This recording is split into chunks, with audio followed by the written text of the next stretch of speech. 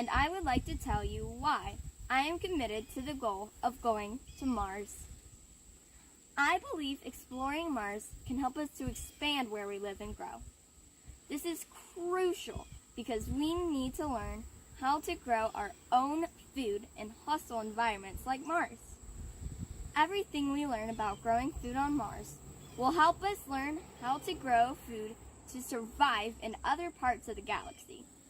Going to Mars opens up new possibilities, like going to other planets, stars, other solar systems, and even other galaxies one day.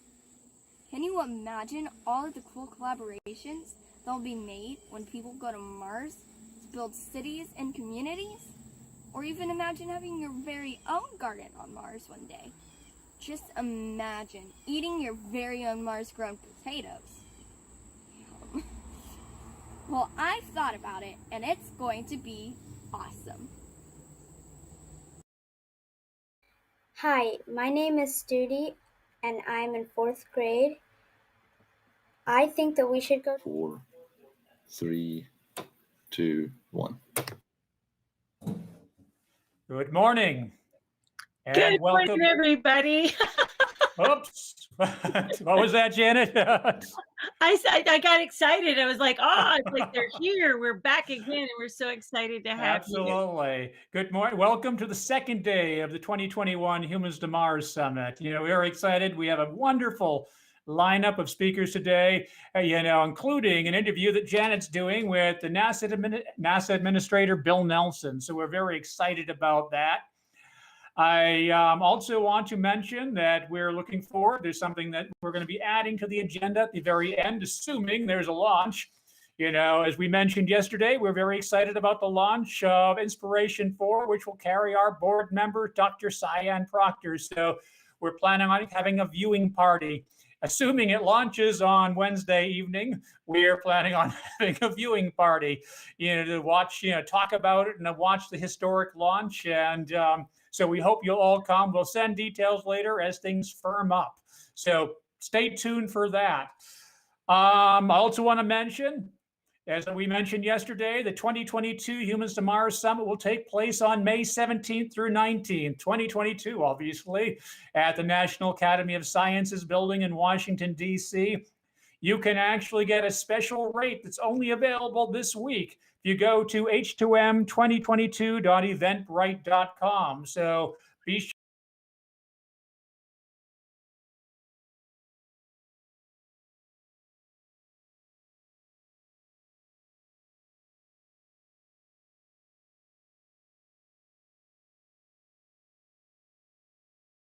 Space Development Corporation, E360, MDA, Honeybee Robotics, Relativity Space, Qualtech, Colonize Mars, Two Planet Species, Tamer Space. Thank you to all of our partner organizations. It includes SEDS, the American Astronautical Society, AIA, Janet's Planet, of course. Thank you, Janet, for all the support, and helping to publicize and support H2M. And Explore Mars, of course, the Planetary Society, Space.com, and many others we'll mention throughout this conference. So thank you. We couldn't do this without your help. So without further ado, the president of Explore Mars, Janet Ivey. I just want to say thanks to everyone who is tuning in. We are very hopeful that in May of 2022, we can all gather together in real time, the old analog way of being in the same place at the same time. We cannot wait for that, to see you in person. So we hope you'll put May 17th through 19th, 2022 on your calendar. Without further ado, I want to start our day off with this first panel of the day, where Aaron Shepard is going to be talking about how to build a space workforce by inspiring and motivating pre-professional and early professionals. Now, I got the wonderful opportunity to meet Aaron for the first time as Explore Mars had a fantastic day of celebrating the Perseverance Mars landing back in February. He is currently a space assembly robotics intern at NASA Langley. He's a robotics research assistant at Clemson University College of Engineering and Science. He also works R&D for several companies, and he is the founder and CEO of Cogito, a company dedicated to inspiring young people through STEM outreach. I've seen him in action. He was very gracious with his time for a couple of my astronaut academies, and we both met up in person in Hagerstown, Maryland, the last weekend in July. So in this conversation, Aaron's going to talk about what inspires him, and a lot about how his career path, got him to where he is. I love it when he describes how robots will eventually build human habitats on other planets. Aaron always says, I'd say we're within a 20-year range of having fully autonomous robot construction crew in space. That's what Aaron thinks is possible. I can't wait for you to have him moderate this amazing panel. Welcome, everybody, as we hear about how to inspire those of you who also want to work in the space industry.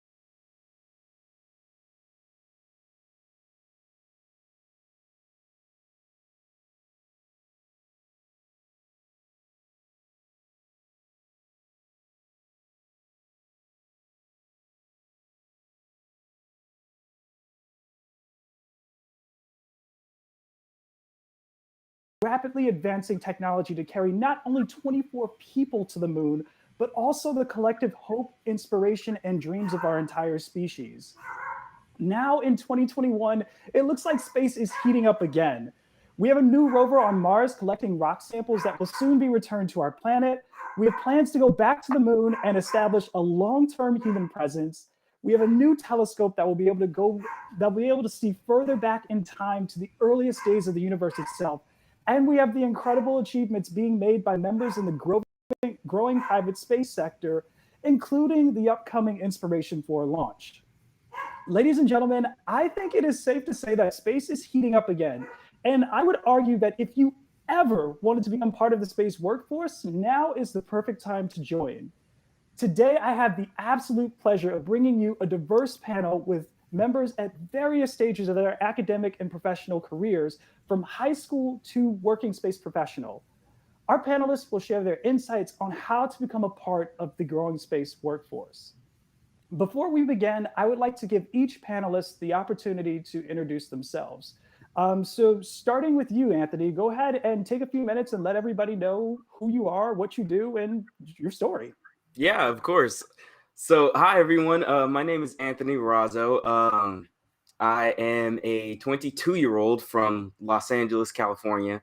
I attended the University of Redlands, and my story kind of begins there. So at the University of Redlands, we didn't have an engineering department. And I was interested in a lot of engineering-based things. So I liked planes, trains, fighter jets, and everything that basically moved. But we didn't really have a program that was suited for that. So what I ended up doing was founding a rocket propulsion laboratory there. I started with about 6 people in a classroom, and all we did was meet and talk about how rockets work. We didn't have $1 to our name, nothing. Over the years, I ended up growing that organization slightly, ever so slightly every year, with the ambitious project of building a rocket every year with a whole $0. But that never deterred me, and that never deterred the team. So eventually we became a chapter of SEDS. We came in contact with the Students for the Exploration and Development of Space. It's a national organization with chapters all across the country. They have some significant resources in the way of getting started and kind of staying connected to the space community and finding ways to get that experience without necessarily breaking the bank or learning about new things that you may or may not be interested in the industry. From that, I mean, I was exposed to the satellite industry, to the flight test, culture. I mean, it really blew the doors open for space. And so I took my little team a little bit about halfway across the country to Phoenix, Arizona. I say halfway across the country, but it wasn't really that far. But we went to Phoenix, Arizona for SEDS' annual conference. And that was an experience that my team and I will never forget. It was our first conference. We finally got to meet other chapters from other schools. We got connected with industry professionals, and it really just kind of sparked, our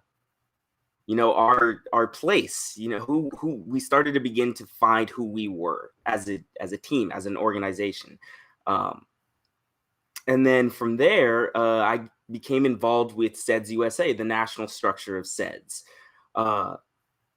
I ended up running for the board of directors at that Space Vision, lost, but then came back a year and was elected to the board in November of 2020.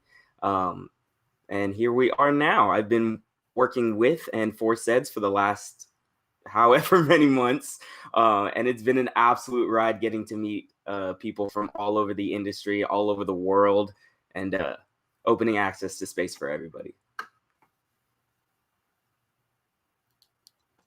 Wow. Everybody, wow. This is, and trust me, everyone on this panel is amazing. So you're going to hear me say wow a lot, because it's truly just an honor to be in the space with so many.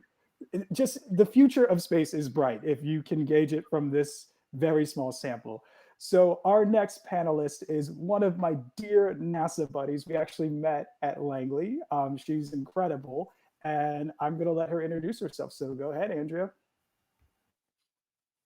I am Andrea Lloyd.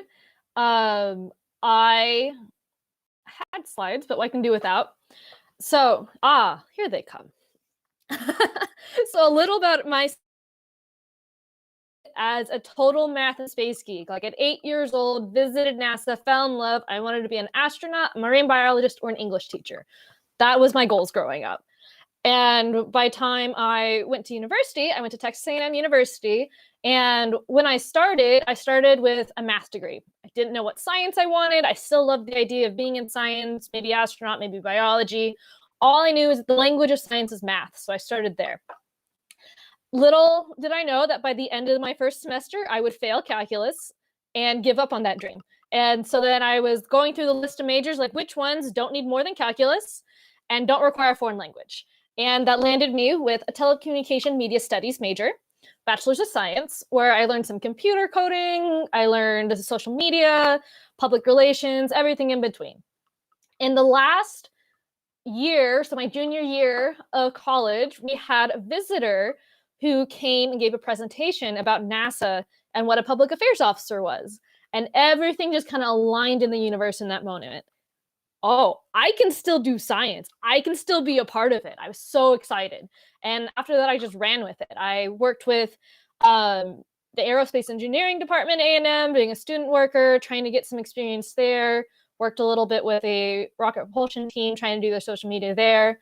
And after I graduated, I ended up going to NASA Langley for an internship where I met Aaron. And I had a blast at my internship. It was amazing. I learned so many different things. I worked with so many people. I was used to being the only communications person on a team. So I went from being the communications person to being a part of a wonderful team of communications and what that feels like. And from there, I didn't know what I wanted to do yet. I knew I wanted to be in space and I wanted to do science. And so I started my master's program. And I applied to a lot of different ones, and I landed at the University of Texas. It wasn't my first choice. It wasn't my third choice, but it's where I ended up needing to be. I worked with an amazing professor, and my thesis was about public relations with NASA over the past, 60 years, and how it's changed over time, what that looks like, things like that. And after I graduated this past spring, I am now a science communicator for the Landsat program with the USGS. Next slide, if we can. And so my big spiel that I always tell people is anything that advances science is science. It could be political, talking to policy, things like that. It can be sitting in the lab. It could be writing the tweet that tells everyone about what the guy in the lab is doing. This book by Bruno Latour that I read in undergrad changed my view, changed my life. And basically, you can just summarize it as anything that works towards the advancement of science is, in fact, science. Next slide.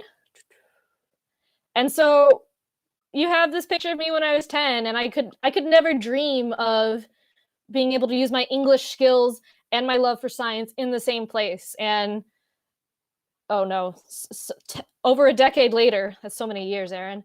Over a decade later, here I am on this Space Young Professionals panel where I get to talk to all of you about how you don't have to just be an engineer, just be a STEM major. You could be a lawyer, you could be a chef.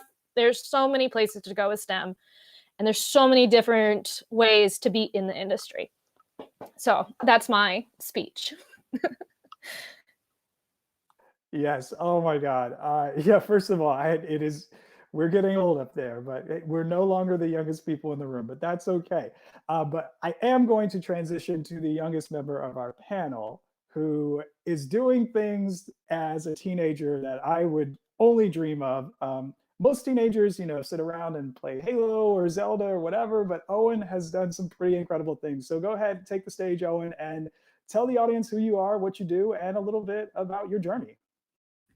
Hi, I'm Owen Welch. I'm a senior in high school currently, and don't get me wrong, I do play my fair share of Halo and Zelda in my free time. But I'm also just in love with space and science and math, and I've just been enjoying where that's been taking me for the past 4-ish years now. So my story really started when I was in the 8th grade, and I attended the White School. And at that school, we were basically taught that if children aren't told that they can't do something, they'll never know that they can't. So we were building satellites and attending space settlement conferences and doing these amazing things at such a young age. And from there, it just propelled me to do even more and more and more. So as a 13-year-old, I launched a CUBE satellite called the WISAT, where we studied extremophile bacteria in the environment of space, which was amazing once I figured out what extremophile bacteria were, because I had no idea. I was an 8th grader. But I learned more, and I started to just build up my career with amazing people around me. From there, I've attended space advocacy meetings and called on Congress. One of my current projects right now is a lunar rover that we are hoping to launch in the next couple years to test lunar dust mitigation. And my biggest takeaway from all of this is just finding the right people to be around and having the right support system with you to work with like-minded people and do amazing things that you don't know you can't yet. All right, man. Well, we're gonna have to link up. We'll trade gamer tags, and because Definitely. Oh man. And the last member of the panel that I'm going to introduce, and certainly not the least, is a dear friend of mine. We actually worked on the Mars generation together. We did a panel at this conference a few years ago, and she is incredible. She is a graduate student at Cornell. She has her own startup. She sent things to the International Space Station. Let me stop talking. I'm going to let you do the talking. Morgan. Thank you, Aaron. Hi, everyone. I'm Morgan. Like Aaron said, I'm currently a PhD candidate in soil and crop sciences at Cornell University.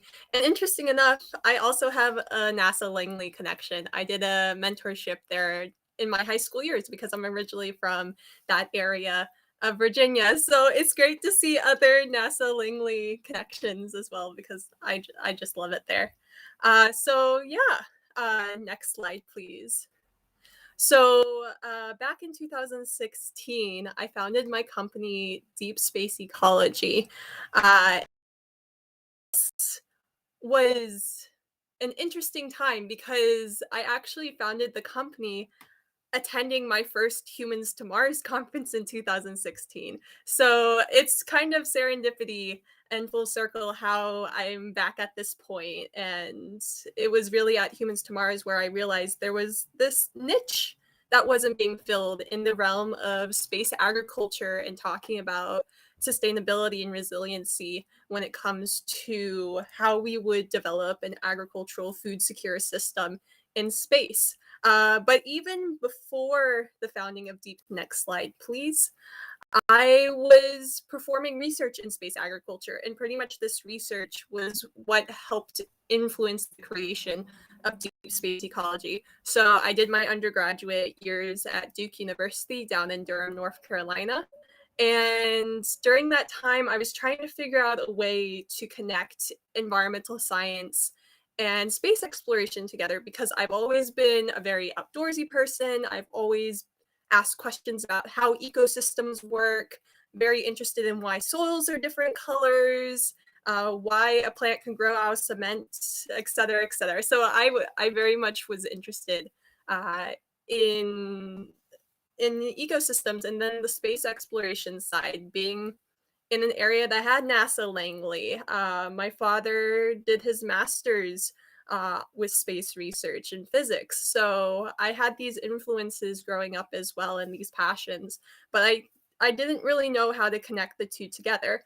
And that's where I learned about closed ecological systems for space habitation during my winter break in my sophomore year back in the winter of 2014, where it was definitely a soul searching moment. I was having a rough time at that time of my life, and I found this paper from the 1960s by some Soviet Union scientists who had done this research on closed ecological systems called the BIOS experiments.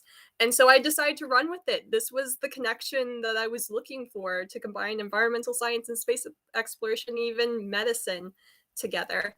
And so I started this research. I did a bunch of research independent studies with 3 graduate professors at Duke University. And did this large-scale Mars agriculture experiment. And next slide. And out of this experiment, with Deep Space Ecology, founding Deep Space Ecology, I also had a patent that came out of this where I developed something called a quasi-closed agroecological system. So pretty much I learned everything that could be learned about closed ecological system research and history.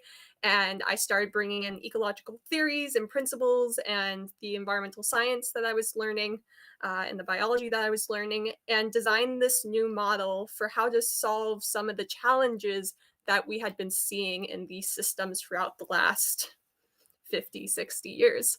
And so next slide.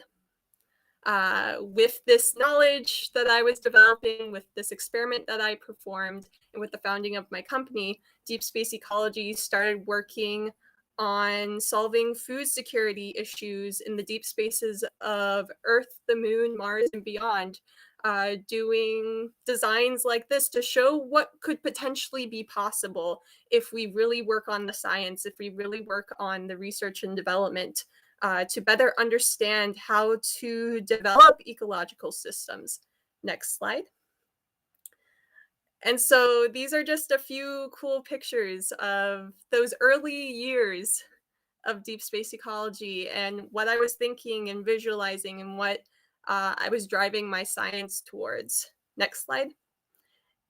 And nowadays, I'm looking further at integrated field ponics agricultural systems, not only for space, but also here on Earth as well. I realized throughout my journey that the challenge of extreme environment, changing environment agriculture isn't only a space challenge, it's also a challenge here on Earth. So Deep Space Ecology became this new space company with both an Earth market and a space market that feed into each other and work to bring the space industry and the agricultural industry together. Next slide. And you can click once. Yeah, so out of all this research, out of everything that was happening, something that I started to realize was the importance of soil when it came to food security and space and earth agriculture. Here on Earth, 95% of our soil, 95% of our food comes from the soil. So I was curious about how we could go from something like this, you can click again, to something like this. And next slide. And interesting enough, this was actually, oh, back one slide. Interesting enough, this was actually from my Mars agriculture experiment, where I went from this Mars regolith simulant to what's on the right side of the slide. So this is the same geological substrate. It's just during this experiment, what I was really looking at is how do we start developing biogeochemical cycles from scratch, the carbon cycle, the nitrogen cycle, introducing organic matter, things like that. And so, next slide. I started working with my company to further develop the earth side of the market, which now is called Evercroft. Next slide. And really challenging the space industry to really look at food security as we see it here on Earth, looking at the different dimensions of food security, such as availability, having access, utilization, stability of the entire system. So it's been many great years that I've been working on this challenge. And it led to me, next slide, eventually coming to Cornell University for my PhD in soil and crop sciences, because like I said, I realized how important soil science is to developing field-based agricultural systems here on Earth and in space. And so I really wanted to explore this a bit further. Next slide. And so my research here at Cornell specifically looks at bacterial adhesive mechanisms and organomineral interactions in soil aggregates and their effects on soil organic carbon persistence under Earth gravity and microgravity. And that's a lot. I can definitely break that down at some point, but we don't have enough time. So next slide. So with my research, I've actually sent the first natural earth soils as well as biochar growth media into space. Next slide. So you can see some of the pictures from October of last year where we sent the soil health in space experiment up to the International Space Station. And you can see astronaut Kate Rubin there with one of our samples. So that was really cool. Next slide. And just with something this big, it requires a lot of contribution, a lot of collaborators. So there's a lot that happens behind the scenes with experiments and with building a company, building a career in whatever you may do. Next slide. And then Erin mentioned that I sent something to space recently, and I did. In 2019, I was awarded the Ken Susan Memorial Spaceflight Student Competition Award, and then things happened over the last year and everything got delayed. And then finally, this last month in August, I was able to send more soil into space via a parabolic flight with Blue Origin. So that was really rewarding and is a great compliment to the International Space Station experiment. And I'm hoping to generate a paper out of this so everyone can read about the data and conclusions that I'm drawing from this. Next slide. And then finally, I share all of this journey, everything I go through with the science, with the business, all of that on my social media. So I do a lot of science communication as well. And I'm done. So thank you very much. Yes. Oh my God. Thank you. I am low-key jealous because you've launched something to the International Space Station. Like, an astronaut has touched something that you have worked on. That is like mind-blowing to me. So one of the things that I think draws so many of us to spaceflight is that it requires every ounce of human ingenuity that we can give. I mean, think about the story of Apollo 13. A team of some of the brightest minds in the world literally had to figure out how to make a square peg fit into a round hole in order to bring our astronauts home. I think it's safe to say that if you want to work in space, you have to learn how to make a little or how to make a lot with a little. And as you're about to hear from our panelists, they've had to create their own conventional paths to bring them closer to their dreams of working in the space industry. So, Owen, I'm going to start with you because as a high school student, you've done things that are truly extraordinary. And if my research is correct, you have actually helped launch a satellite in space before you were old enough to drive a car.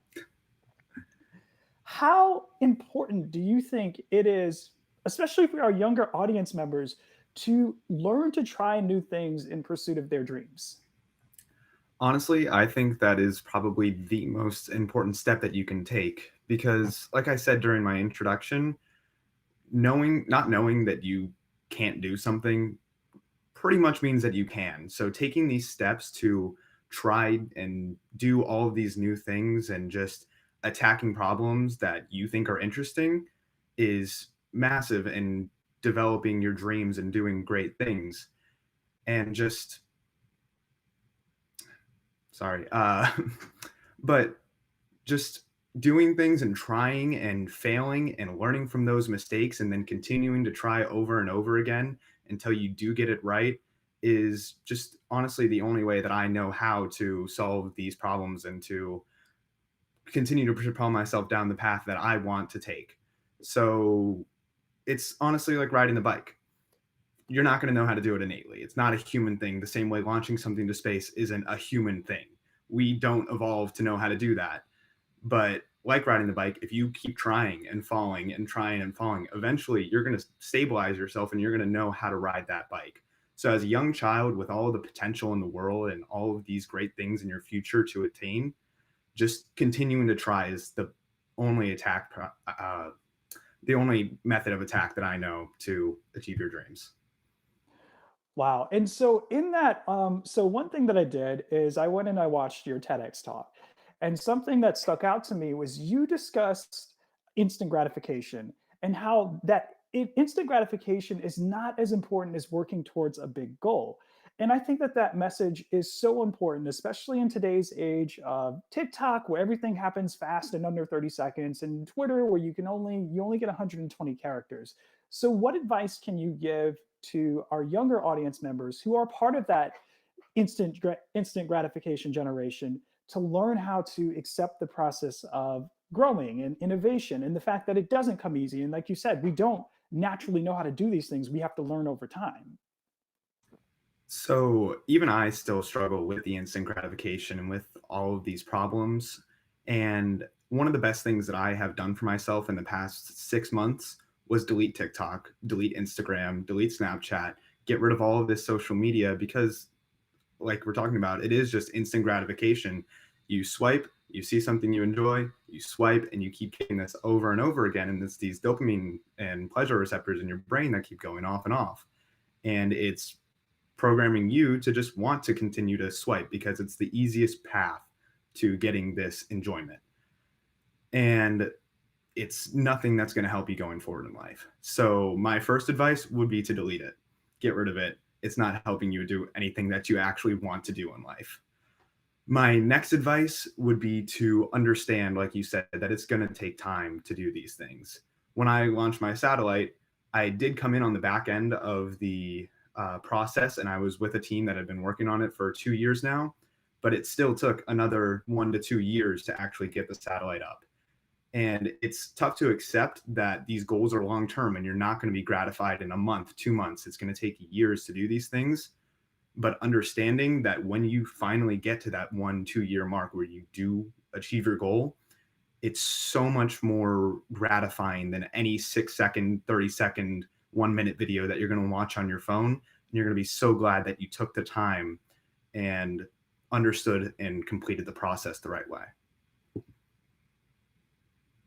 Yes. Wow. Thank you so much for your insights. Like you said, it is something that being a little bit older now, being a little bit more mature, I've learned to look past the instant gratification, but especially, yes, as a teenager, when you're really developing, when you're really trying to figure out what you want to do and how you're going to do it, it may be beneficial to step away from the social media and learn to appreciate the long-term process.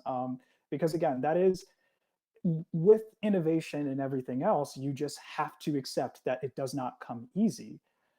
So speaking of innovation and non-traditional roles, I want to transition to you, Andrea, because you have a very unique role, or you provide a unique role in the fact that a lot of us, when we think about space and think about careers in space, we're only seeing it from a technical side, not a communication side, not an artistic side. We're only seeing it in one lens. So can you talk about how one finds these non-technical roles, whether it's communication, arts, etc., in a field like space, based off of your experience? Because I think that there are some members in the audience who, like you, will get to a point and realize, hey, I don't want to do math all the time because this is hard. So can you elaborate on how to find these non-technical roles within the space industry? Yeah, so to start out, there's probably about 3 or 4 roles that you can name when you think of space industry. You can think of astronaut, probably Capcom, engineer, and scientist. And after that, we kind of forget, or we just assume like, okay, those are the 4 things you can do if you wanted to be in space. But that's 100% not true. Space is an industry, and by definition, there's thousands of things you can do. You can be in communications, you can be a graphic designer, you can be a lawyer even, or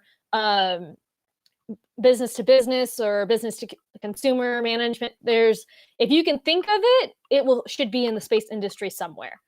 And it's a matter of trying to find where those things are, where those niches are. And so how I found my job with the USGS is I looked up different contractors that the government was using, and I looked up when those contracts were awarded and where those jobs can be found. And so I went from a very much step by step. I knew that this company and this company and this company all work with NASA, and so they have to work with other science organizations. And it can be very nitty gritty when you start talking about it with that approach. And so if anyone has questions, you're welcome to message me anytime. I will do my best to help. But just thinking about, who do you see working in space? It doesn't have to be NASA. It doesn't have to be USGS. You could look at Boeing. You could look at SpaceX. You can look at, I forget every company. Blue Origin. And if you've ever seen a commercial by someone, if you've ever seen a tweet written by someone, if you've ever seen a technical legal document created, someone had to make those, and their forte was not in engineering and science, most likely.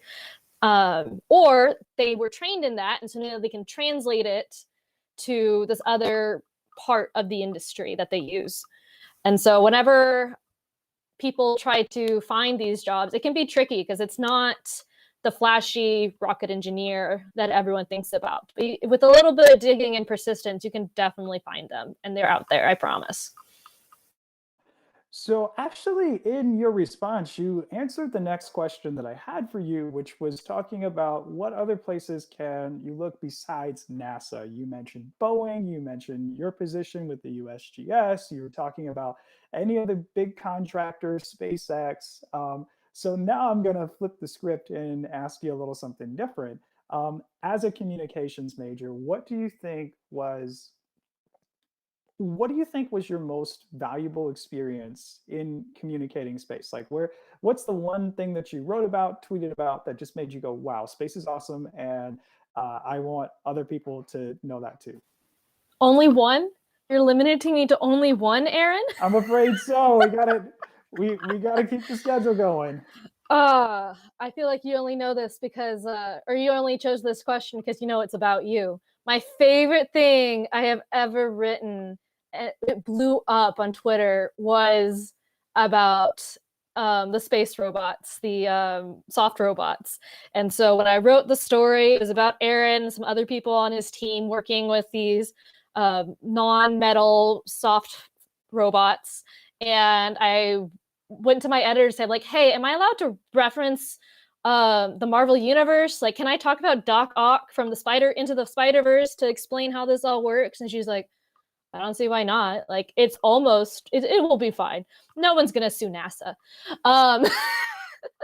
And so it was amazing to see I wrote that story, and then my spring internship actually ended. And so the week after my internship ended, the main NASA account picked it up and shared it. And so then from there, it blew up and went everywhere. Space.com shared it. The Guardian over in the UK shared it. My favorite headline, am I allowed to share that, Aaron?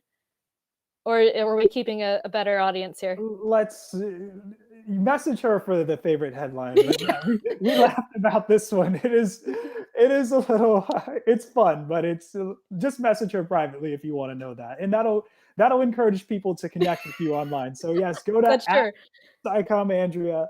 If you want to know the favorite headline that is not G-rated, that someone shared about space robots, it was very funny to see, like, wow, that it's so interesting how people connect and they take something that you wrote and change it just a little bit to make it something they wrote, but all the science is still accurate. It was so cool to see so many different people pick it up and love it and want to talk about soft robots. Like, the only reference I had to soft robots was that Into the Spider-Verse movie. And I think that's one of the first movies that I remember besides Baymax, from Big Hero 6. So that was a really cool story that I've really loved to share. Yeah, and I think you're hitting on something too, and I think it's beneficial for all of the audience members who want to advocate publicly for space, whether personally or professionally as a science communicator, is finding these cultural references that make space relevant. So you can say, oh yeah, NASA's working on these cool robots, and people will be like, oh yeah, sweet. But when you say NASA's working on these robots and it's very similar to this character from the MCU, now you've created a frame of reference, and everybody can latch onto the idea, and it helps make it all relatable, which again is the goal as a science communicator. It makes it relatable without dumbing down the topic, which is one thing that I'm huge about. You don't want to dumb down the science. You just want to bring the science to the table and say, hey, this is how it works. Where's your frame of reference? Let's build from that. And so that's how I approach science communication. And that's what my goals are always whenever I try to do communication in anything. Yes, so for the aspiring science communicators out there, take note and please connect with Andrea. Like, she is world class at what she does, truly. I've seen it myself. I can vouch for it 100%. Switching over to you, Mr. Anthony. Mr. I built my rocket team from the ground up. You started a SEDS chapter. It was not there before you, and after you, it is doing incredible things. Now, can you talk about the mindset and the mentality that you had to develop in order to elevate your school's program to the level that you did? Yeah, totally. This is an interesting question. It's probably one of my favorite questions. Okay, check it out. Here's the deal. When you're facing some dire circumstances like that, okay, so you have a goal, right? Say, let's use this exactly as an example, right? I'm sitting there, right? And I'm like, I see the University of Southern California, right? They're the first student program to pass the Kármán line, access to all types of resources, huge partner with a lot of industry like leaders. So like, I know that they have sponsors from Lockheed Martin, Boeing, all the big defense contractors and agencies. And here we are with diddly squat, right? But it didn't matter, even though I'm sitting here with nothing, I said, okay, that's the target. That's the goal. I'll give these folks 15. I'll give myself whatever time I have here, and I will get as close as humanly possible, right? And that's nuts, right? Like, to think, okay, I'm gonna do all this in what, 4 years? Crazy, right? Not gonna actually happen. But every day you wake up and that's it. That's what you're doing, right? That's what's going on.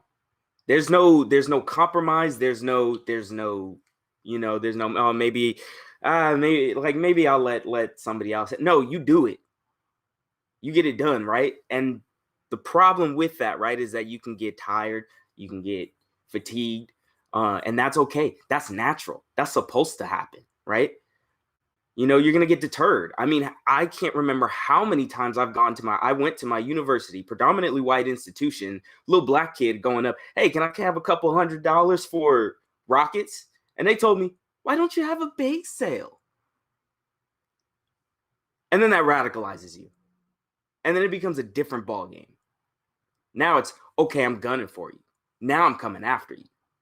And so it became kind of this mentality like sports, like any other professional athlete, right? You come with it. I came with it like Kobe Bryant, day in and day out. You know, I was always the first one there and the last one to leave, because that's what it takes, man. That's what it takes in order to do the things that you really want to do. If you have some crazy dream, and even you know in the back of your mind that you're like, there ain't no way, man. This is like, this one's nuts, right? You ever have those ideas where you're just like, I don't know about this one, man, right? It's those ones where, okay, let me go Mamba. Let me go Mamba mode, because there is no other compromise. There is no other backup. There is only the objective, right? And so, end of the day, I'm either getting to that objective or I'm not. And I'd rather be getting to it than not, right? And the only way that you're not going to be getting to that objective is if you don't try. You know, it may seem like, oh yeah, I'm putting up 60 games a night. It's not like that. You know, it's very small things, but it's doing them all with that intensity, with that dedication. You know, whether that's just, you know, sending an email, sending a thank you email to somebody who maybe spoke at your university, right? It's all just about the way you approach the game. And so that mentality, to answer that question, is essentially Mamba mode. There's no compromise. There's no going back. You just hit it, and you hit it hard every single time. Wow. Okay. Like, dude, if this were 300 and we were geared up, I would like charge into a wall after hearing that. So what advice do you have for the audience members? I think you touched on this. Is there anything else you would like to impart to the audience who may be in a situation like you, where you don't have the USC money and you've got a piece of string and a paperclip and you need to launch that past the Kármán line? Like, what advice do you give to students who are facing that situation, or what additional advice can you give? Well, if you're trying to launch a piece of string and a paper clip past the Kármán line, make sure you have a strong enough motor. I'm just playing. But get connected. Get connected is like first and foremost, I would say. Like, start making friends. Start kind of like getting to know who's who. Pay attention to the industry, right? Start making friends at other universities. And one of the best ways to do that is through SEDS. Shameless plug. Sorry, not sorry. Been here for like 40 years. Please, you know, if you want to get those space resources, hit us up. But really do get connected, right? And I heard Owen say, like, get rid of social media. And I would say at this point, when you get to that point in your journey, bring it back, because that's when you need to like look at Twitter. You need to be looking at, you know, who's doing what. So a lot of what I did was Twitter, right? Like, I just kind of stayed on Twitter a lot, and that's how I found SEDS. I probably wouldn't have found SEDS without Twitter, right? So on the other hand is that you can use these apps and these social media experiences to gain those connections, right? And then you monitor, you see what everybody's up to, right? You kind of just check, oh, okay, Tori Bruno is doing XYZ over at ULA. Elon is out in Texas doing XYZ. And then you start to kind of follow the engineers themselves. And you're like, oh, this is what this guy's working on. I kind of like that. Or like you find out, hey, Andrea's doing science communication over at NASA. That seems really cool. I kind of want to do that, right? Like, so you start to you build this little network of the space industry in your head, and you kind of begin to navigate it, and you gravitate towards whatever it is that you find interesting. I found a lot of stuff interesting. So I went one way, I went like defense way, and then I came back, and then I went human exploration, and then robotic exploration, and then I came back to the middle, and now I'm like SEDS, and I'm like, gosh, I don't know what to do next, but it's all viable. It's all viable. So that's it. Oh, Basically, man. just stay connected. Oh man, yes, good message. Good message. I love it. Morgan, now, one thing that I find so fascinating about your story is that your work is truly novel and you are operating on the bleeding edge of human knowledge, which I imagine is difficult because you're asking questions that don't have answers on Google. Like you can't find it on the first page and you ain't gonna find it on the second or the third page. How do you manage to keep innovating in your path despite being one of the few people in the world that's actually walking it? Yeah, that's the question, really. So definitely in those early years when I was an undergraduate, finding mentors became very important. And the mentors that I ended up finding were 3 graduate professors at Duke who were working in like systems ecology and biology and soil science and had never done space research before. But when I cold emailed them, because especially as an undergraduate where you don't have this network that a lot of space industry professionals have later on in their career, cold emailing, cold calling becomes a skill unto itself. And so I did that with these professors and asked them, it's like, I'm interested in this. How would you like to put a space twist on the knowledge that you've been developing all these years? And that's where you start to have these interesting collaborations happen.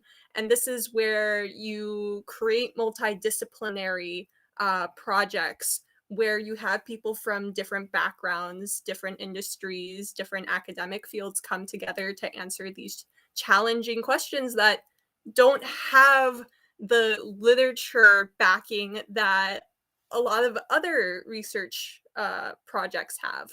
So with our International Space Station experiment, that was the first time that natural Earth soil and biochar had ever been sent to space. And so it's daunting in that usually with research experiments, you have research that has already been done. So you can be like, okay, here's the baseline for where the research is. Here are the gaps in knowledge. Here's data that I can compare with to see what my data looks like. In my case, some of that doesn't exist yet. So my paper that comes out of this is going to have some of those first details about certain gravity mechanisms for bacteria, for soil system dynamics, things like that. And so it's definitely, it brings on imposter syndrome. It brings on, there have been tears, stress, anxiety inducing tears, especially as well when you're doing space research and doing some of the first space research, when you make that mistake and you're like, oh, I should have known better, and now I can't go back because it cost me over $100,000 to send some soil samples into space, and you just can't repeat that easily. So you kind of have to, just like Anthony was saying, kind of just go at it and hit the ground running in these situations. And it's good to like accept that you made mistakes and that you're learning and that you're on this cutting edge and that you're one of the first people really exploring this area. But realizing that failures, mistakes are an opportunity to begin again with more knowledge than you had before. Failure is an opportunity. And now that I have this knowledge, now that I've had these experiences, I can develop better research. I can develop more thorough research. I can help other students who are interested in this field, as well as other like tenured researchers who are starting to come into this space side of their research with methodology development, because I've made the mistakes or I've made the successes for these different things, and now I can share this knowledge. And that's something that I think is very important and not really done in academia a lot, is being open with and sharing knowledge, having open access to these things. It can be very competitive, especially when you're on the cutting edge, because you want to be like the first one to publish, or you want to be the first author on research papers. But ultimately, my goal, at least, is to develop this knowledge and to gain this knowledge so that no matter where humans may find themselves here on Earth in space, that they're going to live in systems that are safe, that are stable, that are resilient, so that they can thrive and have good well-being, both physically, mentally, emotionally. And so I've learned that, especially when you're on the cutting edge of research, finding mentors, even if they're not exactly doing what you're doing, but believe in you and are willing to tell you to you straight out of support for you, is very important. And then being open about it, because being open about the knowledge, what you're working on, can help invite other people with resources, with ideas, with knowledge that you didn't realize you needed, to come into the space and help you push that boundary. Because it can't just be one person pushing the boundary. We need as many people as we can, so that we can make sure that wherever we may be, our food systems are secure. All right, so we're going to transition to some audience questions. I know, moderators, if you're watching, let us know how much time we have. I know we're running low on it. The first question, and I think this one is for you, Morgan, is, are there any insights on what closed loop systems may be used for future Mars missions in terms of food provision, and how it can be integrated with the main habitat module? Yeah, so there's a lot of ideas out there when it comes to what these systems may look like. And I'm actually one of the subject matter expert judges for NASA's Deep Space Food Challenge. So we've been doing all the judging of those proposals. So I've been exposed to additional ideas that are interesting and even a little bit new for me as well, and ways that I'm like, I could actually help them with this because they need to consider this. So that's a very diverse, interesting, complicated question. But it could be everything from a field-based system to integrated with hydroponics, aeroponics, aquaponics systems. It could be having some prepackaged food provisions for emergency situations.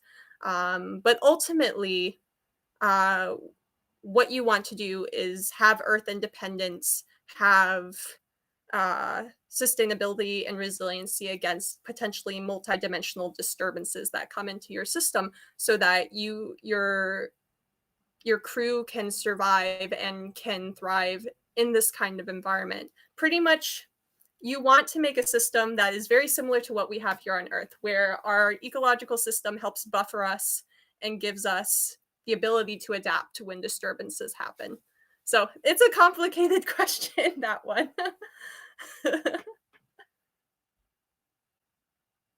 Okay, next question. And let's see. This one, actually, I'm going to ask this most recent one that came in. When is a good time to seek an internship at NASA, college or high school? Andrea, I think you may be the expert for this one. All right. The answer is yes. So whenever you're ready to apply, go for it. I applied after I graduated from my undergrad, and then again while I was in graduate school. But I was working with someone who was a high schooler, and they were amazing and had passion, and they were really good at the skills they had. They were working with communications. It wasn't as specialized as mine was because I was already working towards a degree, but they were already getting experience in the space industry and being exposed to things beyond STEM. I know there was someone else who got involved and realized, oh, I can do STEM, or I can do STEM communications, or whatever it is. So get the exposure you need.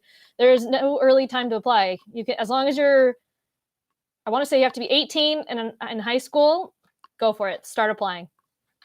Okay, and probably the last question that we'll get to, this has been an amazing panel, and this is for anyone who wants to take it. How do you perceive that your respective generations are to, how do you perceive your respective generations are to the real exploration or space exploration in sciences? So I think the question is, how open do we think our generation is to continuing space exploration and science and pushing the limits of human knowledge that way? And we have like a minute, so guys, please feel free to answer quickly. All right, I'll take it real quick. I think that my generation is kind of divided. I think that there is a group of people who are very open and very interested in space, and then there's people who have no idea what's going on.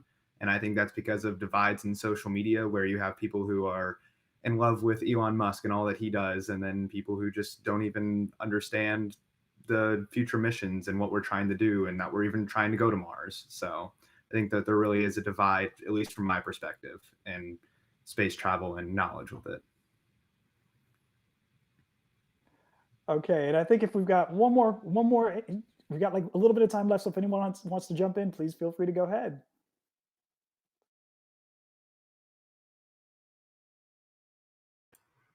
Yeah, I think especially kind of like my generation, where we're kind of somewhere in between, like kind of made it into the 90s babies, kind of didn't. Yeah, I feel like we're perceptive towards it. We definitely see a lot of the good that space can do, where when you have satellites that map the planet, satellites that can analyze how global warming is affecting the planet, but at the same time, we are seeing that kind of uptick in what people are believing is like the new space environment, where it's just like only rich people get to go into space.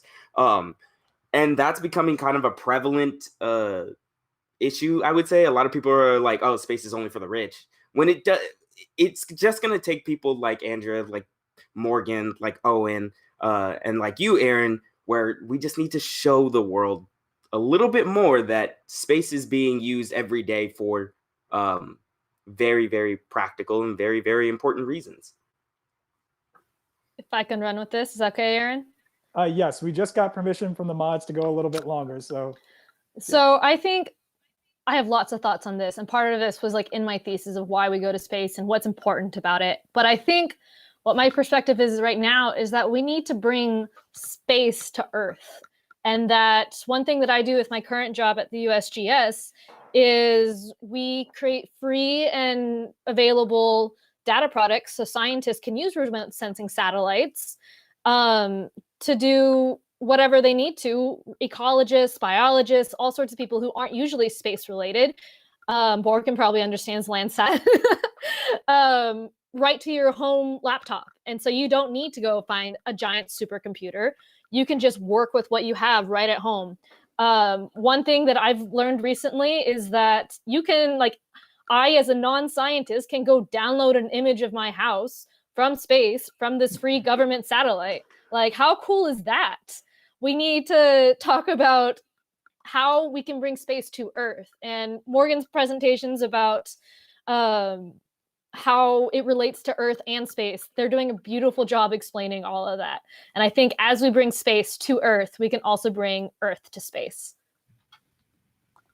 Yeah, on that topic, if I may, real quick, I think it is really important to show people that there are applications of space, like Anthony was saying, and like all of you were saying, and even the project that Morgan is working on, just showing people, because the biggest argument that I hear for not going to space is, oh, we have too many problems here on Earth that we need to solve first, when they don't realize that going to space does solve so many of our problems here on Earth, whether it's water filters, food sources, or communication, just finding ways, phones, exactly, communication, just understanding that so much of what we do and going to space is going to help us here on Earth. And I think that would be the best way to truly galvanize our nation behind the space industry and show them that it is important to go. And there's so many basic things that we use, like predicting weather 3 days out, or sorry, more than 3 days out, or how there's a hurricane hitting right now. We have the reason the National Hurricane Center was created was to predict hurricanes for launches in the 1960s. So there's so many different applications that space brings to Earth. We just never think about it because all we think is a boot on the moon in the 1960s. Right. And even then, even if you take the 1960s as an example, in the Cold War, right, and how space has evolved beyond that realm of kind of using space in wartime, one of the biggest things we can do is we can use task reconnaissance satellites to check on humanitarian crises.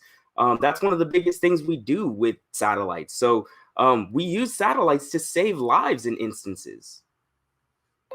Yeah, I think ultimately what we're all saying here is communication of the connections is vital, and showing how if we solve this problem in space, it also solves this problem on Earth and vice versa, and how it all comes together. Because we focus on the flashy, the in the moment things, or like the person, Elon Musk or Jeff Bezos, and it's like, how many people in the public actually understand the missions, actually understand the process that happens with the actual people who work in the company, and not just who Jeff Bezos is. So it's really how we communicate, how we bring forward the story, how we bring forward these connections, and how we all benefit from them. So ultimately, we need to work on our communication. And that's what we're all doing here right now. We're working on our communication by spreading this information.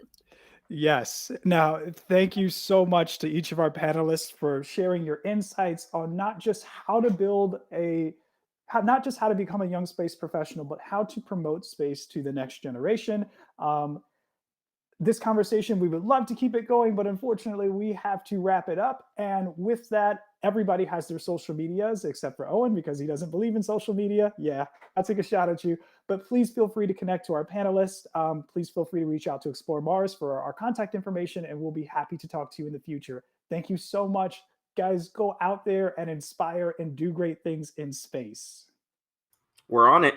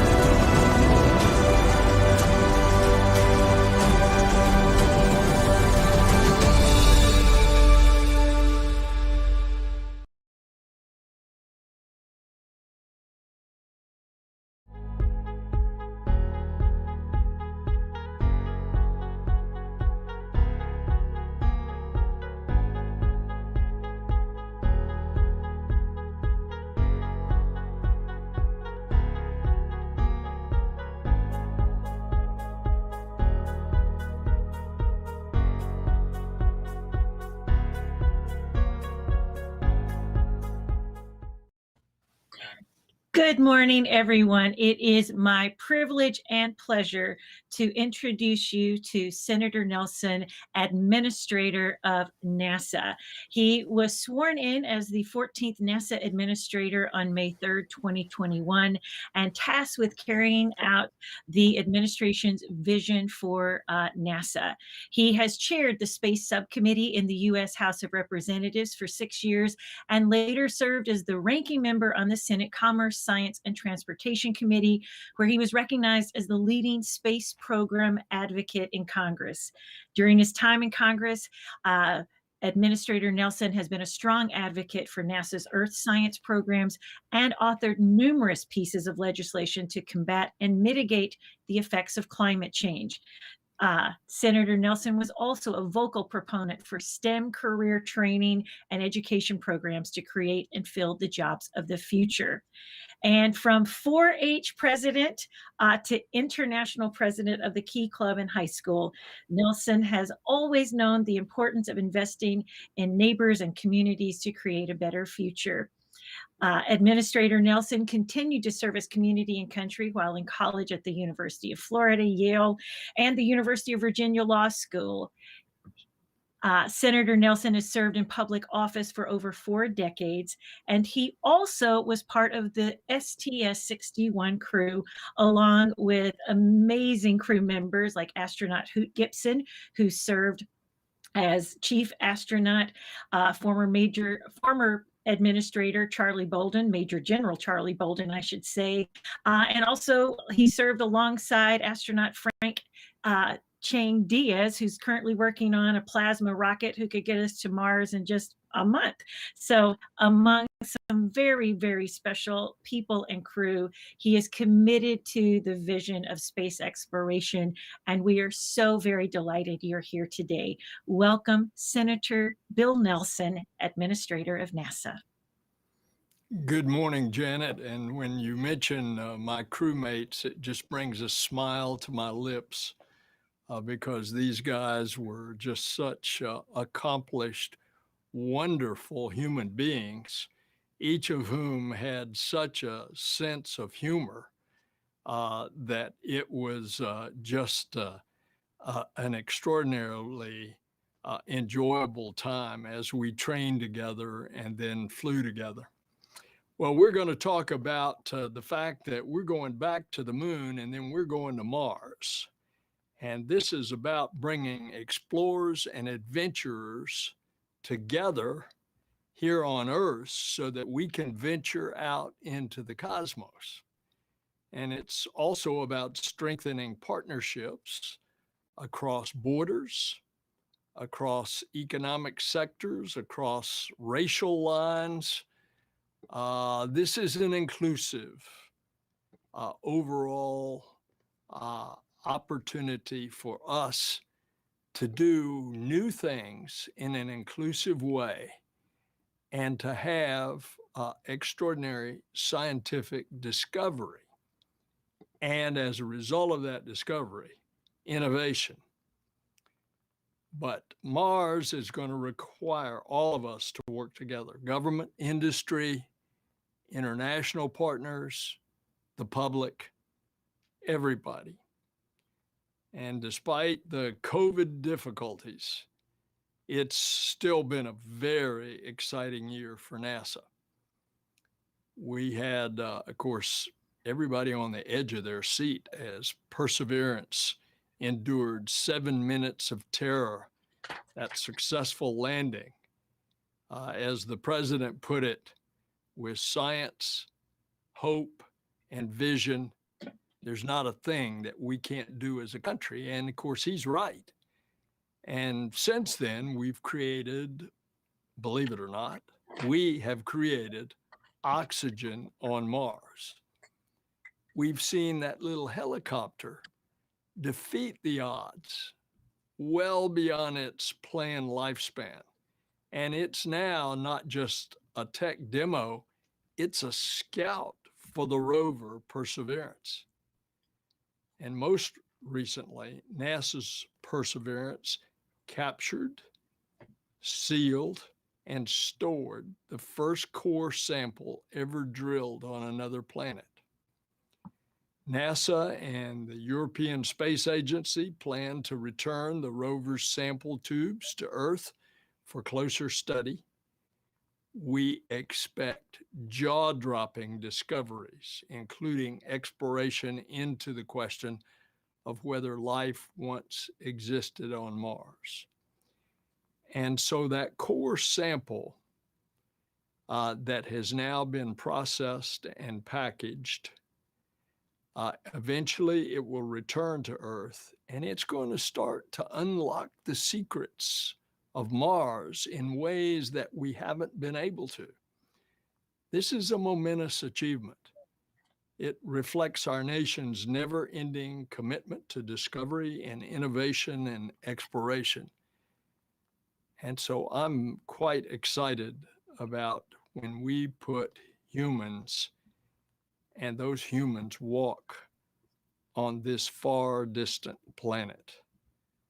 But for us to go onward to Mars, we need to first go back to the moon.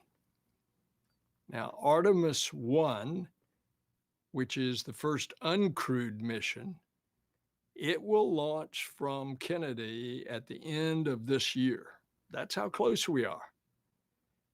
This space launch system, which is the name of the rocket, it'll be the most powerful we've ever had. And it'll have 8.8 million pounds of thrust at liftoff. It's going to last 4 to 6 weeks, traveling to distances that no human-rated spacecraft has ever been. And next year, we're going to usher in a new era of global science and exploration when we kick off a series of commercial moon deliveries. America needs a long-term presence on and around the moon, both robotic and human. And it's how we will develop the experience and capabilities to push out then further into the heavens. It's how we will eventually send the first astronauts to Mars by the preparation that we do on the moon. And there's a lot of work to be done. What kind of food will we need? Do we have the propulsion systems we need to go to Mars? Is the technology there for surface power? These are some of the questions that we've got to answer. As we build up our capabilities at the moon over time, we are working to send humans to Mars late in the decade of the 2030s. Today, humanity is closer than ever to those footprints being on Mars. It's not science fiction. It's real. NASA has a history of setting ambitious goals and then accomplishing them. And the proof is going to be over the next couple of decades. Mars is the next giant leap for humanity. Thank you for letting me share these ideas, and I'd love to have some questions. Well, questions we do have. And again, when I hear all that hope and science and exploration and destination, let me ask you this, because I can tell, it's like, what better person to be in this position as administrator than a former astronaut, and to have had that overview look down on our beautiful blue ball. But you've got a great heart for students. We've got a ton listening today. What would you tell them? Where do you want them to engage, or how can they be part of this great thing that we're going to see happen in the next 20 or 30 years? Well, I want you to listen to my words, students. I was a part at the end of the Apollo generation. And what happened there was it revolutionized our life here on Earth. First of all, it inspired generations to want to get into science and technology and engineering and mathematics. And we saw the ripple effects on our society, indeed on the globe, as a result of that, with all the new technology that was accelerated in development that affect our very daily lives here.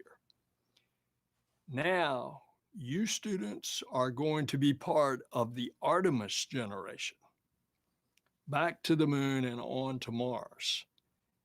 And that's going to mean all kinds of new technology, new ways of doing things, new ways of thinking about solving problems, the use of artificial intelligence.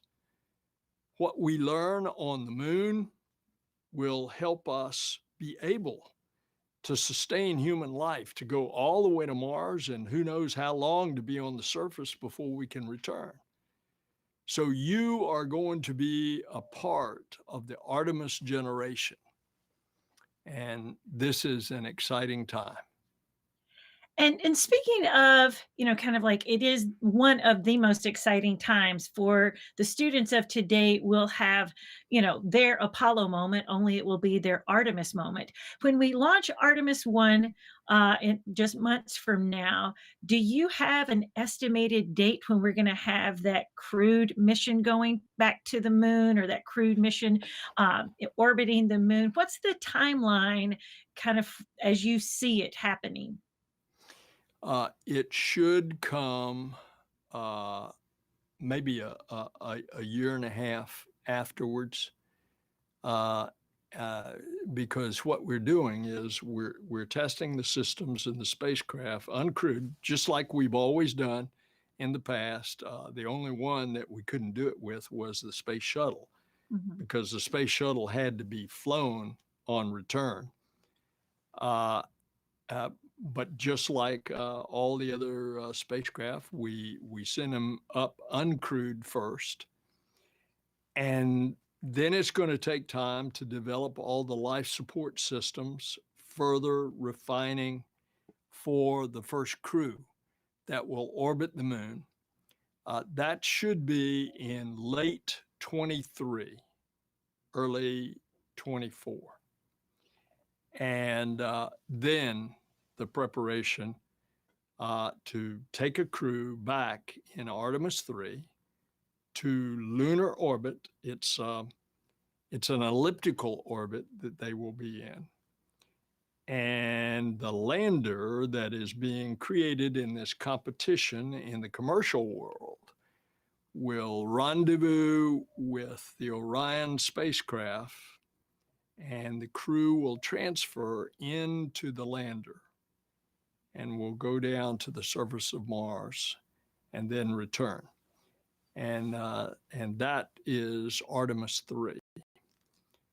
Artemis 4 is taking what is known as the Gateway, which is like a lunar outpost in orbit in that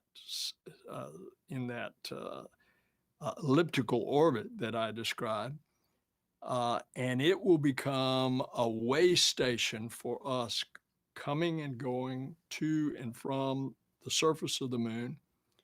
A lot of that activity, by the way, is going to be on the south pole of the moon, where we know there's a lot of water that's frozen.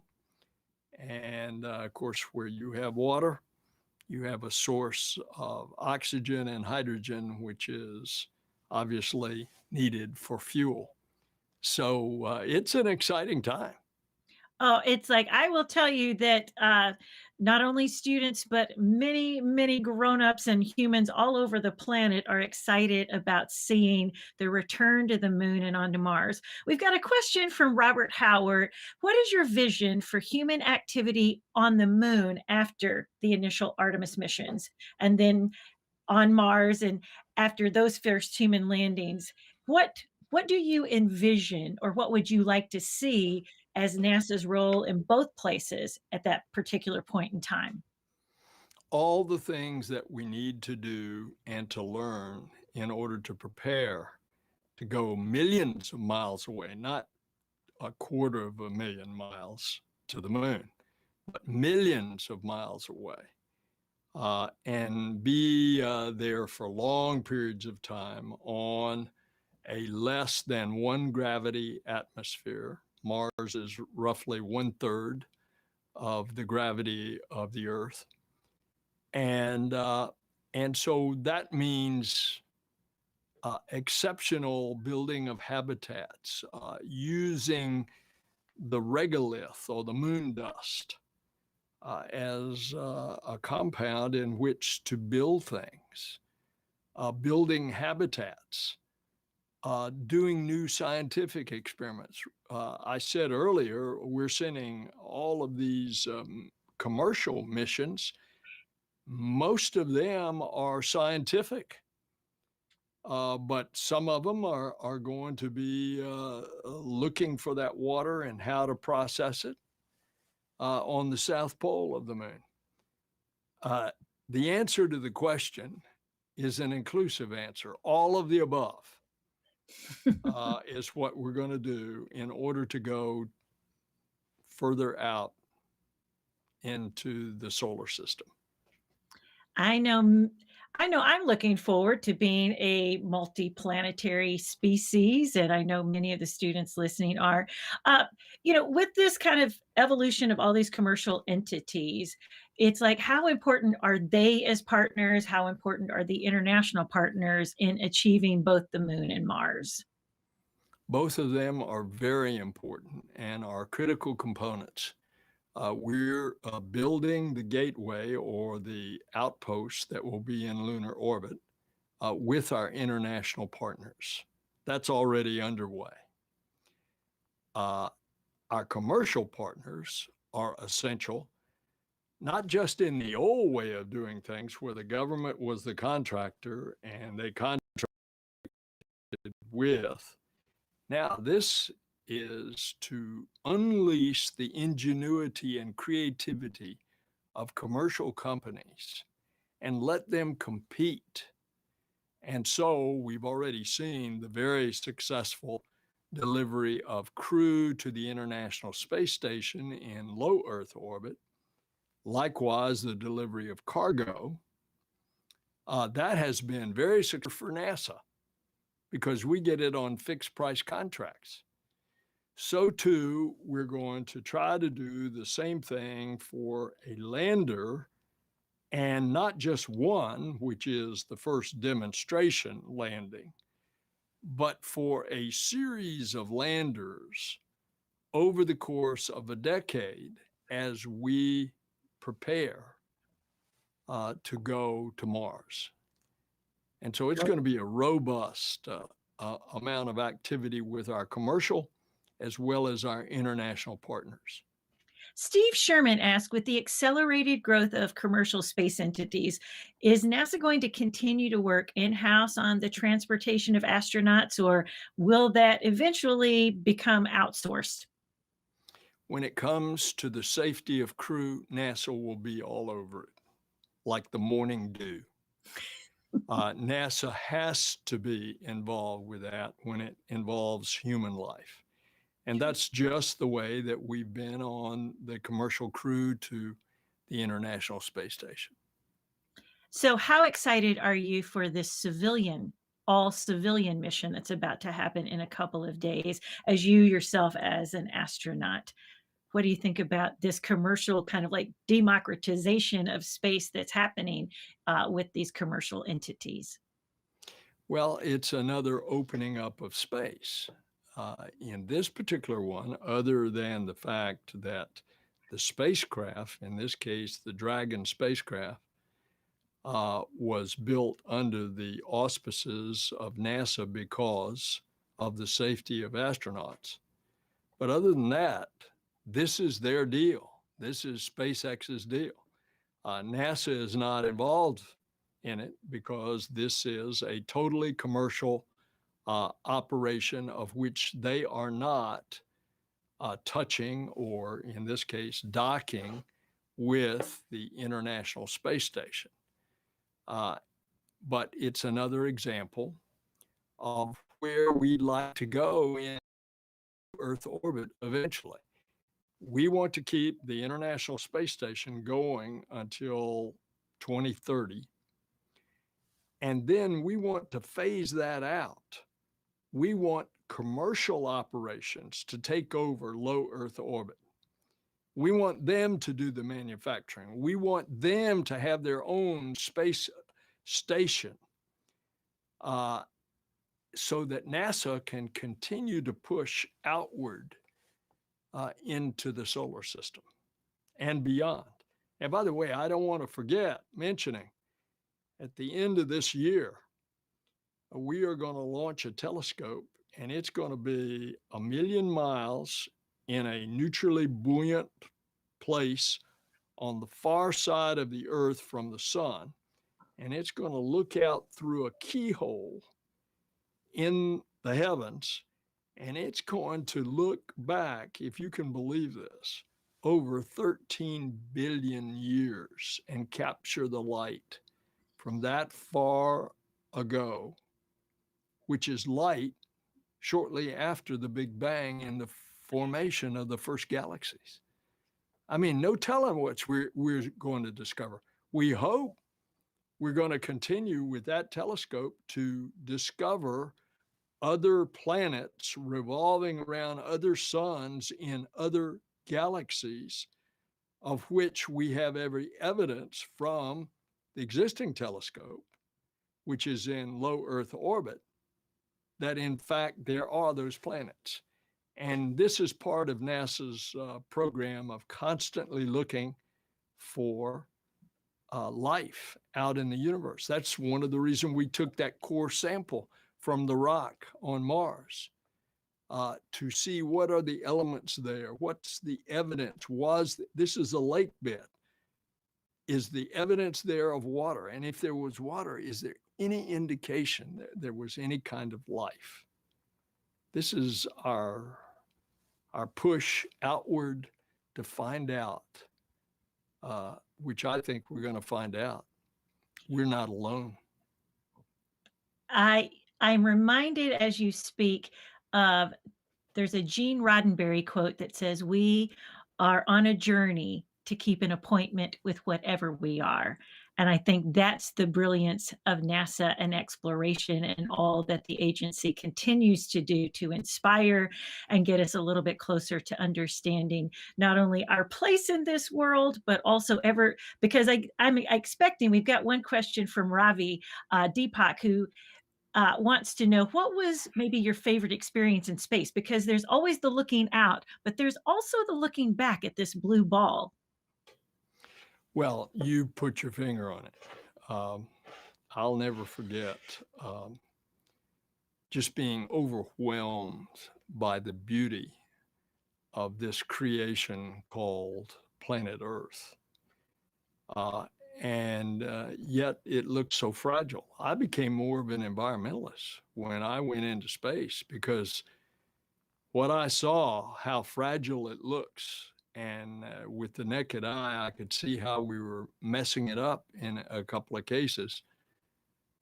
I decided I wanted to be a better steward of our Earth when I returned to Earth. But I had another experience, because as a public servant, I looked as we orbited the Earth every 90 minutes on the daylight side. I'll tell you, I didn't see racial divisions, and I didn't see religious divisions. As I looked at the Earth, I didn't see political divisions. I saw that we're all in this together.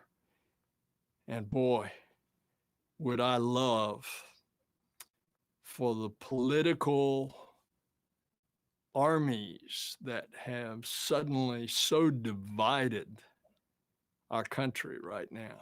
I wish they could see that perspective of our home that I had the privilege of seeing.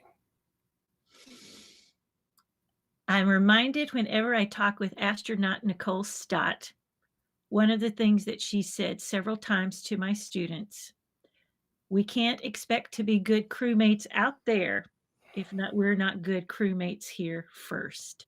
So a couple of other questions. I know that the creation of the Mars Program Office for robotic missions proved to be, super successful.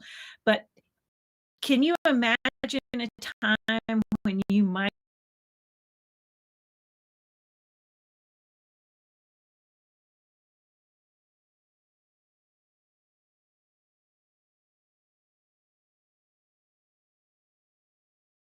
imagine because my brain is not that big. Any last words that you might want to say to the students or the good folks listening today about your commitment as the administrator of NASA, what we can count on? Okay, Artemis generation, you know what to do. Get your schoolwork done, prepare yourself, get ready, part of the team, because we're going out into the heavens. We are fulfilling our destiny as explorers and adventurers. And by the way, have fun along the way. Brilliant.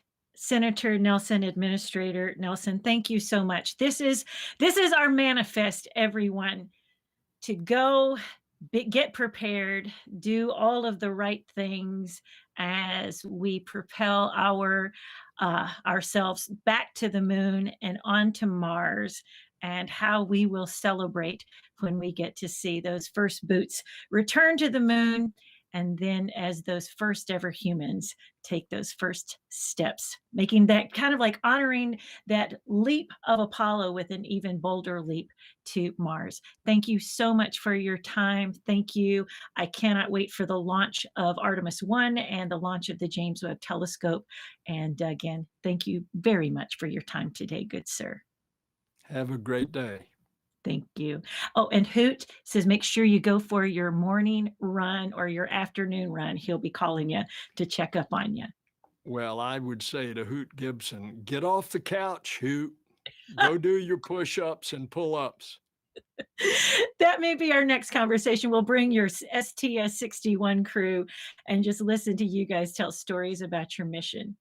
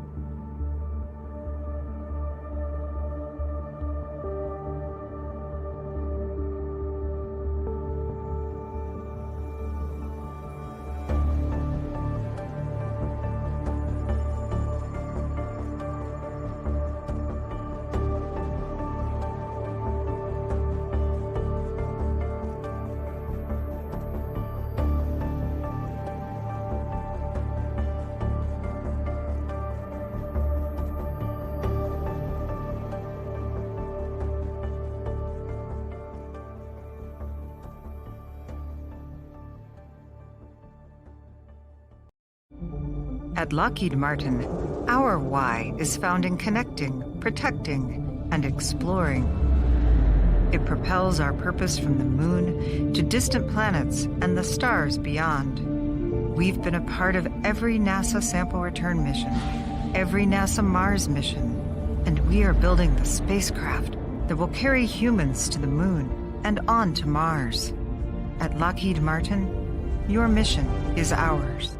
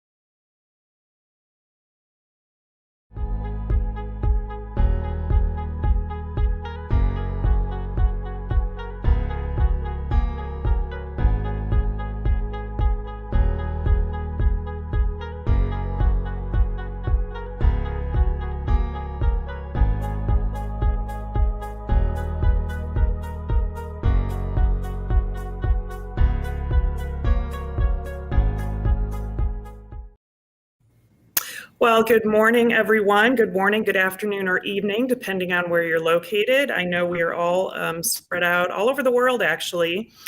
So welcome to our panel discussion. I understand we're following the NASA administrator. It's always a tough time slot to be in. I hope some of you stuck around to hear this discussion. It is going to be a good one. The topic today we're dealing with is Making It on Mars. It's an interesting title. I had a joke about that, but I thought better of it. But it does remind me of that song, New York, New York. You know, if I can make it there, I can make it anywhere. Once we've proven out some of these technologies, we might need some clever individual to parody that song for us. So, but today our topic is all about 3D printing, advanced manufacturing, and assembly capabilities for the future.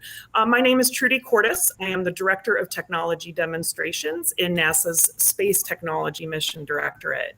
NASA is working to send the first humans to Mars as early as the 2030s. And just as we'll do at the moon, we'll need to build up capabilities and experience at Mars over time. As part of the Artemis program, in fact, NASA will increase infrastructure and capabilities to explore farther away from Earth for longer periods of time. Recently, we have seen some initial success of these similar types of efforts with the successful Perseverance mission. The rover that's on Mars now is conducting multiple investigations that will support future crewed missions, including a key project by the Technology Demonstrations program that I run and I'm very proud of, which is producing oxygen from the Martian atmosphere. The Mars Oxygen In Situ Resource Utilization Experiment, or MOXIE, has demonstrated the capability to produce oxygen from the carbon dioxide environment of Mars. Scaled up, that technology could support long duration human missions there without the need to transport significant quantities of oxygen for breathing air or for propellant. So it's a really great first step for us in what we call ISRU, or in situ resource utilization technologies. You know, another needed aspect of the same theme is advanced manufacturing technology. Advancements that will provide many needed elements in the sustainability of human presence on the red planet. So another large portion of my portfolio, about half, I'd say, of a significant amount of the program that I run, is dedicated to on-orbit servicing, assembly, and manufacturing techniques, technologies, and processes that will have significant impact once that full suite of capability is proven out, and which directly translates to our topic today. So speaking of that topic, with us to share some of the latest and greatest in technology advancements in this area are Richard Bowling. Rich is the Vice President of TechShot. Josh Brost. Josh is with Relativity Space, and he is the Vice President of Business Development for Relativity. Pascal Rosenfeld for Aleph Farms, and he is their Director of New Ventures and Space. And then Justin Kugler. Justin is with Redwire, and he's their General Manager of Mission Solutions. So an impressive panel for you today to discuss this topic. So I'm going to ask now each panelist to give some opening remarks, some introductory comments about their company and the related technologies we're talking about today. So Rich, if we could start with you, please. Sure, thanks, Trudy. And if we can go to my slides, please. You know, this is the first time I've spoken at this event, and so if I could be allowed a couple of minutes to tell you a little bit about TechShot. I think most of our other distinguished panelists are maybe even better known than we are, so a little primer might be in order at first. The next slide, please. These are the main focus areas for the company. We're an in-space research and manufacturing solutions company, and we focus on enabling biological and physical science research in space wherever there is, whatever platforms are available, whether it's ISS, Dragon, Cygnus, hopefully soon the Gateway, and even the lunar surface. And then in-space manufacturing is a key focus for us, again, at some of those same locations. And then just providing equipment and services that enable deep space exploration. Right now, focusing on the highlight of that is some work we're doing on the exploration pressure garment. Next slide, please. Our headquarters is in Metro Louisville, Kentucky, just on the north side there in Indiana, where most of our folks are. And then we have an office and a lab at the Kennedy Space Center at the Space Life Sciences Lab. About 50 folks in total. almost everyone is an engineer, scientist, or technician, and space is 100% of the business. Next slide. And we've been doing this for 30 years, a little more than 30 years now. And you're just seeing a few great past images where we've flown aboard the shuttle. We've done suborbital rockets and flown aboard the Cygnus. We even conducted some research on board the Cargo Dragon before it docked on this last mission. And then we've been aboard the ISS since 2014. Next slide. We are a one-stop shop. You hear that a lot, but we're very vertically integrated. We do everything for our customers. We provide the equipment, help design the experiment itself. With our agreements with NASA, we provide even the launch and the recovery. We do the design our own circuit boards, build them, software, firmware, prototyping, manufacturing, and the integration of the final product after it's over, after it's built, and on-orbit operation as well. Next slide, please. Which we do at our Payload Operations Control Center, our little mini mission control, where we talk directly to the spaceflight crew who are conducting the research or the manufacturing for us. And we also operate our equipment remotely from our POC as well. Next slide, please. And one more, please. Our customers come from industry, academia, NASA itself.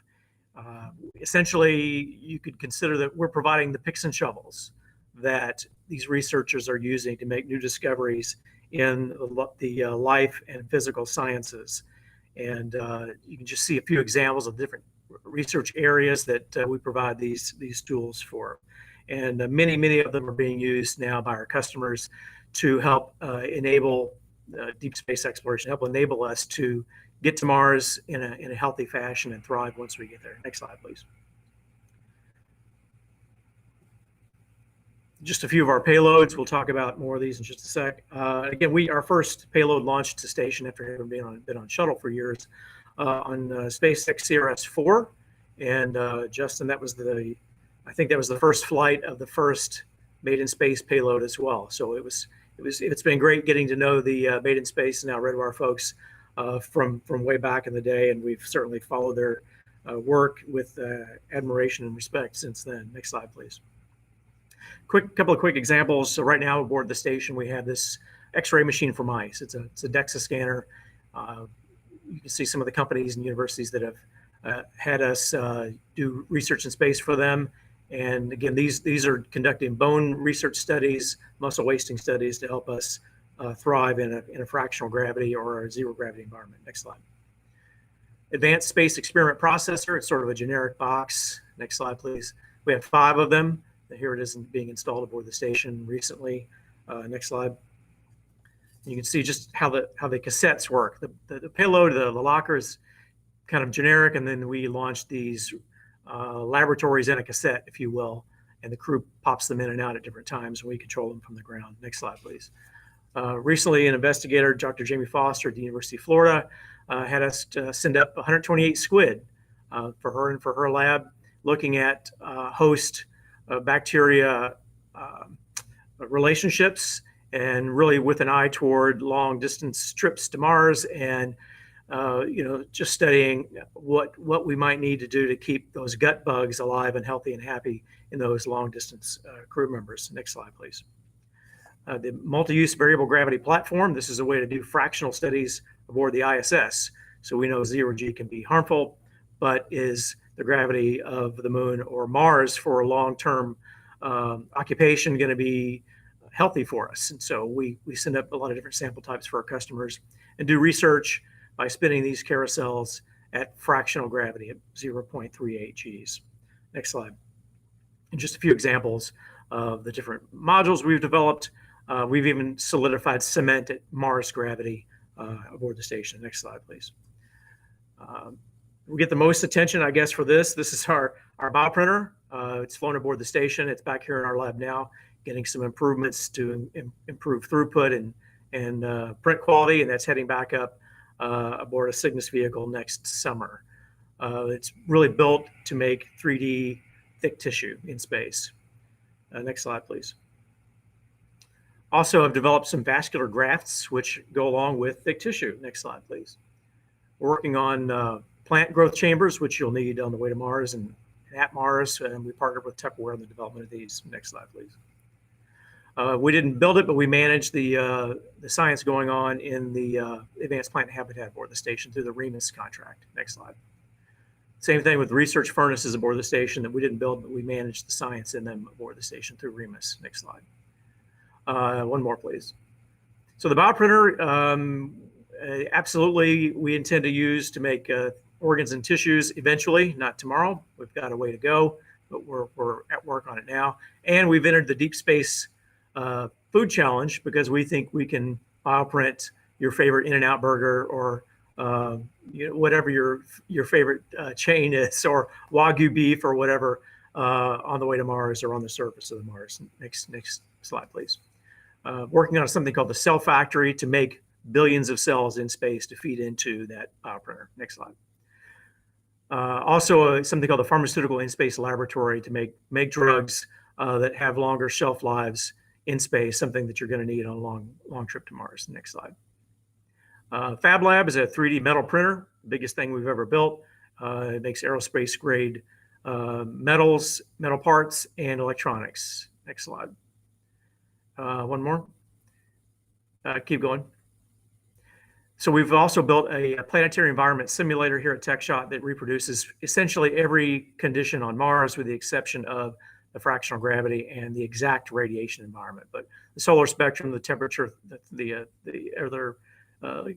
atmospheric pressure, and the gas composition in it, it's available for use. Next slide.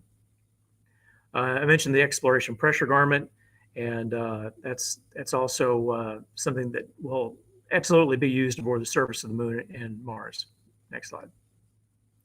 How we do all this, again, we've got a Space Act agreement with NASA. We have an IDIQ contract with NASA, which speeds up contracting.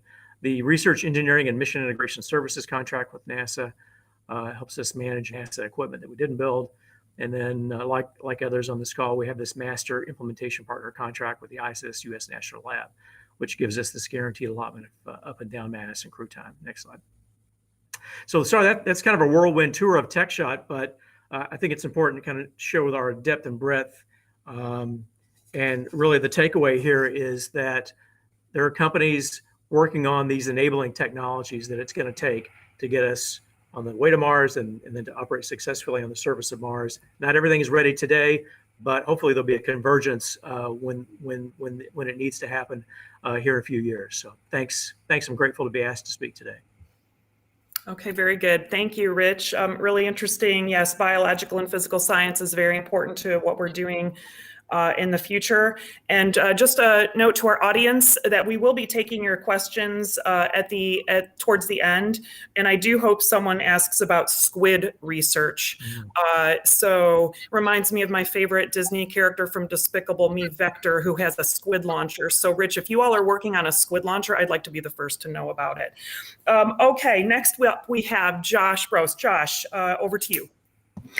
All right. Thank you, Trudy. It's very good to be back at Humans to Mars. I'm always excited to come speak here, and it's great to be on a panel with others that are like-minded and trying to solve problems that really will enable Mars to be possible.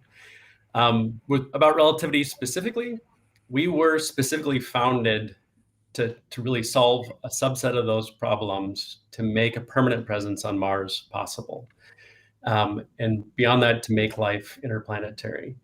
At the outset, we realized that for Mars really to happen, it can't be just 1, 2, even 10 companies working on it. We need dozens, if not hundreds of different companies out there solving different parts of the problem set to build an ecosystem that really makes it sustainable. And so again, it's great to see the other panelists speaking here today. If you look at what we're doing at Relativity that's unique, we're really focused on developing the industrial base for Mars with a real specific focus on making it possible to manufacture very large scale, high performance systems. So if you think about it, there's multiple different phases that in the process of taking us to Mars. Right now, we're kind of in the research and explore phase where we're sending autonomous systems to Mars to get kind of ground truth and some initial scientific information. That'll be followed by human exploration, where you send people for missions where they're going and doing initial research. And in those missions, they can take everything that they need to do their missions with them. But to make the flip from exploration to settlement and a permanent presence, you need to develop an industrial base that makes it possible to make everything you need once you're there. You can't rely on supply ships coming every 26 months to give you resupplies when something breaks. You can't afford to have dozens of spares for every possible system.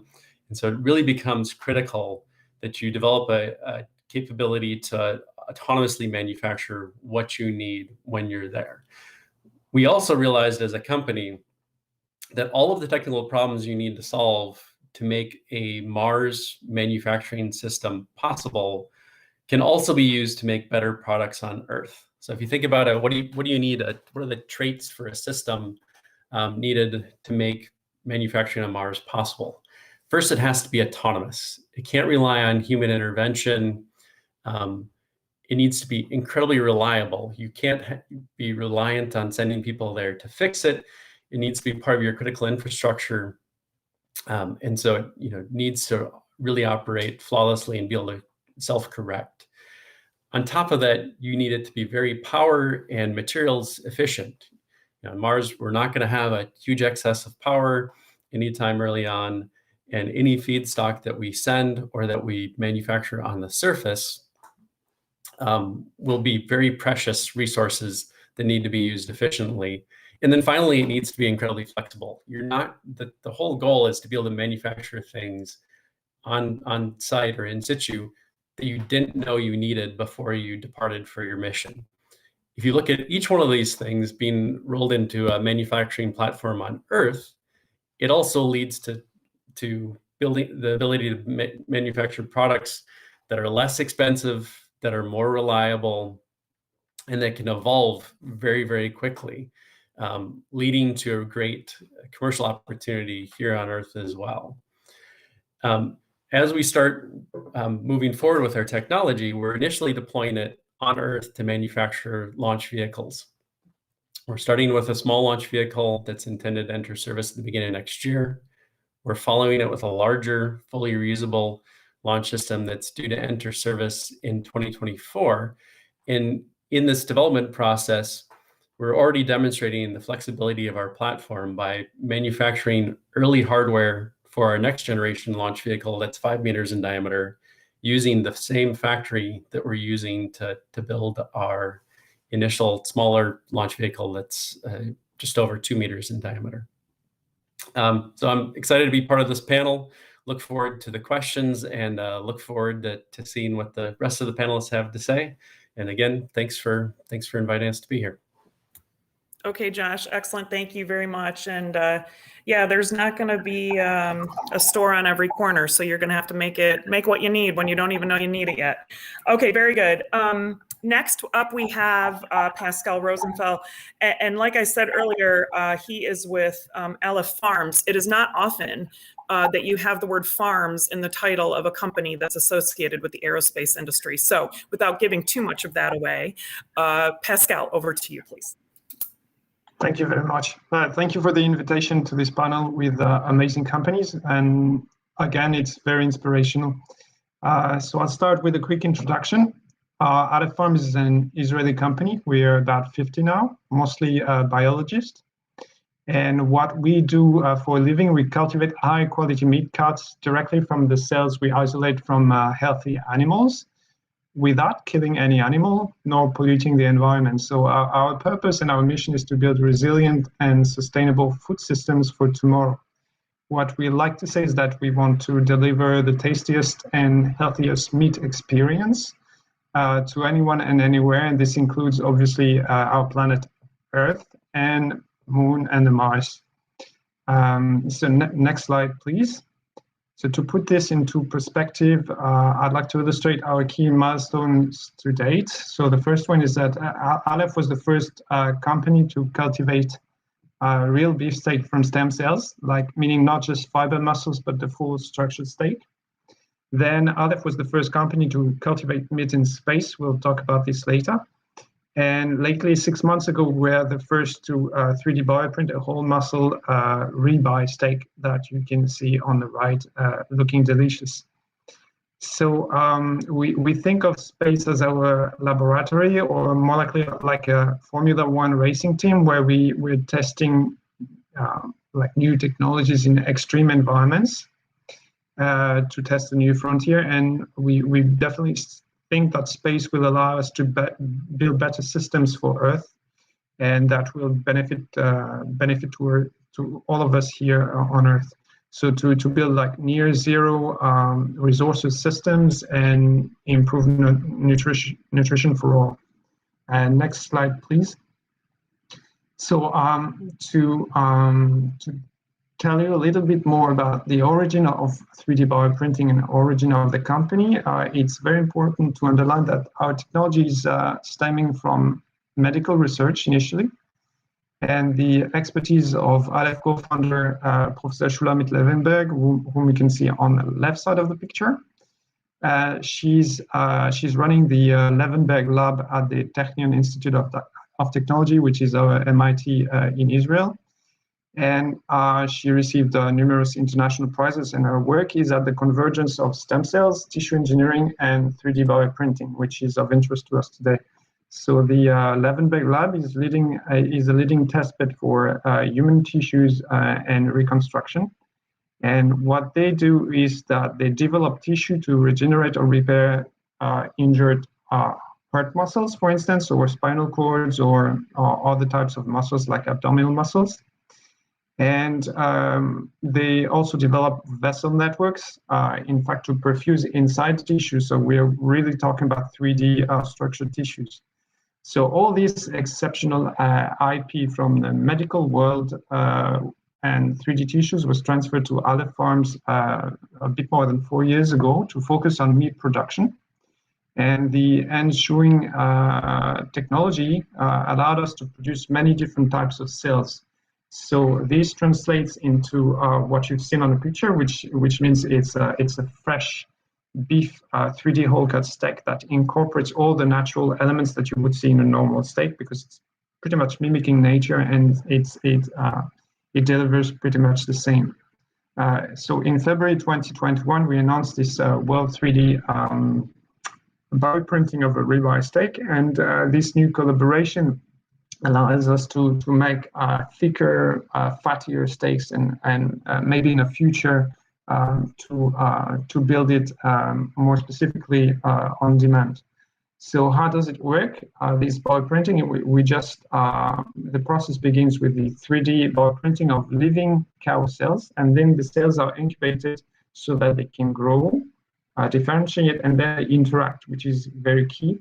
So they interact so that they can reach the texture, the 3D texture and qualities of the real steak. So it's pretty much a natural development in the 3 dimensions. So again, it's not a 2D layer lasagna. It's really a full 3D printed steak. So the result is that you get the same muscle, fat, and let's say organoleptic and flavors as you would get at your favorite butchers. Next slide, please, about the ISIS experiment. So this was 2 years ago exactly, pretty much today. And with our partners at 3D Bioprinting Solutions in Moscow, we were the first to cultivate meat biofabrication on the ISS. And what we did is that they took our cells and they grew it. So the technology that they use is what they called magnetic levitation in a controlled magnetic field in order to work with microgravity. And this method opens opportunities for assembly of organs and tissues without the need of a scaffold. So this is quite a shift. And so this technology is called, they call it formative printing. And this allows faster printing and higher safety. And next slide, please, about 3D printing now on Mars. To answer a few questions already. So what we think it can bring, the first thing you can think of is obviously fresh food. So we want to deliver something that is delicious and let's say that you want to eat. And the main problem is that what we are shipping to the ISS or to the Moon or Mars tomorrow, in order to be made shelf stable, is highly processed, like very, very processed. And in the end, it loses a lot of its properties, characteristics, and acceptability by the crew. And in the end, what happens is that they eat less, which is not good for productivity and even for their psychology and balance. And in addition, the packaged food that we're sending to Mars, and as Josh said earlier, we cannot wait for resupply, wait for the next 6 months, is that the packaged food is, the nutrients inside decay with time. And a solution would be to produce fresh food, meaning using thawed cells that we would on demand revive and grow in an incubator. The second thing is that we can build complex meat structures and with different adjustments of the fat and the muscle parts and the proteins and so on.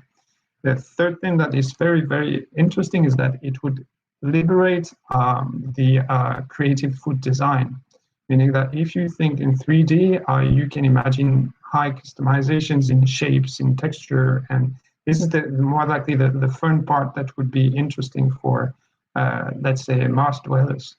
And you can think of fat marbling, colors, or repartition of the different vitamins and taste and flavors and so on.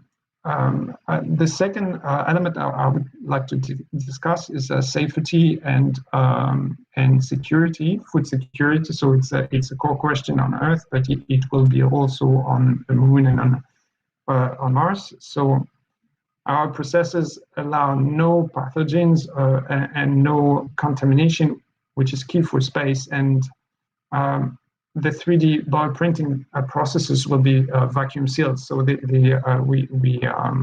is a controlled environment without any food security issues in mind.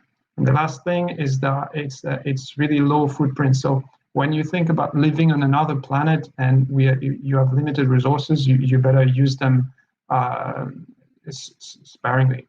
So the first thing is that it's on demand. So again, you have a cryo tank, cryopreservation of cells, and you pick up pretty much the species, the breed that you want, and you put it in a bioreactor. It grows for 2-3 weeks, and then it's ready for the menu. And so if you just revive only what you need, it means that you're saving on supply chain inefficiencies, packaging, and so on. And the last element is really waste reduction. So one element is that shelf life for meat is between 3, 4, 5 days in a supermarket. And the fact that we don't have any biological activity on our meats, there's no pathogens, means that the shelf life is largely extended, which is very precious for, let's say, trips from here to Mars or on Mars, specifically less waste and so on. So these are the major benefits of 3D bioprinting on Mars for let's say, meat and food supply that I could think of for the moment.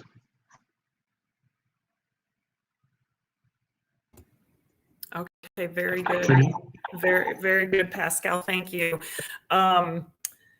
Listen, that ribeye is going to have some seasoning, so salt and pepper, all that good stuff. You need to over season a steak usually. So, but it does look appealing, like you said, and it probably helps your cause that we're right before lunchtime, making everyone hungry.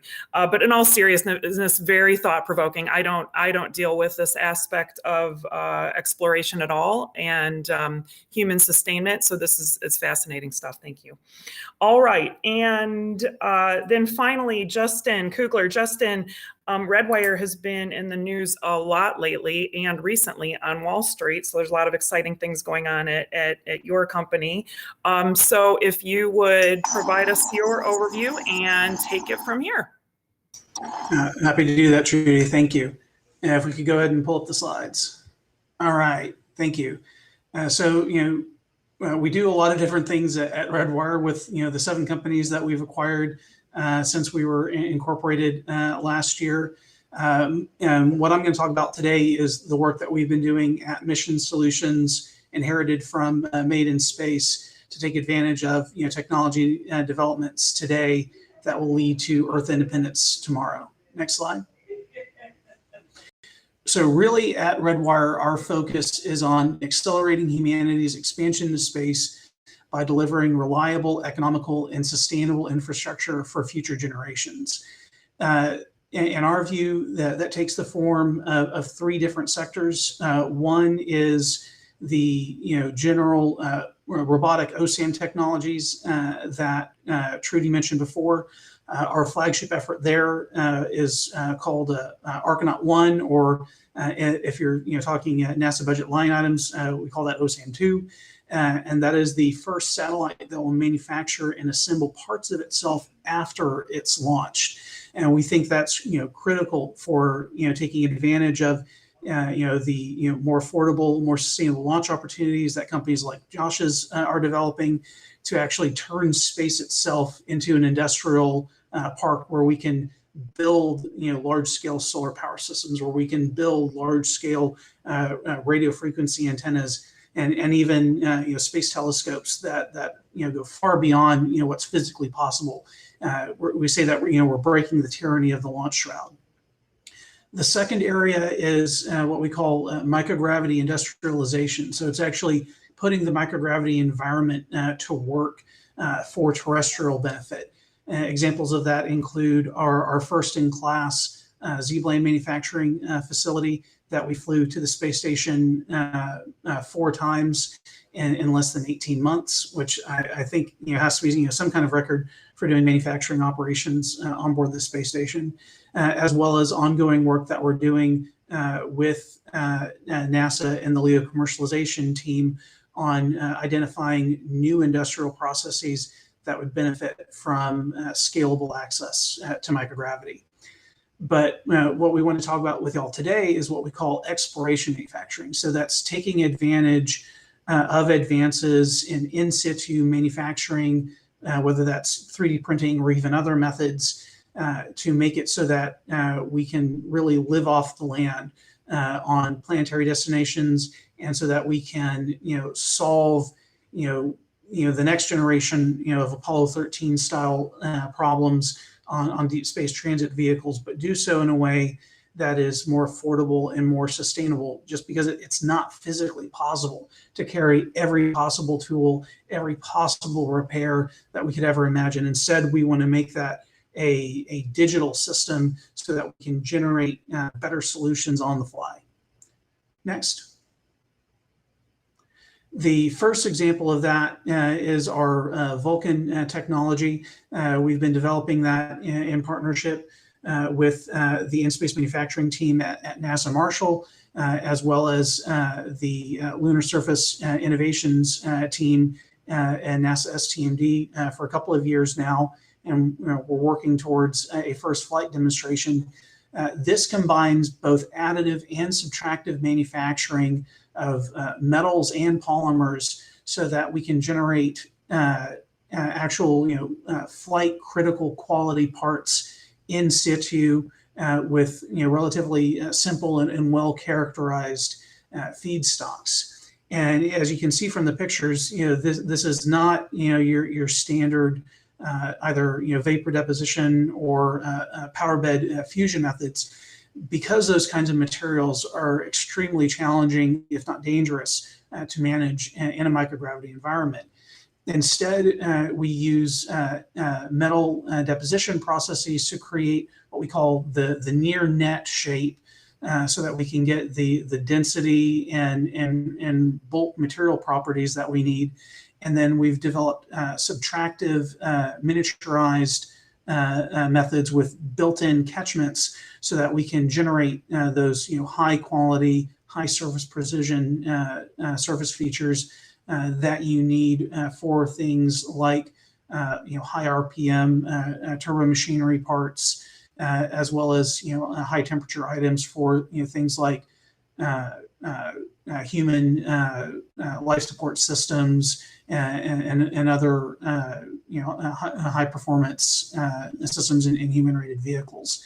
And in this example, we used the lab prototype to actually machine out the NASA meatball.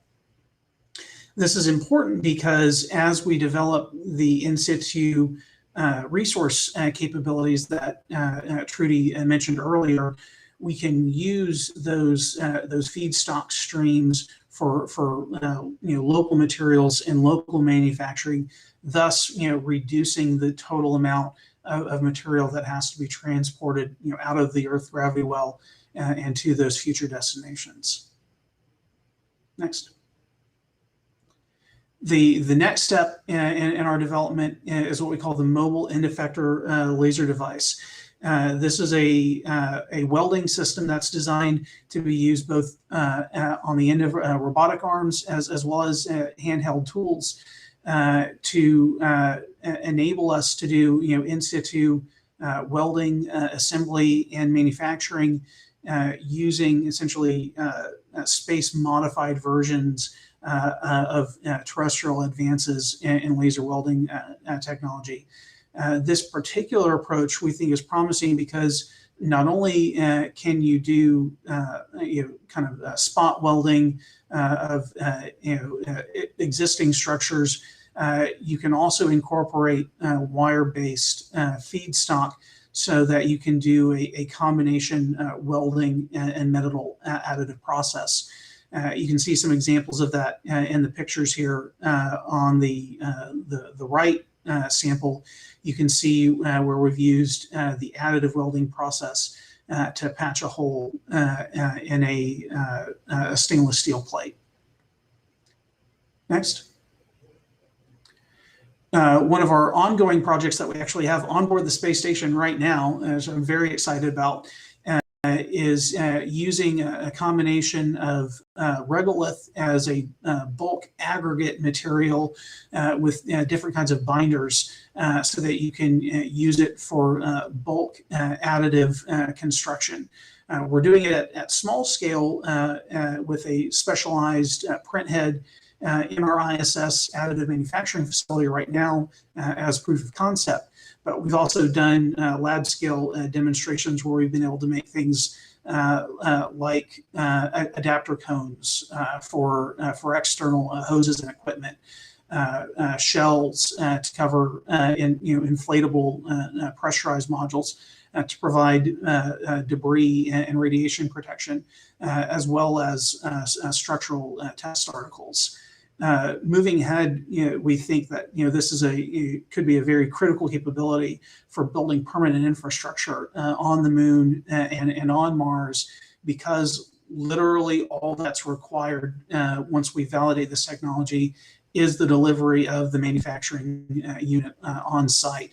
And in some ways, this is actually easier from a sustainability perspective on Mars, because not only do you have the bulk soils that are available to you, we also have through the permafrost readily available sources of water and the atmosphere carbon dioxide. So we can use the exact same ISRU processing technologies that other folks that are working with STMD are doing to create the binders that we would need to make this truly self-encapsulating. And that's important both in terms of making sure that this is a low energy process as compared with, say, for example, centering methods, but also it provides safety for any human interactions, because you capture any of the jagged fines, and you can prevent toxic materials like perchlorates from leaking out because of this self-sealing, self-encapsulating nature. Next. We've also been looking at how we can actually use bricks for local construction. Very similarly, using combinations of bulk aggregate materials and polymer binders. You can either make it a polymer encased design, where really you're just using the aggregate as filler. For example, you may want to use that on the inside of a pressurized surface, as well as a mixed aggregate for things like landing pads, finished surfaces for rovers and equipment garages, and we've been looking at how you can dramatically reduce the amount of binder through those methods, so that, for example, you could use these things in flame trenches for large scale landers on the Moon and Mars. Next. In the near term, we think it's important to demonstrate these capabilities affordably and at smaller scale on precursor missions before they get fed forward into the critical path. Most recently, we worked on this concept called the lunar manufacturing demonstration for NASA's tipping point, where taking the same lessons that we've learned from doing small scale process demonstrations on the ISS, being able to do the same thing on future CLIPS landers for technologies like surface welding, regolith and polymer blending, as well as adapting some of the work that's being done in the offshore oil and gas exploration industry to manufacture and produce basalt fiber for aspects where we need good tension in the structure, but we also need high thermal resistance. And again, based on lessons that we've learned from operating on the ISS, we designed these demonstrations to be easy for crew and robots both to operate. So, for example, any one of these small-scale demonstrations could be incorporated as a mission kit on future autonomous vehicles, or operated by surface crews with handheld devices.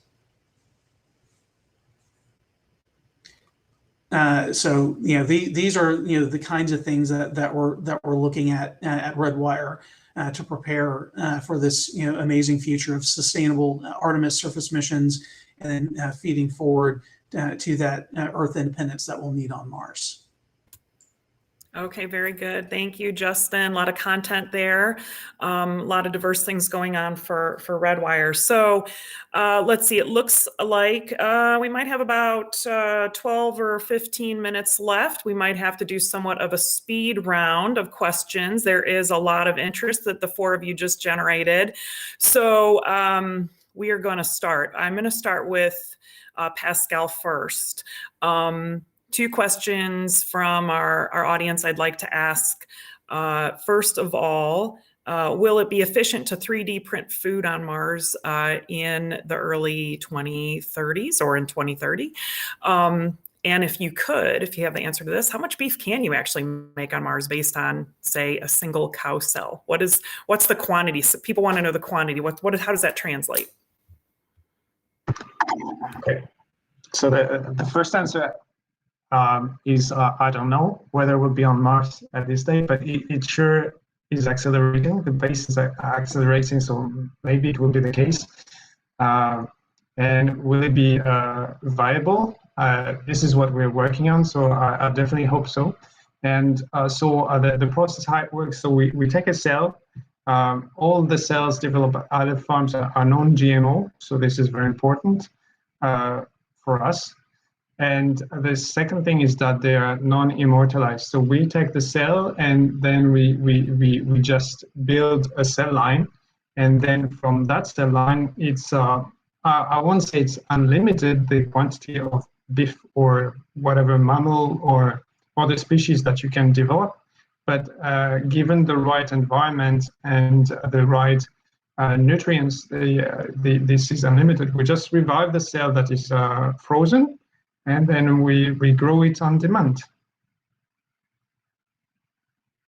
Okay, very good. And just quickly, if you could talk about terrestrial applications, how about bioprinting being used on Earth, especially you talked about food insecurity. So what about that? So as I said earlier, we think of space as a Formula One testing, or more likely a lab in, let's say, intense weathering, intense environment.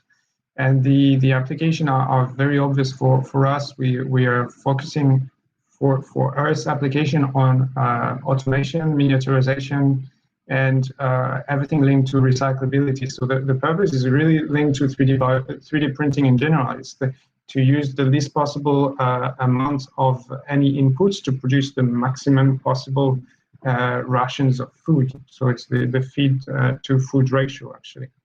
Okay. All right. And as expected, people are usually concerned about food and housing. So Josh, could you talk about that a little bit? There have been a couple questions from the audience about habitats, 3D printed habitats, and plans for Mars housing. So can you address that a little bit? Sure. So if I think about all of the different problems that need to be solved to make Mars really possible, large-scale infrastructure is definitely a core part of that. And so, if you think about needing to make habitats that can survive really long durations, be really resilient to any kind of damage, something that starts with a metallic liner probably makes some sense there. I think there's likely a combination of regolith and metallic solutions there that will ultimately make that possible. But that's only one part of the problem set. To make life possible there, you need some large facilities to store oxygen, to store water, to store propellants. You need to have like true infrastructure, piping, connecting different things, like all that kind of basic infrastructure we take for granted on Earth. You sit at your home and you've got a connection to the water at the street and the sewer line at the street. That's all stuff you need to figure out a way to manufacture there. On top of that, you start looking at surface mobility.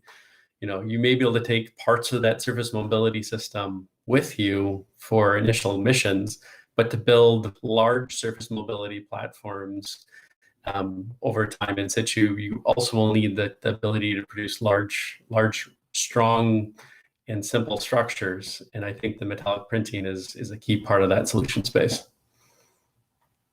So just a quick follow-up to that. Why aren't there more products that are 3D printed on Earth today? I think there are a bunch of reasons, kind of all coalescing at the same time. I think first, 3D printing is still really a nascent technology, and you see a lot of companies are doing kind of R&D demos with them, but there are very few companies who fully embraced it in a way in which it drives their whole development team to learn to take advantage of the benefits of 3D printing. With that said, I would say there also was an investment problem, but if you look at over just the last few years, the amount of investment capital flowing into 3D printing companies, it's massive. You're talking billions of dollars over just the last few years. The one segment that we would say is still underserved is the really large scale 3D printing. There's huge amounts of money going into kind of the powder bed printers or other technologies that produce things that would sit on your desktop, but there are very few other companies working on the really large scale capabilities that allow you to print an entire airframe or an entire propellant tank or an entire major pieces of infrastructure. But I think you are seeing more adoption, and if you look at the growth over the last few years, that it's kind of an exponential curve. And we're one of the companies that's trying to really accelerate that development even faster. Okay, very good. So Rich, I'd like to pull you into this part of the conversation. So could you talk a little bit about how 3D printing technologies can be used, both on the way to Mars and then on the surface? Right. So our two main technologies that we're working on, I can speak maybe a little more specifically about that. So the bioprinter which we call our BFF, our biofabrication facility. Space, we've got to have good, cool mission patches and acronyms, right? So I think we've got a winner with BFF. So the bioprinter, and then the Fab Lab, so the 3D metal printer. We're going to be, just like a lot of these technologies are tested, right? We go to low Earth orbit microgravity, where we can do some testing, we can work things out. We've printed some human knee menisci on board the station, and that's helped us learn what improvements we might want to make for that. And the Fab Lab 3D metal printer will launch, I'm sure after Justin's, probably I think 2024 timeline. And we're going to learn how to what we can do with it and how to operate it better in low Earth orbit, and then maybe on the Gateway. I think the Fab Lab is intended to be tested aboard the Gateway, surface of the moon, deep space transport on the way. We found that 3D printing right now aboard the station, because of all the transfers of the signal when you make a command to operate it. I don't know how it's been for you, Justin. For us, it's 6-7 second delay sometimes, depending upon which satellite it connects. And working those things out now while we can, sort of in this cradle, this incubator of technology aboard the ISS, has been super helpful. And so I think once we learn how to optimize these technologies for use, for remote use, and optimize them to be super useful by crew members out of low Earth orbit, I think we'll see it deployed on that deep space transport of some sort, where you can, with metal printing and electronics printing, sustain. I think somebody mentioned the Apollo 13 moment, and probably Justin as well. So we want to help provide tools that provide solutions for the what ifs once they get there. And again, the bioprinter could be a way for helping with restoration of immune systems for deep space crews. Food source, again, right now we're making our bioprinter available to anybody that wants to use it. I mean, we're certainly using it for our own programs, but any company or any researcher that wants to use BFF right now in space, they can. And then once we get to the surface, again, I think some of these technologies that have been super useful in 1/6 gravity and in 0 gravity will be useful on the surface of Mars as well. Printing electronic assemblies, making metal parts that will that powder bed capability be as effective in a 0.38 Gs? I'm not sure. I think our solution will work in any part of that spectrum, any part of that continuum of gravity. And again, bioprinting on the surface of Mars, I think, could be helpful for sustaining human health, injuries, living bandages, things like that, as well as a food source. So that's what gets us excited about the possibilities of being a part of moving into deep space. Very good. So by offering that up, you risk your BFF becoming someone else's BFF. I'm just going to point that out. I know there is that risk, but we're happy that it could be useful to whom. Yeah. No, that's good. That's very generous. Okay. There are definitely 2 more questions I want to try to get to in the essence of time. But Justin, while you were speaking, someone asked a very practical question I'd like to throw over to you is, who does parts inspection? Is it done robotically? Do you inspect it terrestrially and then trust that remotely? How does that work? Can you address that? Yeah, that's a great question, and that builds on work that we've been doing with ISS operations, as well as the development of the OCM2 mission.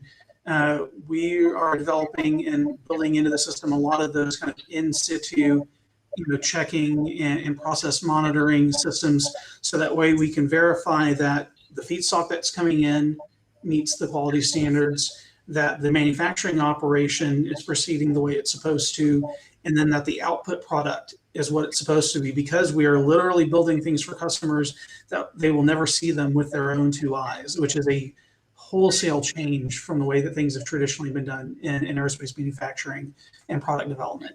And so we are spending a lot of time developing those in situ V&V technologies and algorithms so that it's just baked into the process. Can you touch on real quickly what the difference would be with manufacturing on Mars to say what's being done on ISS now? Just some basic differences. So it's interesting in that in many ways, the ISS is a resource constrained environment. We have limited amounts of power, limited amounts of volume, even limited amounts of crew time. And so even though Mars is so much further away and so much more challenging in some respects, it's also a resource-rich environment with all the local resources and materials, and the kinds of power systems that are going to be required to sustain human life and grow those missions.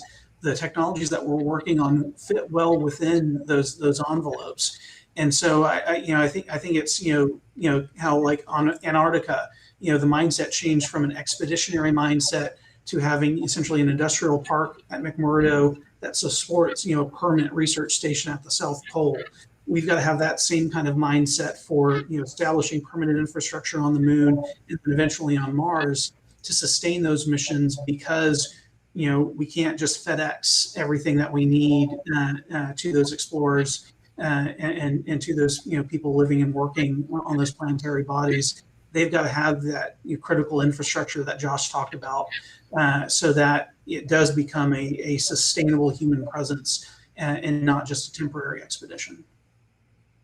Okay, very good. This might be the last question based on time, but Pascal, I want to ask you. So we've kind of given you, a little bit of hard time, not a hard time, but just talk about like steaks and food and stuff like that. But I really would like to hear about the other applications, such as medicine and health, which clearly are at play here. So could you address that?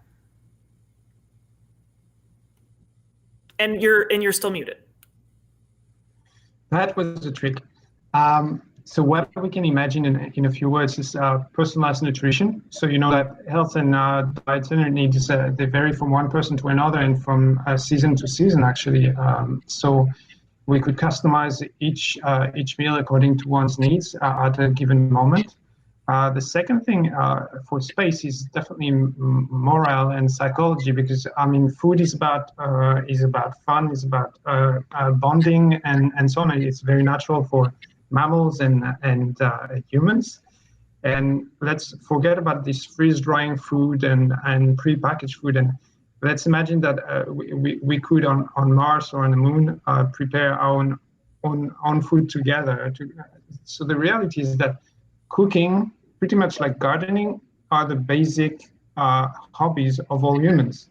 This is our favorite pastime. So we'll have plenty of time while we're on Mars or on the Moon. So why not let's say, concentrate on this aspect? And the last one is regenerative medicine. As I said earlier, technology is stemming from the medical field.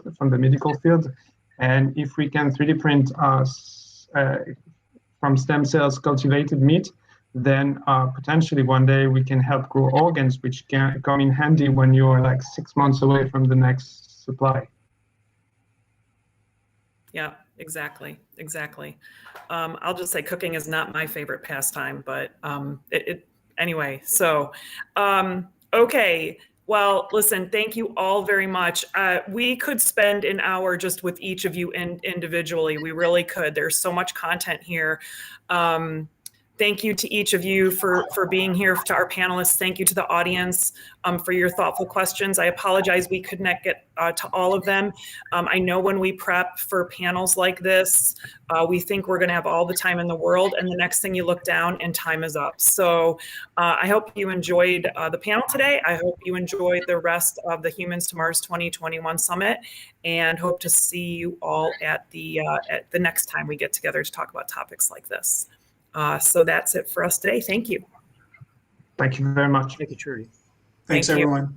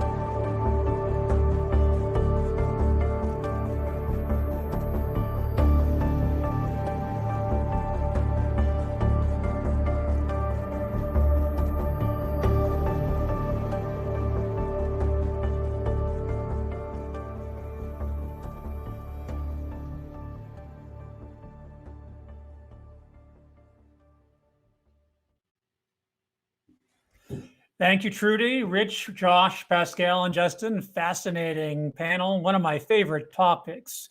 So we're now going to take a 45-minute break. We'll be back at, what time will we be back at? At 1:15 Eastern Daylight Time with a session called Designing Living Space on Mars. It'll be moderated by Artemis Westenberg with Explore Mars Europe. So I hope you have a good break, and we hope to see you back at 1:15 Eastern Daylight Time. See you soon.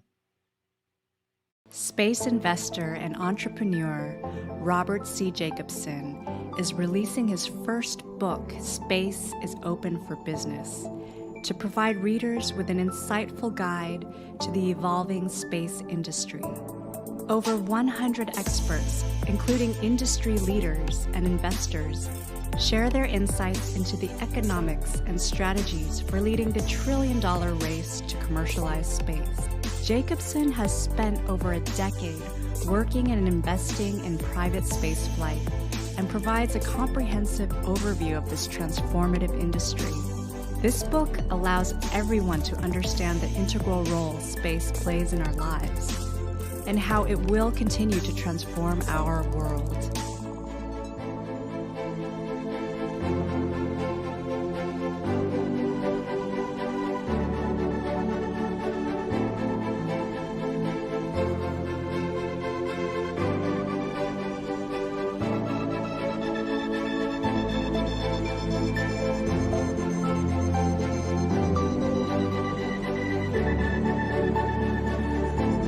Space is open for business.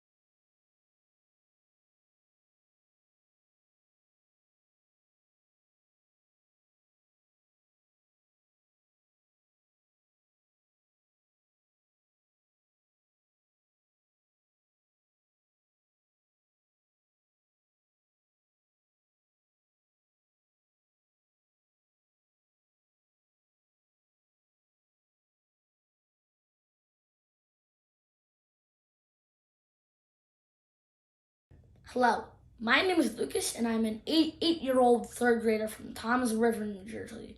I want to talk to you today about why Mars is so important in our quest to learn about space.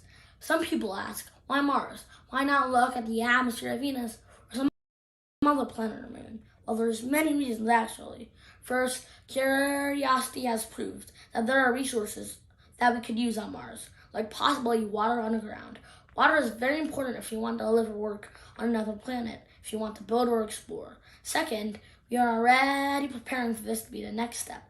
We have already sent 5 rovers to Mars, which have been taking lots of data. The next step will be humans. Third, there's already a search for ancient life on Mars. Perseverance is working on this and helping to expand our knowledge.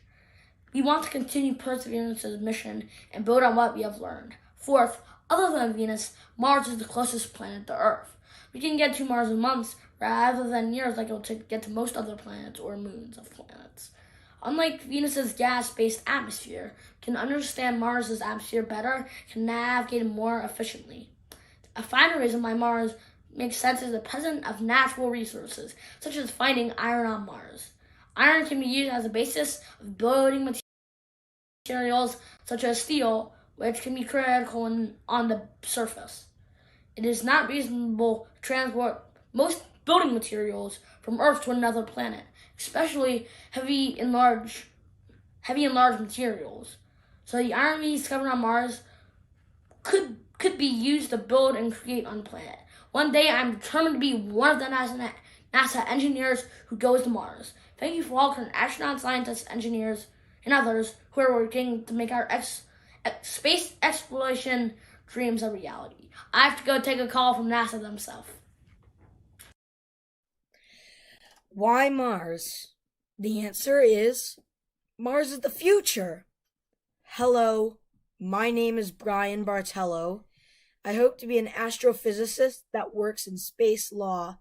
Mars is going to need a lot of professionals to stay stable, as lots of countries want to be on Mars. However, there will be some disputes. So I'm going to be a space litigator. Extraterrestrial territory and its resources, and also human spacecraft and satellites. I'm noticing every day that there are breakthroughs on how to get on Mars and live there for sustained periods of time. So I want to use my skill set to propel humanity forward to extraterrestrial life. Thank you for your time, and have a great conference. Ad Astra. Hello, my name is Sachita, and I'm in 9th grade. Why Mars? Well, why not Mars? Mars is a planet that will help us look further into the past and grasp a better understanding of it. We might actually be able to see if there are other life forms near us so that we can determine that we are. And when the time comes that our planet, the Earth, is not habitable anymore, Mars would be a great place for humanity to live before we can move on to explore other celestial objects in the universe. Also, as I would like to be an astronaut, I would like to see other humans, as well as I, to be up there exploring another planet, which the human race has never done before. I think Mars is a very fascinating place, as it is very unlike the Earth. It is covered in iron oxide, which is most commonly known as rust, whereas the Earth is covered with land and water. And a different scenery would be very cool to study. Although we might face problems getting and staying there, such as the radiation, the toxic soil, the low gravity, the lack of water and supplies, the duration of the trips for the astronauts, and etc., I believe that humanity can overcome this and persevere so that we can rise up to this challenge and finally explore Mars. Thank you for your time.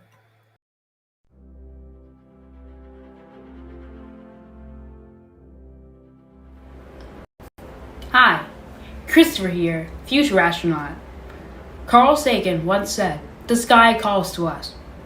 Today, I would like to update his quote by stating this: Mars calls to us. From the beginning of time, humans have always traveled, and I believe that exploration is part of what makes us human. I can't think of many reasons of why we should not go to Mars. It's an opportunity to explore and to carry forward humanity as a multi-planetary species.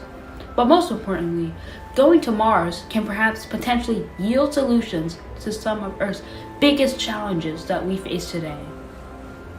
So when I think about Mars, I think about Earth and how exploration beyond our atmosphere is bound to lead to discoveries that will be stepping stones for all of humanity.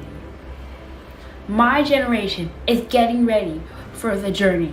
After all, Mars calls to us.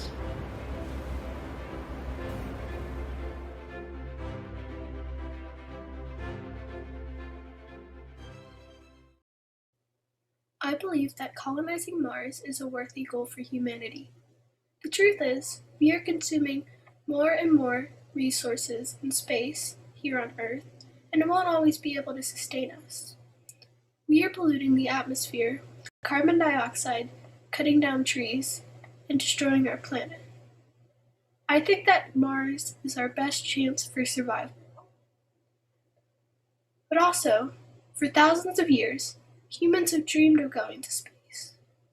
We've accomplished that, but as always, wonder and curiosity pushes us to reach for more and see how far we can go.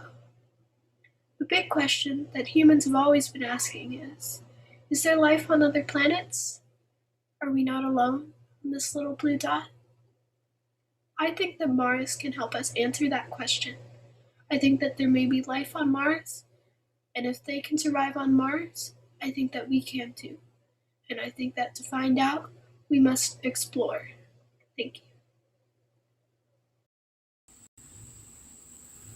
Hi everyone, my name is Abby.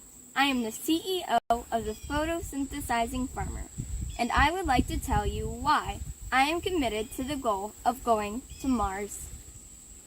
I believe exploring Mars can help us to expand where we live and grow. This is crucial because we need to learn how to grow our own food in hostile environments like Mars. Everything we learn about growing food on Mars will help us learn how to grow food to survive in other parts of the galaxy. Going to Mars opens up new possibilities, like going to other planets, stars, other solar systems, and even other galaxies one day. Can you imagine all of the cool collaborations that will be made when people go to Mars to build cities and communities? Or even imagine having your very own garden on Mars one day. Just imagine eating your very own Mars-grown potatoes. Well, I've thought about it, and it's going to be awesome. Hi, my name is Trudy.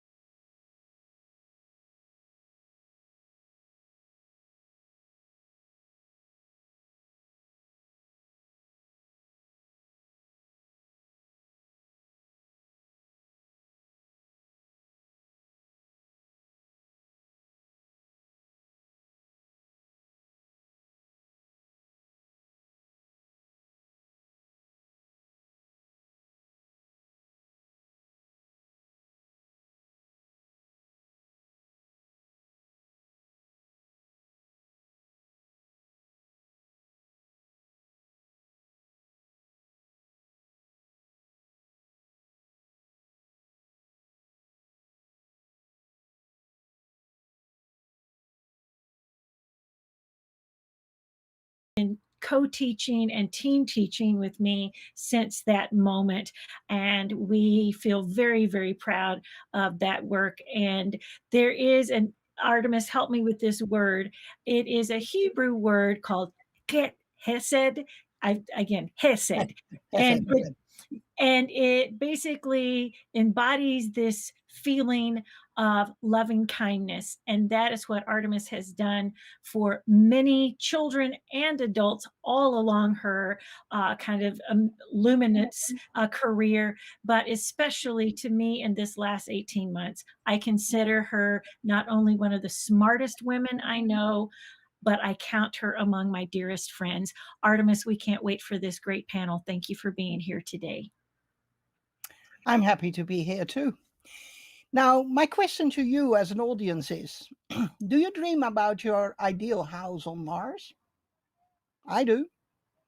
When thinking of living on Mars, I envision the northern rim of a crater, a cliff house, mostly buried into that crater rim, a bit overhanging crater rim on the roof of my house for protection against cosmic radiation, meteorite impacts, but with unimpeded views of the golden desert that is Mars.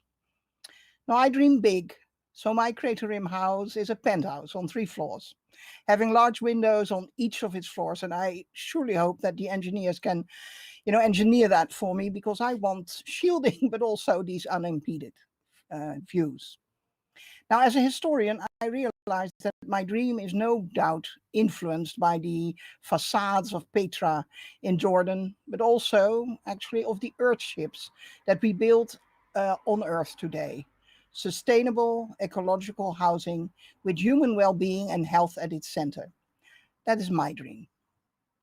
Now, the panel today dares to dream big while taking the constraints of both architecture and Mars into consideration. They will take us to how living, and emphasis living, on Mars can be done. They strive to give solutions to what NASA and other space agencies are missing in architecture. The panel talks about architecture in the long run, so in the far future, but also in what steps they will build this housing working environment on our second planet that will benefit our minds as well as our bodies. Each of the panel members will introduce us to their take on what constitutes good living on Mars. And I have the pleasure to start with Michal Zizo. As an architect, Michal set out to create a symbiosis, innovation, and equality to enable us to thrive. She founded Zizo Architects because of the knowledge that the built environment has an effect on our behavior, our choices, and our feelings. She is a proponent of designing future architecture with equality in mind, all in order to maximize the human experience and the performance on Earth and in space. In her own words, it's time to shift our focus to how to live on Mars rather than how not to die there. Michal, take us to your vision. Thank you so much for this amazing presentation and introduction, Artemis. I will be sharing my screen. 1 second. Can you see it? So yes. It is my absolute pleasure to be here for a second time on the Humans to Mars Summit. I am representing Zizo. We are an architecture and innovation lab where we imagine, design, and create the future of the built environment. We inhabit the intersection of architecture, innovation, space, and human equality. I am architect Michal Zizo. I am the founder and CEO. I am the graduate of the Technion, Israeli Institute of Technology, as well as the International Space University. I am a public speaker, a 2-time TEDx speaker, one of which at the International Space University, a futurist, a visionary, and a space architect, which basically means that I love to think about how will living environments for humans will look like outside of Earth. It can be anywhere from spaceships, like the ISS, to the moon, to Mars, and beyond. We are focusing on projects that are not only the top of technology, but also kinds of projects that will enable diversity of humans to perform their best.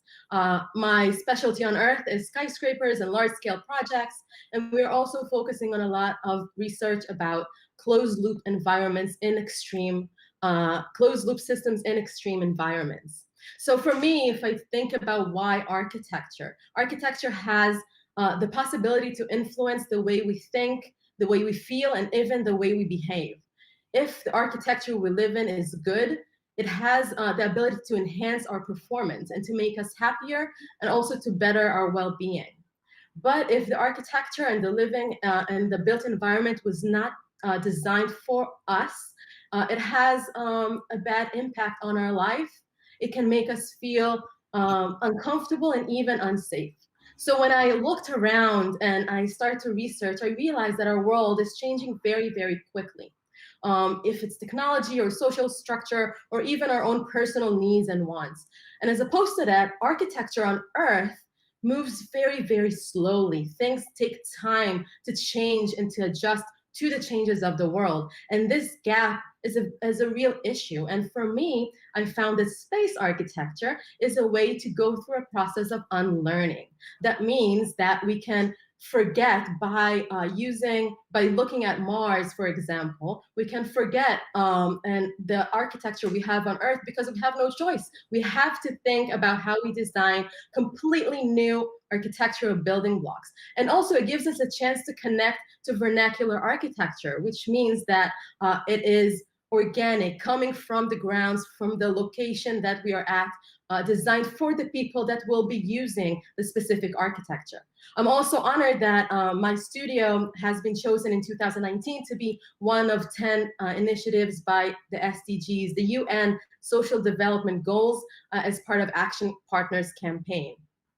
And Mars specifically is so extreme and so far away and so complicated, but its challenges, its problems are actually are looked as opportunities to really think about how we can create an environment for a very diverse group of people. And also it gives us an opportunity to think about how we can expect multiple possible futures. A lot of things can happen on our way to Mars and when we get there, and we have to be prepared for multiple options. So a few of our, I'll show just really briefly 2 projects. One is the settlement that I designed on Mars. It's called Mars is More. And it gave me the opportunity to really think about how we can design with equality in mind. Now, closed loop systems means that we are completely self-reliant. We can produce our own energy, our food, and also have a controlled environment.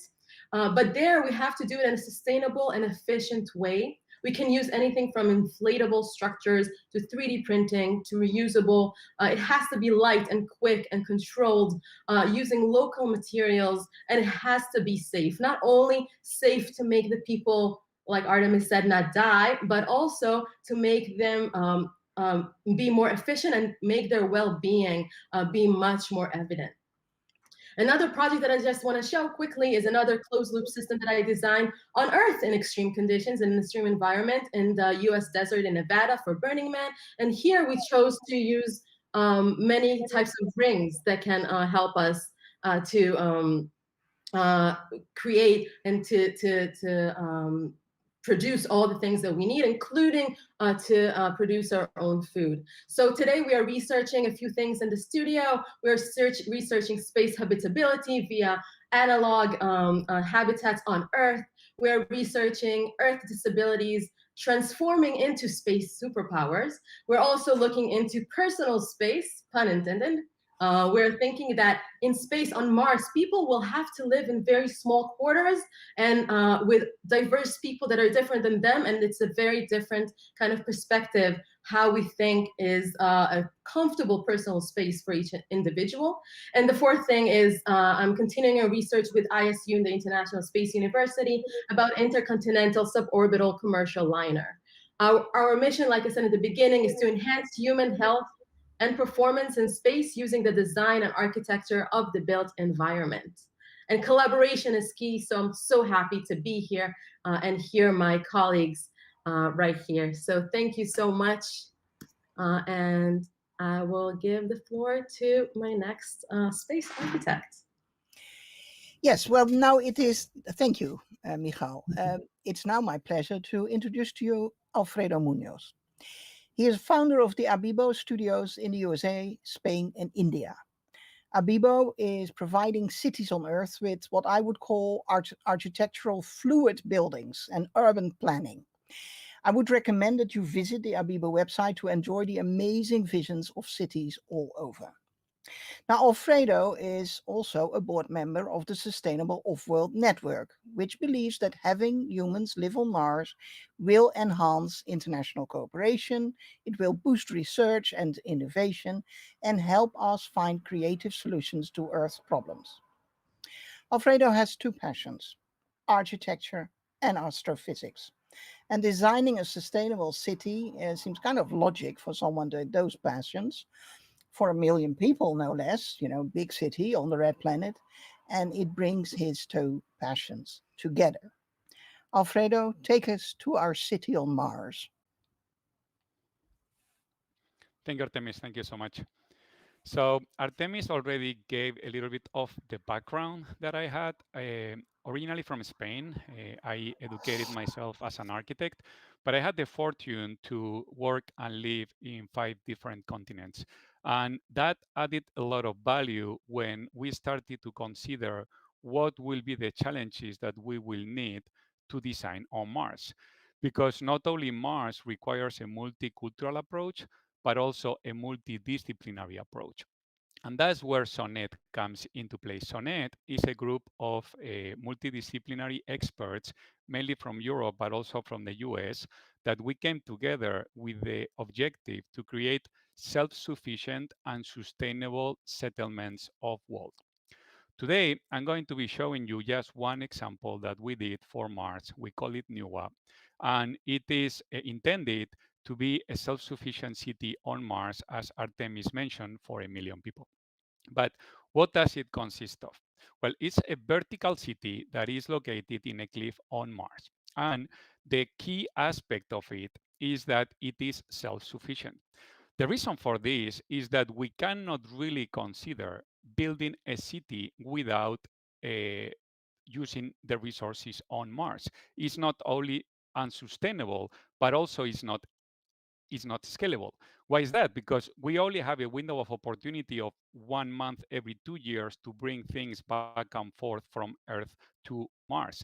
So we need to build with local resources. And it's also important that if it's going to be a permanent city, it has to have a sense of identity, a sense of belonging for its citizens. That is very different if we compare a permanent city with a temporal settlement where we know the astronauts are going to come back and forth. So for us, it was essential not only to solve the safety of the citizens on Mars, but also to create places that are habitable. That has to do with how we envision the main construction solutions on the city, and that is through tunneling. The advantage that we have with tunnels is that they provide a safe environment protecting us from many of the challenges on Mars, but at the same time, they create a community and allow for indirect light from the vertical sides of the cliffs or canyons that we are proposing. The scalability comes with a macro building. We are calling this a structure that is a mixed-use solution. It includes all the day-to-day activities that the future Martians will need to live on Mars. And once the complete macro building is finished, we can go ahead and continue with the next macro building. So it's highly scalable, which again, it's important in order to bring a feasible solution that is associated with living on Mars.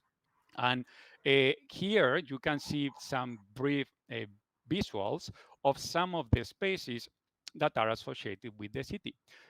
On a typical cliff, we have the vertical wall, then we have the mesa, which is at the top part of the cliff, and then we have the valley, which is at the lower part. In NUWA, we are taking over all the 3 aspects of the vertical city.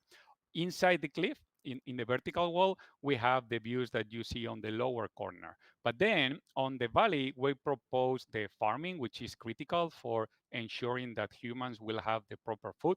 We also have the energy generation. That is an advantage because at the top part of the cliff, we don't really have the challenges of the need for protecting the spaces from the radiation because people are not going to be able to walk in those spaces. And then at the lower part of the cliff in the valley, we have communal areas, which are spaces that might be larger where we can actually interact in the community and in the city. But building on Mars is very expensive. Not only it's expensive to build, but it's expensive to maintain. So we need to find a very efficient solution that not only provides a community, but at the same time is containing a space. So here you can see some comparisons of areas. So we have around 170 square meters per person. If we compare with Manhattan, if we look at all the built spaces, including the streets and the parks, we estimated that is around 130 square meters per person.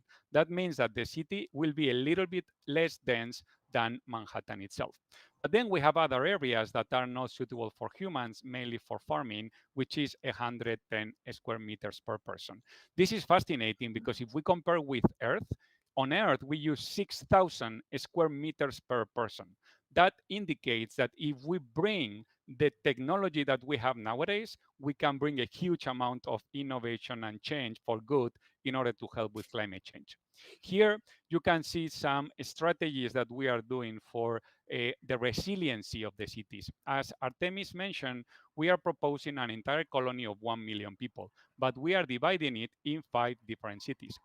That is in order to ensure resiliency. In case there is any problem in one city, we can always go to another city.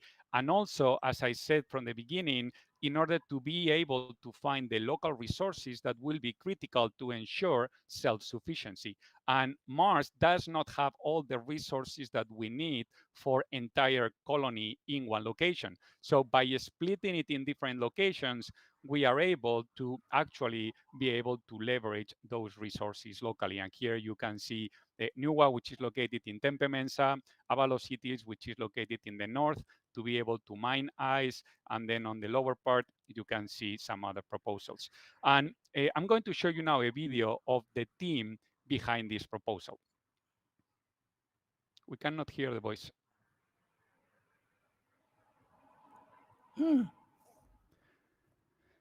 Seems like we cannot hear the voice. So you can see visually some of the multidisciplinary team that work on this. We have experts from astrobiology, astrophysics, life support systems, architecture, design, fashion. So more than 30 experts worldwide brought their know-how, and we were working for months in order to be able to come up with the solution that I briefly presented. And then I'm going to just keep quiet so you can actually see a summary of the visuals of the city. It's sad that we cannot hear the video. You can always Google it. It has been in the press worldwide, so it will be easy for any of you to actually see the video.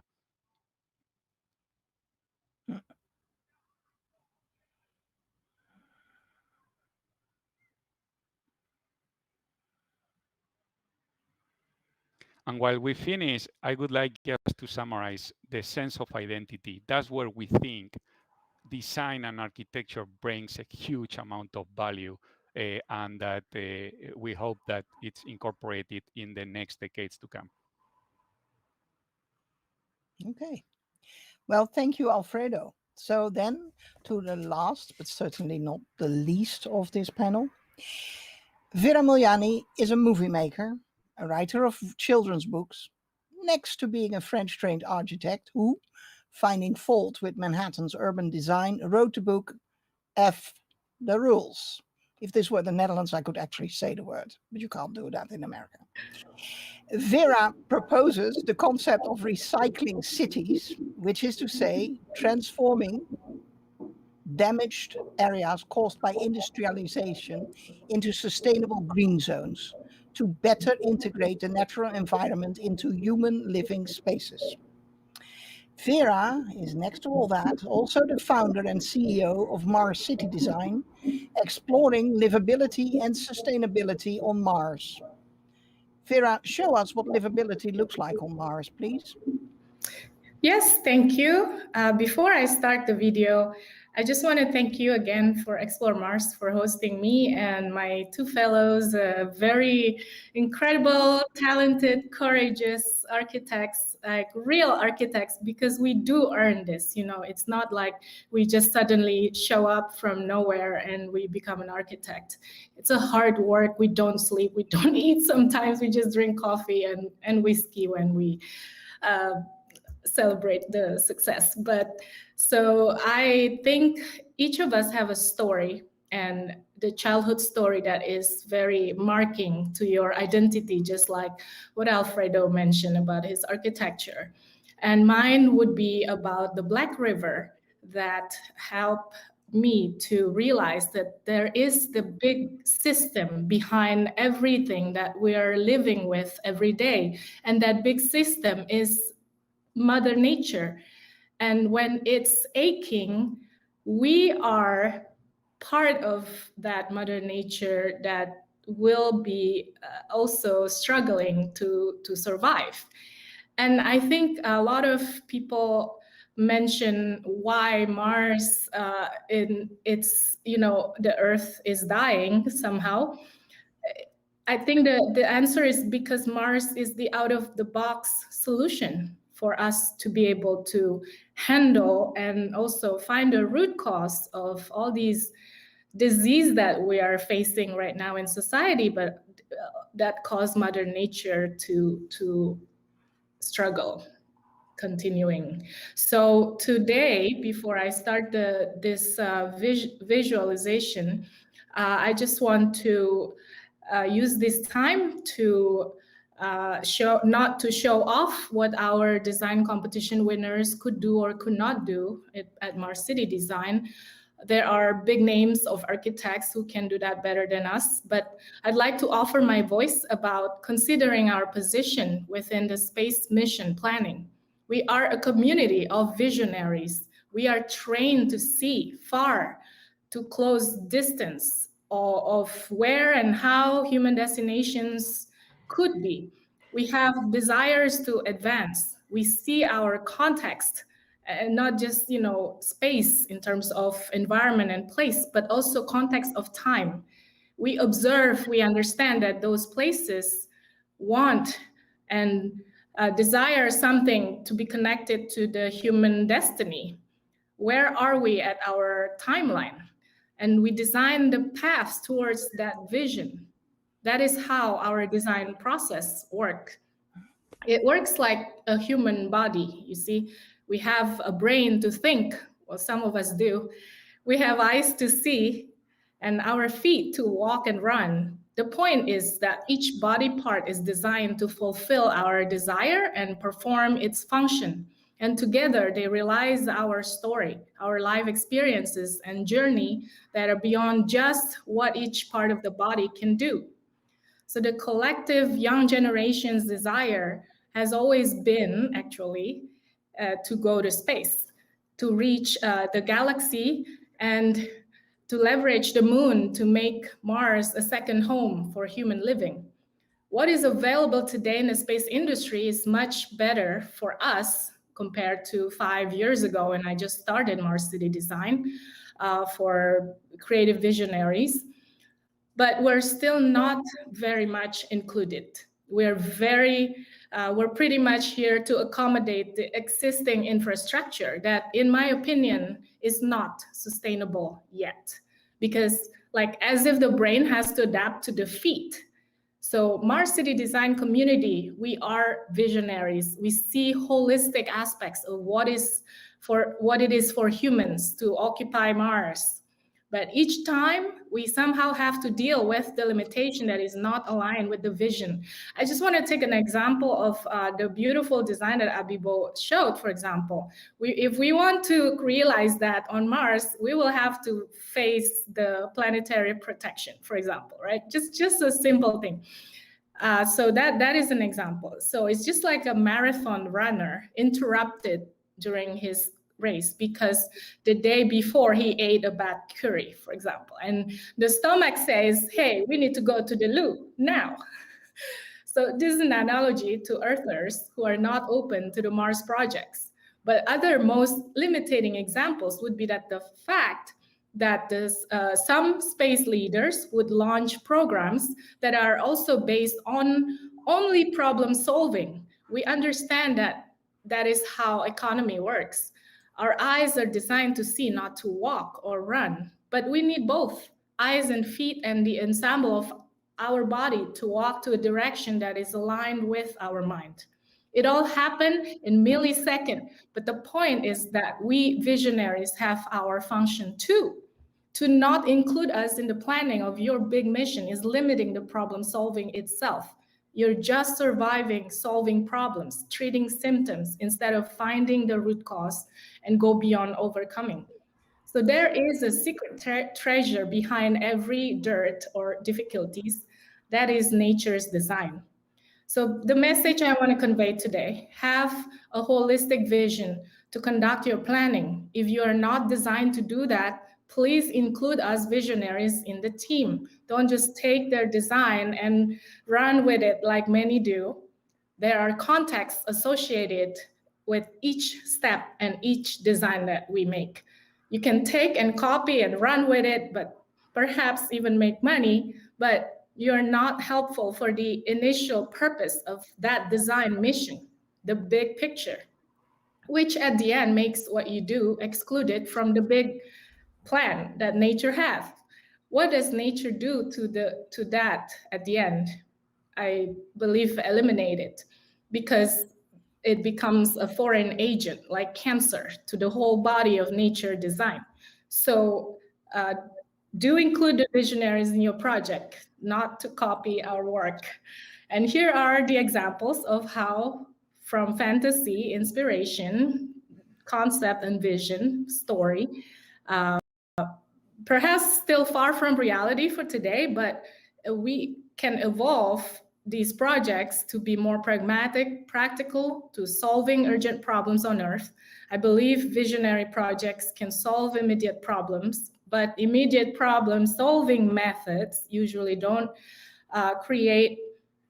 only creates new other problems that are not conducive with the holistic vision. And forgive my whole voice. So this is the example of a design by Karen Gandhi, Neurosynthesis, in 2016, that have grown into the next design in 2019. We envision the domes that each junction has a room, and we're using this for astronaut training. And of course, many of you may have seen this by Mohammed Ahmed, Mars Spine. It was the winner of 2020, as well as Giuseppe Calabrese's introducing how we can use the robotic system to build the greenhouse before humans arrive. And this is a 2019 version of Living in the Cliff that was designed by Sylvain Trouillman from Paris. And he directly referred to the Petra in Jordan, also show how the city could be built with the intention of sport activities. And it was in the context of Mars Olympic design.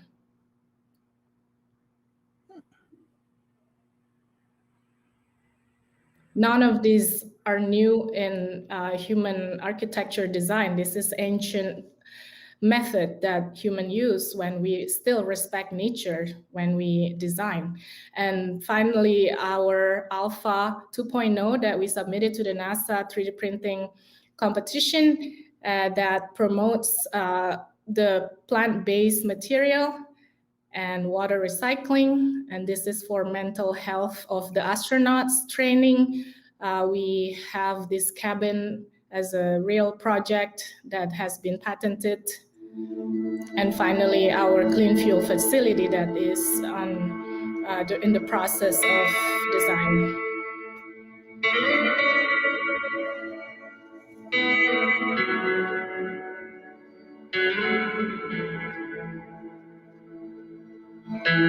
We are including actual technology that NASA has, the killer power, and just train ourselves to design the methods, the first path to really build our city.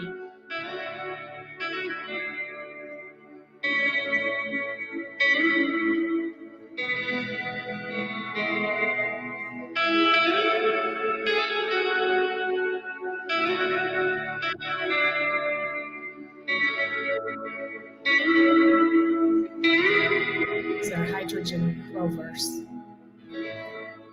That's it. Thank you so much. Great, thank you, Vera. Now, I think from what you just saw, my dear audience, you will understand that the aim of this panel is to look further into the future than most of the panels at this H2M. But our aim here in this panel is also to look not just at the end goals, but also at the interim steps to get there. And so I have a couple of questions for the panel, and I also see, and I'm very delighted that you, the audience, are sending in questions, which I can see in the chat. So I will try to incorporate your questions as well. Now, one of the first things that I would like you to answer me, on the surface buildings or underground structures, what's your choice and why? And I'm starting with Michal. Can you on underground or on the surface? I mean, yes. I think that if we're looking into, like you said in the beginning, to well-being, I think underground has a lot of issues in terms of psychological aspects of humans. Yes, it is a very good way to kind of prevent radiation to infiltrate the habitat. But I think living underground without actual connection to the outside world is a big issue. I think the solution will probably be a hybrid. Parts of the day maybe will be underground or inside the wall of a cliff, but parts of the day we will have to have some sort of connection to the outside world. And then again, there are other options to prevent or to protect the habitat from radiation, like using water walls, ice, things like that. So this is not the only option. It's a very interesting option, but I think that it's something that we shouldn't get used to from the get-go, even if maybe it's the immediate idea because of the psychological aspects. Okay, Alfredo, Vera, do you both concur with that? I would like to add something to what Michal mentioned. I think it's both, and it depends on what is the objective and the timelines. So for large buildings on the surface don't really work that well.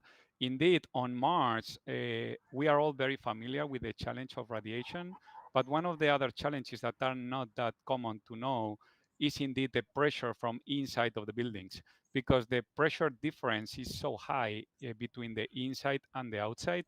If we build buildings on the surface and those buildings are very large, the exponential pressure from the inside will try to break apart the building. The skin will rip off. The structure will require so much material that is not really sustainable or doable on an economical term.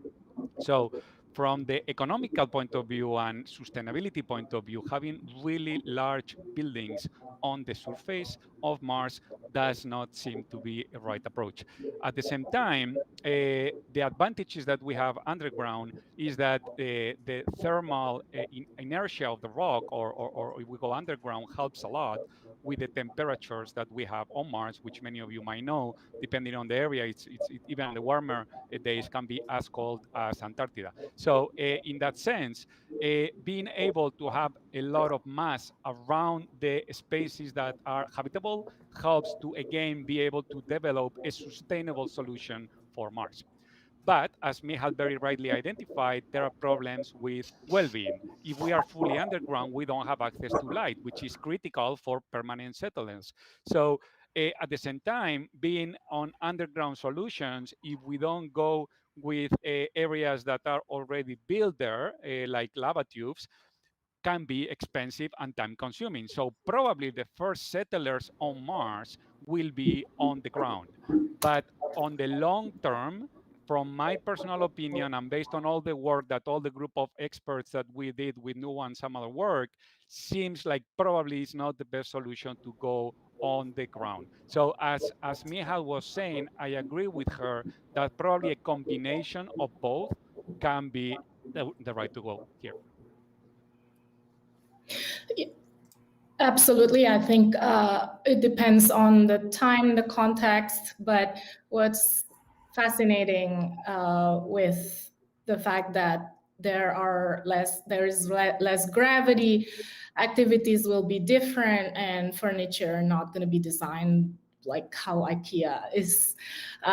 Will be really interesting to think about connections in the three-dimensional, even four-dimensional interior, or the design that we will live in, because at the end of the day, it may not be any kind of form that is permanent. It should be evolving, and it's really, really cold on Mars, right? I mean, how do you power all the energy for the underground base? But also, if needed, perhaps to protect us from radiation, if we have to live underground and to solve the psychological issues, then we need a way to introduce some new technology like pixels that are screening the outside view, for example, as an alternative windows. But this is really isolating, again, partially problems, instead of looking at how the city will be designed, and then we go to micro. But that's just an example. Okay. Now, my next question is, you're designing for humans, specifically you're saying, all the technicalities, all the science and all the and geology, I don't know, whatever they want to do on Mars, fine. But we have to take into account that we're sending humans, not robots. So that needs to be reflected in the design. Okay. Then my question is, will it make any difference who we will be sending for these first missions? Will it make a difference? Well, whether that's, a international group with Japanese, a European, American, a South American, someone from Africa, or do you say, now that specificity for humans is not what we're saying. We're saying, humans have certain needs, all of them, regardless where you live. And that will influence that design. And also, will that be the first missions will already influence what's being built? Is that the aim? Because, the cities further away, wonderful, but let's not, waste time, I always think. What's your feeling about that? I see Alfredo nodding, Sure. so I'm starting with you today. Sure. So I think architecture responds to a vision and to leadership, and obviously has a role in that leadership. So in that sense, I don't think it will set the right tone and the right roadmap to send a very homogeneous group to be the first ones living on Mars. So will the design change? Probably it will, but do we actually want to send people that are too homogeneous from the same country, same culture, same gender to Mars? I question if that is the right approach. So then the answer is probably we don't. Therefore, the design will incorporate that diversity that I think, and that's a very personal opinion, should be a must for a settlement on Mars, because again, Mars has to reflect the diversity that we have here on Earth. Okay, it's a bit not perhaps nice to ask this of the two ladies, but do you feel that there should be a 50-50 male-female being sent to Mars? If we're talking about, designing and, people we send. Michal, you want to? Go ahead. Okay. I mean, I have a lot to say on this topic. It is really interesting. In reality, physically, we are opposite sex, and we are, reproductive species. I mean, but today, when we send women to the ISS, apparently, we have to be contrary to our natural body function. Like, we can't have menstruation, and we have to be able to be like men, very strong and not really accommodated yet in terms of the entire design, like the suit. I mean, I'm sure that the way we will send the people to Mars, it will be a different chapter of our adaptation again. We were talking about a project in 2016 about extending our body function or elevating our body performance by having different external body parts as well that is integrated, so that we can actually function better in such extreme environment. But my suggestion to your question immediately, if we have to go tomorrow, I think Alfredo and Michal would agree with me that I would rather send my robotic avatar to Mars, my clone, so that it can express and perform the way I know to do here, but it will be my guinea pig, not having to sacrifice our life when we're not ready yet, but we can learn from it. I would love to add that two things. One is that if we look at male versus female, there are a few researches that show that for deep space, for long duration missions, there is an advantage to sending women. They are physically and psychologically. Space blindness is one thing that is more prominent in men for long duration of flights because of the radiation, and also how you behave in group settings and things like that. But I would also want to add that on Earth, a lot of the things that were designed for men, because they were designed in times where women and other small minority groups didn't have rights for the land or to use the public space.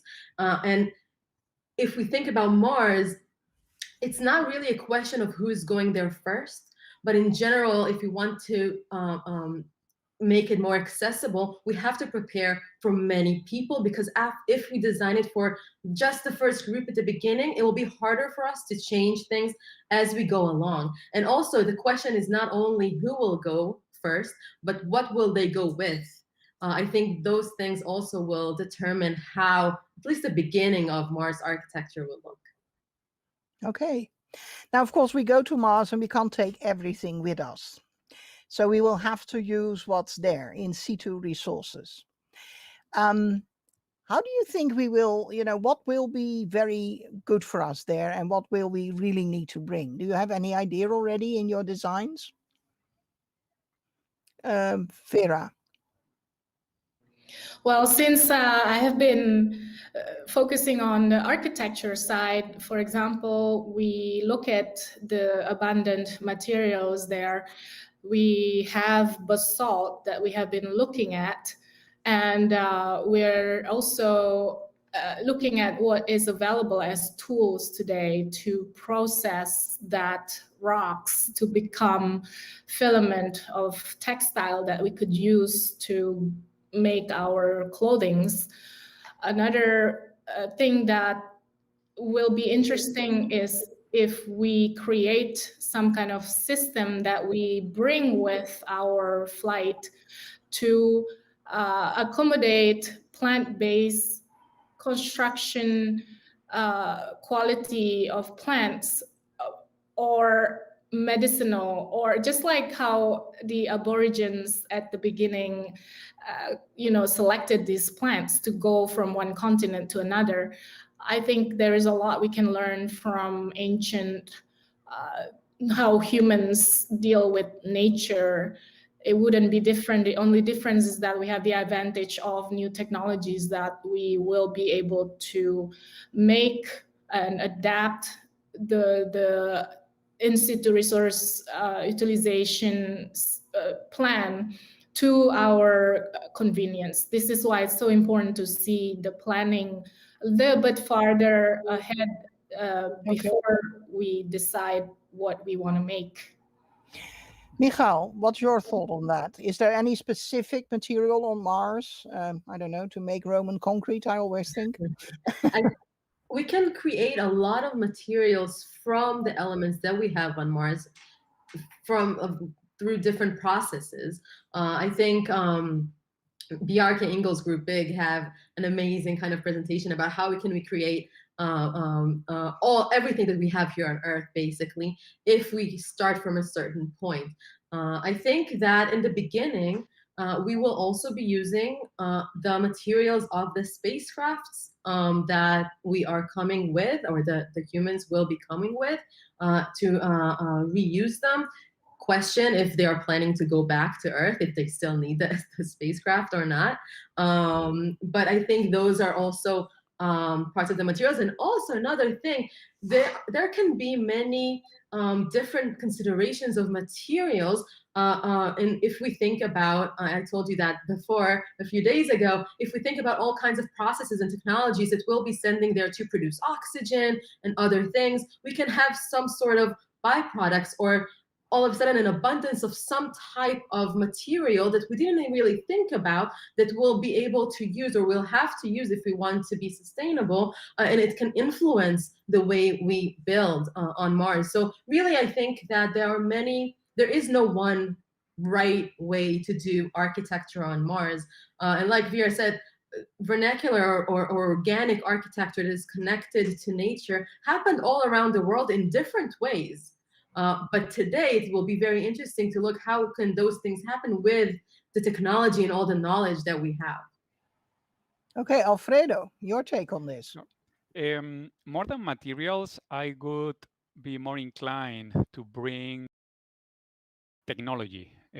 Robotics, artificial intelligence will be critical in order to extract the resources that are already available on Mars. That goes back to what I was explaining before about self-sufficiency. You were asking about concrete on Mars. Based on the research that we did with the team of experts, it does not seem to be a most reasonable or sustainable or feasible solution. On the other way, still, it's very easy to obtain. Again, easy question marks. The reason for that is that there is iron, a lot of iron in certain areas on Mars. We have a lot of CO2 and we have a lot of water.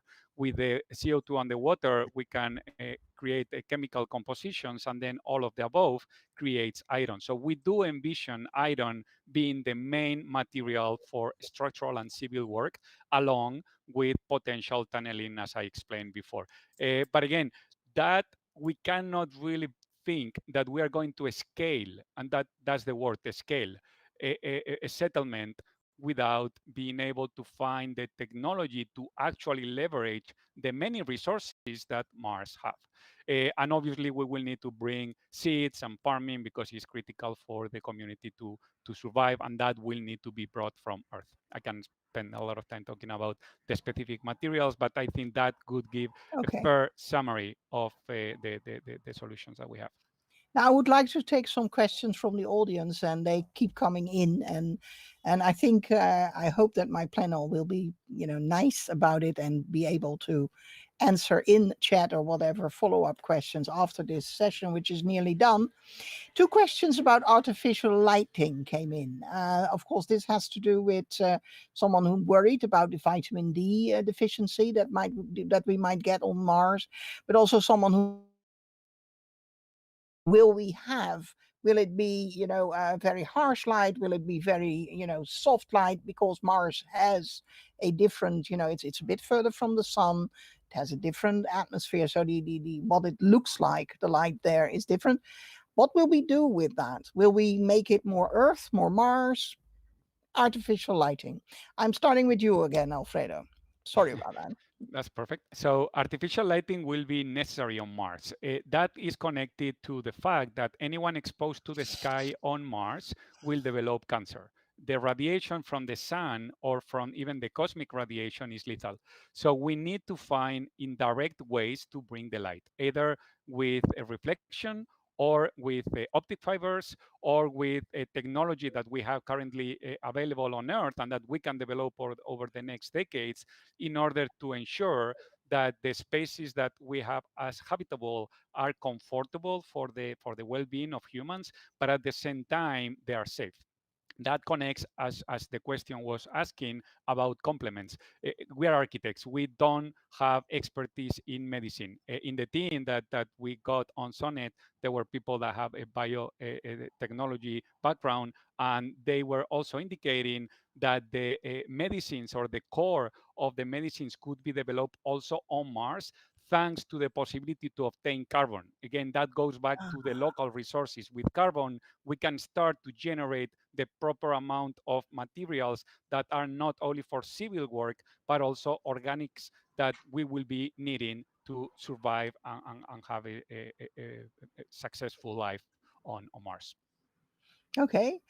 Any of the ladies have anything to add? And Yeah, I would love to add just really quickly that if we think about how we felt during COVID now in quarantine at home, humans need not only specific kind of light that maybe can imitate the sun, we need humidity and differences of temperatures in order to feel good. So definitely the beginning, as I said in my presentation, everything will be also artificial. We have to create controlled environments. So not only the specific type of light or types of light, but also the humidity in the air, the oxygen, and all the other things. So I think in the beginning, at least, we will want to imitate conditions that we have on Earth, because we are just used to that, and that makes us feel good, physically, psychologically, emotionally. And I agree also with Alfredo, and it's something that we will definitely need as we go further into the future on Mars. If we'll do terraforming, if we'll do all kinds of processes, hopefully one day we'll be able to enjoy other types of lighting. Now, I am very sorry, but we're at the end of the panel and I see a slew of questions, and I myself have a slew of questions, because this is an interesting topic. It is talking about how will we live on our next planet. And so perhaps next year we will come back and we'll do another panel on this, because there's certainly enough material.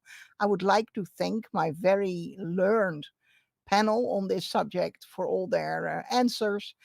And, I hope you, the public, will be able to reach out and ask your questions that weren't answered to them individually. Thank you so much. Thank you so much. It was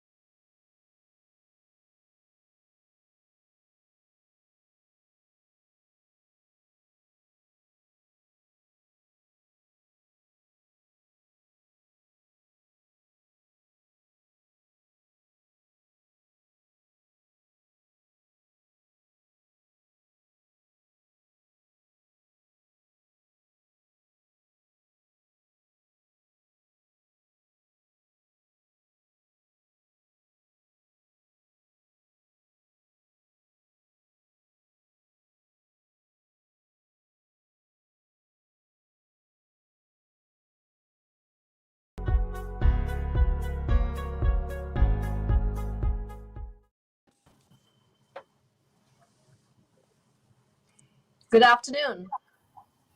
My name is Pavia Lal. I work at NASA, and I'm super excited to be moderating this panel of experts. As you all know, this morning, NASA Administrator Senator Nelson spoke to the Humans to Mars conference attendees, and one question he posed is, what is the propulsion system we use to get to Mars? This panel gets to actually answer that question. So we have Patrick Fry from Aerojet Rocketdyne, who is the Director of Business Development. We have Jonathan Witter, who is the Chief Engineer for Advanced Technology Division at BWXT. We have Tom Martin, who is the Director of Propulsion at Blue Origin. And my colleague at NASA, we have Anthony Calomino, who is a Senior Nuclear Technology Portfolio Manager. So we have this amazing group of experts, and I want to launch right into our questions. And audience, you are welcome to send in questions. I'm told I will see them on the chat that I see on the right side of my screen. So, so let me start actually a question. Space nuclear power and propulsion, which is what we're talking about today, incorporates both power and propulsion, and clearly there are common elements. But let's separate out them for a moment and start with propulsion. So I want to start with 3 generic questions that I will ask all of you to weigh in on. Before we even talk about nuclear, Patrick, make the case for us. Why can we not go to Mars with chemical propulsion? What does nuclear give, and is it worth it? Yeah, thank you. Yeah, it's a combination of system mass and short transfer times in order to keep the cost and kind of it reduces the crew risk, radiation exposure, zero G time during transit. And this is what you get when you add nuclear. It can be done with chemical, but it comes at again higher system mass cost. If you're looking at conjunction class missions, about 75% more mass needed to do chemical options. If you get to opposition class, which allow you the shorter stay times, it's about a 2x hit on mass. So, you know, the nuclear options allow you a longer launch window. And the other thing it adds, which is critical for reducing crew risk, is extensive abort capabilities with nuclear options, and allows you abort capabilities up into arrival at Mars in some scenarios. And that's kind of key in order to keep this initial missions very safe. Jonathan, do you want to add something to what Patrick said, or disagree or agree with him? Sure. No, I tend to agree. And as he's talking about the system mass is growing, what that means is that then the spacecraft actually grows as well. And so the assembly time to actually assemble the spacecraft to be able to perform the mission would also have a lot of time and a lot of launches from Earth to provide all that equipment up into space. So the spacecrafts themselves for a chemical propulsion system would tend to be much larger and require more multiple launches to assemble the vehicle and longer time assembling it. So that's another important contributor of what mass means and the specific impulse means to it for achieving those sort of shorter travel times. And now that there is more interest in achieving more of the opposition class shorter mission times, and then that just drives up the focus more on nuclear propulsion to get you there. Got it. Anthony, do you have anything else to add or anything you want to reinforce? No, I would agree with what has been said. I would add a couple points. And it follows off of what Jonathan said. It's multiple launches, and we have to recognize every launch has its risk, right? And so there's always the risk that a launch won't be successful. And what does that mean in terms of the requirements of assembling the system in space? And the fewer the launches that it takes to put the assets in space and that need to be assembled to go to Mars, the less risk that we're facing in terms of overall mission success. And then I would also want to add, and I guess Kurt's right. I mean, we could still travel in other technologies, but one of the missions I think that NASA should pay attention to, which is a good benefit, is expanding our capabilities. Right? It's not just meeting what we can do today and using the tools that we have in our toolbox to get that done, but it's also advancing those capabilities for future missions and looking forward to the fact that a nuclear propulsion capability, whether it's NEP or NTP, expands that exploration space that the agency, as well as the nation, can have available as we go into the future. Yeah, I 100% agree with you. It isn't just about, getting to Mars. It's also about, being able to do more. So Patrick, both you and Jonathan, you use terms like opposition and conjunction class missions. Not everybody in the audience may know that.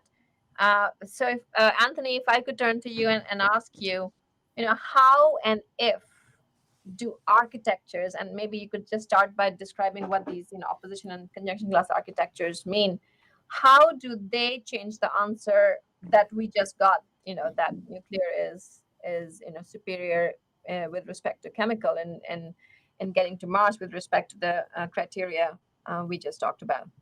Okay, so the conjunction class missions, conjunction is looking for that synodic alignment between Earth's orbit and Mars orbit, which allows for a low delta V or a lower energy increase in velocity to get that trajectory accomplished. And typically that trajectory would result in orbiting Mars and then being in orbit around Mars for another on order about 2 4.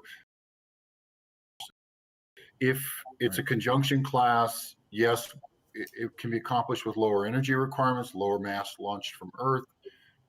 But that also means that the astronauts are going to be away from Earth for a longer period of time, and they'll be exposed to higher levels of radiation for that mission. The opposition class mission is what we call a short stay mission to Mars. And you leave a little earlier, you need to have a higher velocity, catch up with Mars, and then you can do about a 30-day on-surface mission on Mars, and then leave and come back to Earth with a Venus flyby, and that would results in about a 250-day reduced stay for the humans that would be part of that mission. And so that also has benefits in terms of radiation and zero gravity effects, but it also requires significantly higher delta V's to get out of the Earth orbit and to head to Mars. And that's the reason that we look at those two.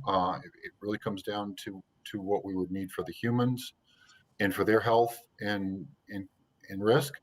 But the aspect of looking at that in terms of the propulsion systems, we're looking at these lower energy systems, each of them nuclear, electric, nuclear thermal, and even chemical will compete differently depending on that mission. So as was offered, the 75% higher mass for an all chemical stage compared to a nuclear stage is really for conjunction class, where we wouldn't need the energy to complete that mission.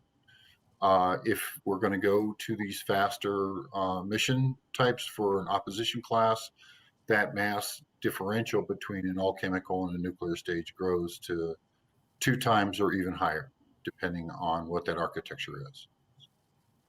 Right. So one really core criterion you mentioned, Anthony, was sort of surface stay. How long do we want humans to be on the surface of Mars? And what I heard you say was, using an opposition class mission, we have a short stay, 30 days, which has all these advantages you mentioned. In a conjunction class, we have to stay a lot longer, which comes with its own challenges. But then on the other hand, I mean, those are the traits, right? On the other hand, an opposition class mission requires much higher delta Vs. So clearly, kind of two important criteria. I want to open this up to the rest of the panelists and ask a question.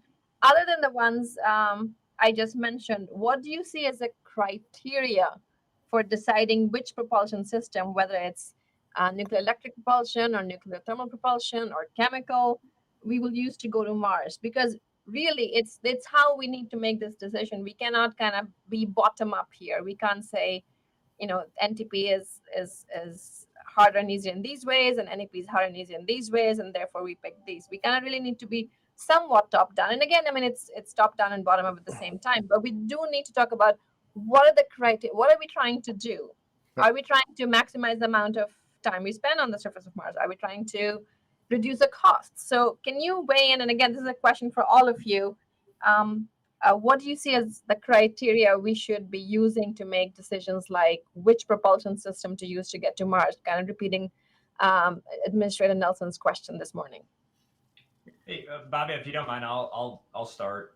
One, I think we should step back. I know we're at the Humans to Mars Summit, but I think we should step back and say, as a portfolio of technologies and capabilities, where does space nuclear propulsion and power apply across a bunch of different mission sets, not just, a human Mars mission, but how does it apply to the cislunar space? How does it apply to the national security community, as well as civil and commercial? And so look at, which of those technologies might have the broadest application to a wide variety of stakeholders, so that when we commit to make government investment, particularly of taxpayer dollars, that we're going to maximize that benefit to as many users as possible. So that would be my first suggestion, is that we take more of a holistic view when we talk SNPP.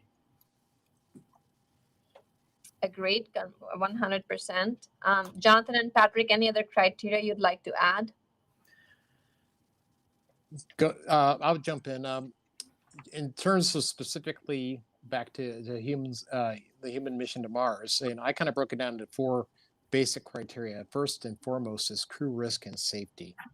It'll be the number 1 criteria in terms of selecting which is the best of the propulsion options. Then comes mission risk and complexity.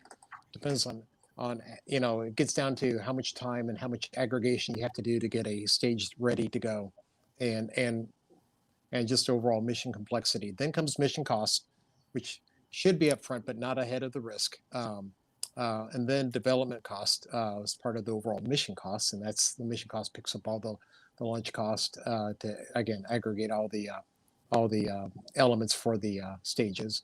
And then finally the development time frame. How long is it going to take you to get there? And when you look at the different propulsion options, how many back to the development days, how many miracles are needed to be solved in order to make that one happen, and how real or how near at hand is it? Those would be the basic set of criteria. Yeah, definitely. Go ahead, Jonathan. Yeah. I was going to say, I agree. You really need to have, it needs to be driven from the top with some sort of requirements that then can allow you to make the decisions on which are the best architectures or which are the best propulsion system to use. And I think Tom brings up a good point, that having a holistic view of perhaps other applications for the technology, which ones by advancing propulsion may be able to advance power for other purposes. So I know that's another part of our discussion today, is a little bit about surface power. Yeah, and to build off that and kind of what Patrick said, right? Some of, I think the technologies are more portable, and some of them are mission specific and architecture dependent. And so the more the solution is, architecture and mission dependent, the less likely it is going to be more broadly applicable to different customer sets. So I think that, again, that's an important place for us to look, when we're talking holistically, is we're engineers, we know the rocket equation, we like to optimize for the specific mission, but to the extent that we can use technologies that can be used all over the place, I think it's better for our business, our industry as a whole. Yeah, let me take a break from asking you questions of high-level questions, and maybe turn to Anthony for a few minutes to maybe talk about some of these applications that Tom and others mentioned. Can you tell us a little bit about what NASA is doing in surface power and propulsion, and also what other agencies, DoD and others may be doing in this area? Just again to get to Tom's point that we need to kind of look broadly and see what are the touch points across various applications and users. Sure. So NASA is obviously looking at the requirements for both lunar surface missions as well as Mars exploration missions. And one of the guiding principles as we look at that is synergies between the two, right? Not necessarily focusing on developing a capability that is going to work out well on the lunar surface, but then needs to be reinvented or redesigned for a mission for Mars. The two particular areas that we are looking at are obviously power and propulsion. Let me talk a little bit about the power side first, and then I can talk more about the propulsion side. When we look at the mission needs for the Foundation HAB and the initial operations on the lunar surface, the groups that we're working with have really identified that something in the 10 kilowatt class power range will satisfy their needs. They actually have a little bit less than that for their power requirements for their initial missions there. Right. And that 10 kilowatt actually is also a good fit for the short stay mission for Mars. So 10 kilowatts also provides the power that is needed on Mars. Although we would see that there is going to be the opportunity and probably a very near-term need for additional power on the lunar surface, we really want to be able to have that first capability that we develop and demonstrate one that fits Mars and the moon, not just the lunar operations. Part of what we've built into that is extensibility, or what we're calling is extensibility in power. And that is to come up with a basic design that you can envision can be grown without major changes to that design, sort of grown in an engineering way to a higher power limit of 40 or 50 kilowatts for the lunar surface initiative. And still be able to retain that 10 kilowatt capability for the Mars operation. And that's a big part of our strategy right now and moving forward. Consistent with some of the more recent policy changes that have come out of the White House, we have principally focused on low enriched uranium solutions for this.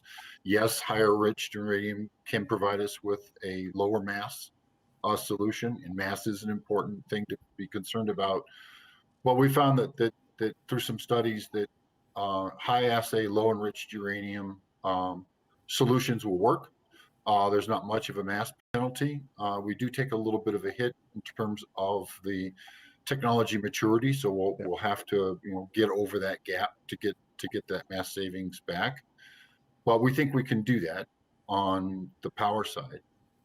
And just other two aspects that I think are worth noting is we would like to make certain that where we have that opportunity, that whatever technology we are developing for these lower power surface operation systems, that we wire into it, or that we at least pay attention to what we're going to have for NEP, which is going to be on the megawatt level, right? Now that won't necessarily be the design. We don't expect it to be the design, but we are using moderators in some of the fuels, and we would like to be able to have some of those fuels, moderator materials, still be used in a higher power system. For nuclear thermal propulsion, NASA's had a few years now in terms of direct investment with nuclear thermal propulsion. Very challenging. We need to have a reactor that's going to operate at, let's just say, north of 2,900 degrees. There aren't many materials that are still solid north of 2,800 degrees Kelvin. And of those materials that are, they have to be compatible with a nuclear environment. And so the selection of materials has really become a challenge. The fabrication, the manufacturing of it is a real challenge. And that also extends to the fuel forms. There's just not a lot of data out there in those temperature regions that we can draw from to really get a good feel. But we've got some solid investments that we feel in the next 3 years will buy down that risk and give us that information that we need on NTP. I think it's worth noting that nuclear thermal propulsion also has the interest for some of the DoD or strategic interests for security as well. And so wherever we have that opportunity, we engage DoD groups and we collaborate with them to make certain that we both are working on areas that complement our needs, and that we're both addressing where we can the investment needs of each other to get that done. Right. We do want to invest in NEP. NEP shows some really strong benefits for a Mars opposition class mission in terms of launch mass, and so it has a strong draw for us to look at that. But there are things that we know we need to address in terms of the power, as much advantage as we can of commercial engagement. We really see that is extremely important to keep industry engaged and to send out like design innovations to engage them in terms of their ideas, their thoughts. They've got a lot of experience with terrestrial systems to try and use or leverage that in our systems. And actually the focus on LEU fuel types has really actually enhanced that ability to engage industry in the things that we're doing. So that's an amazing amount of work. So basically, both NASA and DARPA are investing in nuclear propulsion. And actually, one thing you didn't mention, Anthony, that I just recently read about in the media is that Defense Innovation Unit is also looking for a commercial in-space power and propulsion option, which is pretty cool to hear about. And they're as you said, kind of moving forward on a commercial note. Okay, so I want to take this break just to kind of address Tom's question about we do need to understand the lay of the land. Given the lay of the land, and that there have been White House directives, there was an executive order on nuclear power, which had both terrestrial and space components. There was a space policy directive, SPD 6, on space nuclear in sort of in the context of, and then there's actually, I mean, as many of us know, there was a national security presidential memorandum on launch approval. So now there's actually, if that is led by the government, where private entities, but government and private entities know how to launch a nuclear system. So that's pretty exciting. So it seems the groundwork is done. Returning to the panel. Jonathan and Patrick, maybe if we can start with you, and then maybe Tom and Anthony, if you have some thoughts as well. Pick a system. How long do you think? I mean, that's maybe the long pole in the tent. How long do you think it'll take us to develop a propulsion system to get to Mars, and what are the steps?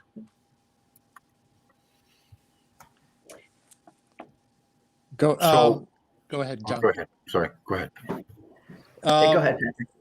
Yeah. Hey, while you're deciding who goes forward, can I say hi to my friend Tor? He's 4.5 years old and he's watching. And how exciting is it that we have a 4.5-year-old watching this panel and wanting to go to Mars? This is what it's all about, people. Hi, Tor. I love you.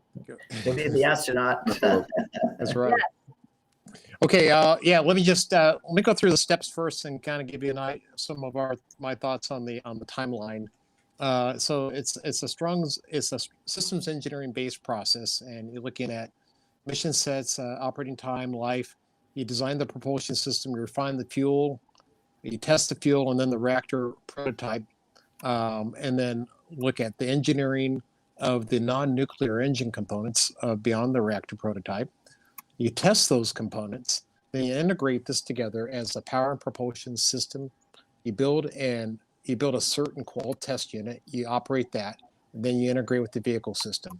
So those are the kind of the steps that need to occur. And one of the key ones is, again, you get to a prototype system test before you go on and do your certain qual. And they're working right now under NASA funding to work on the NTP prototype. That's about an 8-year process to get that done, or just into that about a year. And then another 4 to 5 years after that to get kind of the initial flight capability through its critical path and get that certain qual unit. And then a few years, you have build up your first set of engine stages and in the vehicle. And so we can be ready in the 2030s timeframe, kind of mid 2030s plus for this mission. Right, I would agree. And it's a lot of that kind of takes commitment and wherewithal Yes. to stick with the program and actually advance the technologies, advance the TRL levels of following that systems engineering process. So having the wherewithal to stick with it and accept that there may be some setbacks along the way as you're developing the fuel forms or the systems with whatever test, and be adaptable to make adjustments to the concept design or the propulsion system, whichever it is, architecture for that to best meet the needs. Another part of that would be then too as well, how aggressive do you want to be with the performance for the system, which would give you the ultimate best, but would there be another pathway to kind of progress your way along there and achieve things sooner that may have let's say lower temperature needs is the biggest driver. Materials and temperatures are always the biggest drivers for any of these systems, whether it's thermal propulsion or electric propulsion.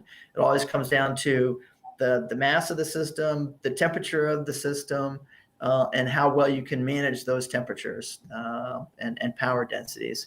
So perhaps another, and this has been the technical debate over the years of being involved with this, is what is the best pathway to go, and once that's been settled down, then stick with it. Yeah. Hey, Vanya, if I could add a little bit, just a different perspective, right? DARPA's off. They've got their own program, working somewhat in conjunction with NASA, but that program, Draco, the demonstration rocket for agile system lunar operations, quite a mouthful. They're working an aggressive timeline to get to an in-flight demonstration of an NTP system in 2025. Clearly it's not intended to have all of the capabilities you would need or want for the operational system, but they've laid out, I think, a realistic and aggressive approach to at least demonstrate an NTP capability in the 2025 timeframe. So I think, again, it gets back to that question of, the propulsion systems versus, the big architectures. I think depending on how we want to view it, the certain propulsion systems might be available sooner than the systems they may integrate into. So I don't offer that perspective.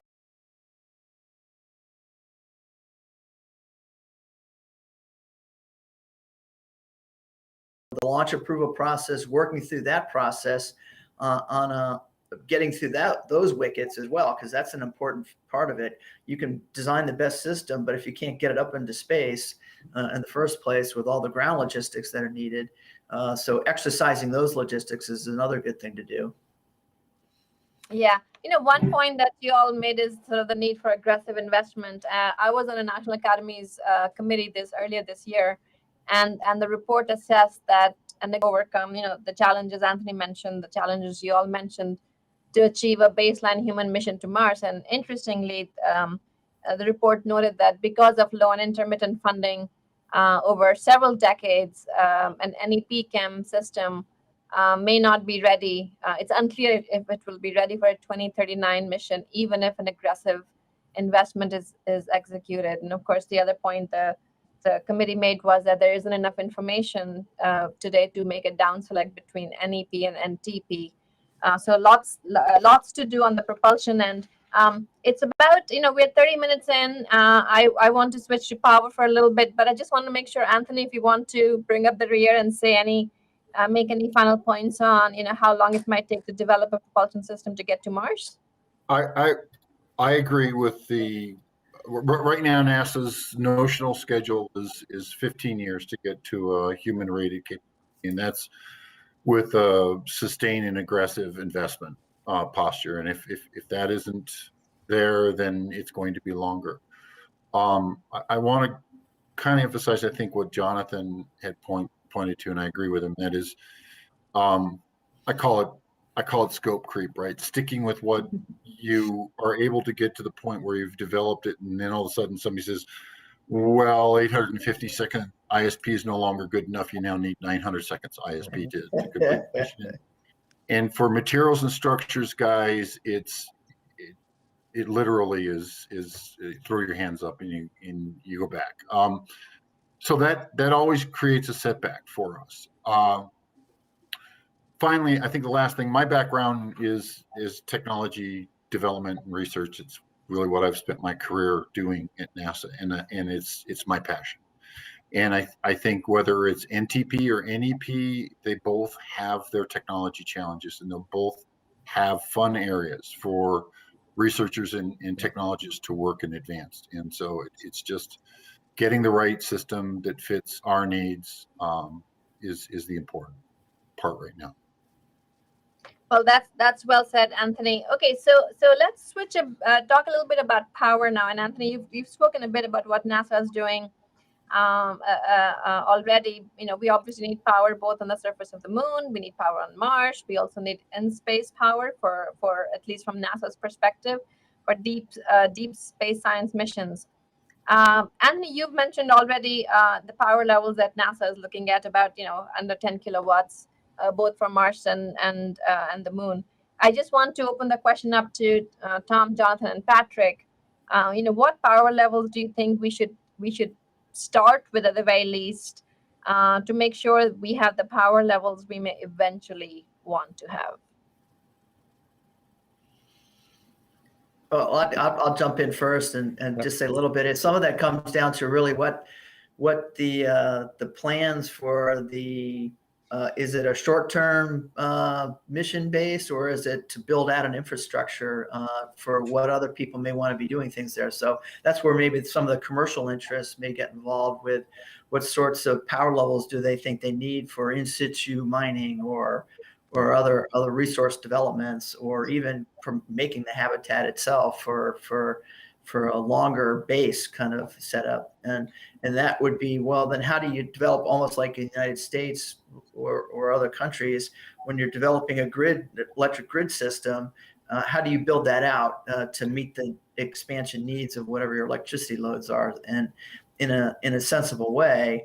So probably starting off with lower power levels at first, and then maybe, like Tom was saying, is leveraging into, well, if a mining company needs a megawatt of power, well, then that kind of megawatt scale is good for nuclear electric propulsion, but it's also good for surface power needs.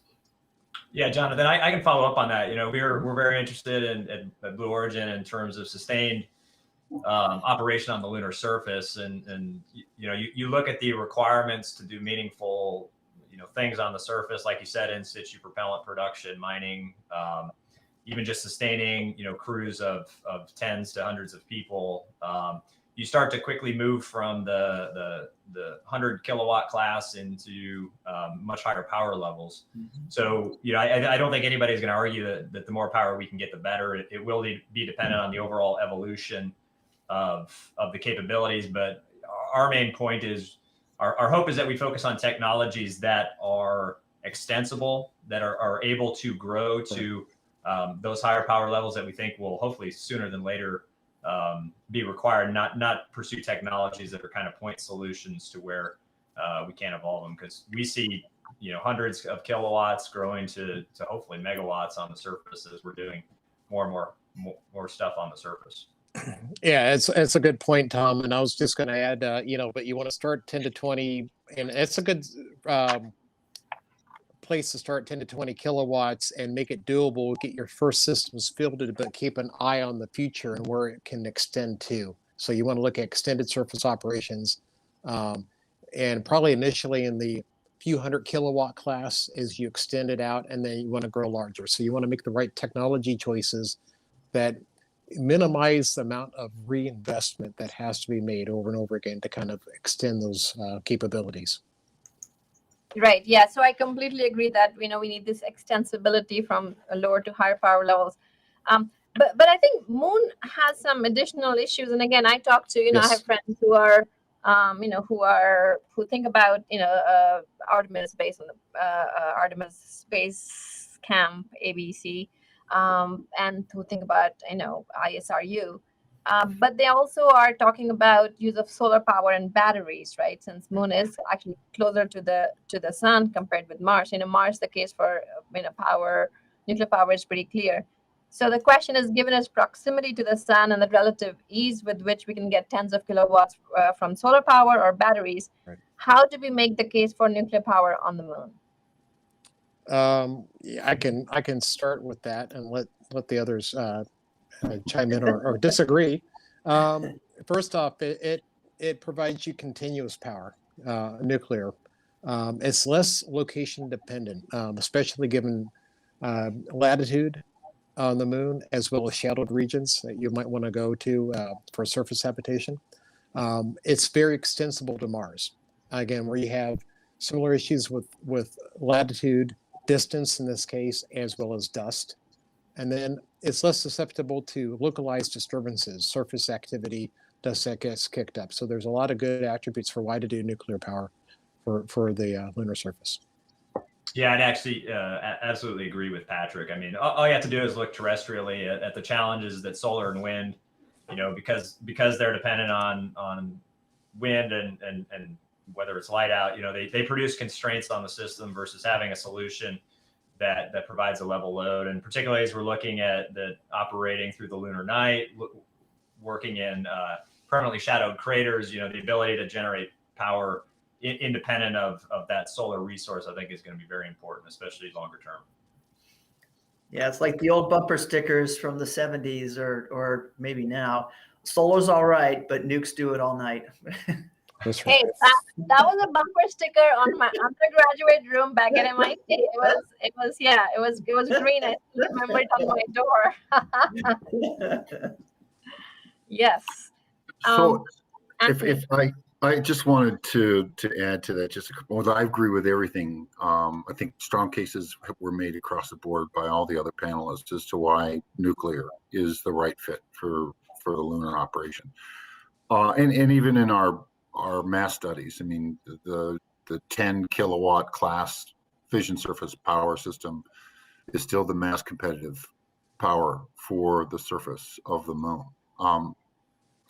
And as we grow, right, we're talking about a couple hundred kilowatts eventually, and maybe, as Tom indicated, you get up to megawatts. Those nuclear systems, the mass of those nuclear systems are not going to grow anywhere near what you would have for these other conventional energy sources. And at some point in time, you have to just bite the bullet and get into it and begin to develop that capability. And the lunar surface operations is that opportunity for NASA, is to get that started. Yeah, and Anthony, I think that's a good point. I mean, one of the other constraints that we've got to consider is, the mass of the reactors and how we actually get them down to the surface. And that's why, considering it within the overall transportation approach, right? So do we have landers that are large enough to land these reactors, and especially as we want them to grow? So, all of this is kind of coupled architectures, but we need to remember that we're ultimately constrained by the mass that we can actually put down on the surface. And so to the extent that we can grow the landers and bring more mass down, the more we can take advantage of these power systems.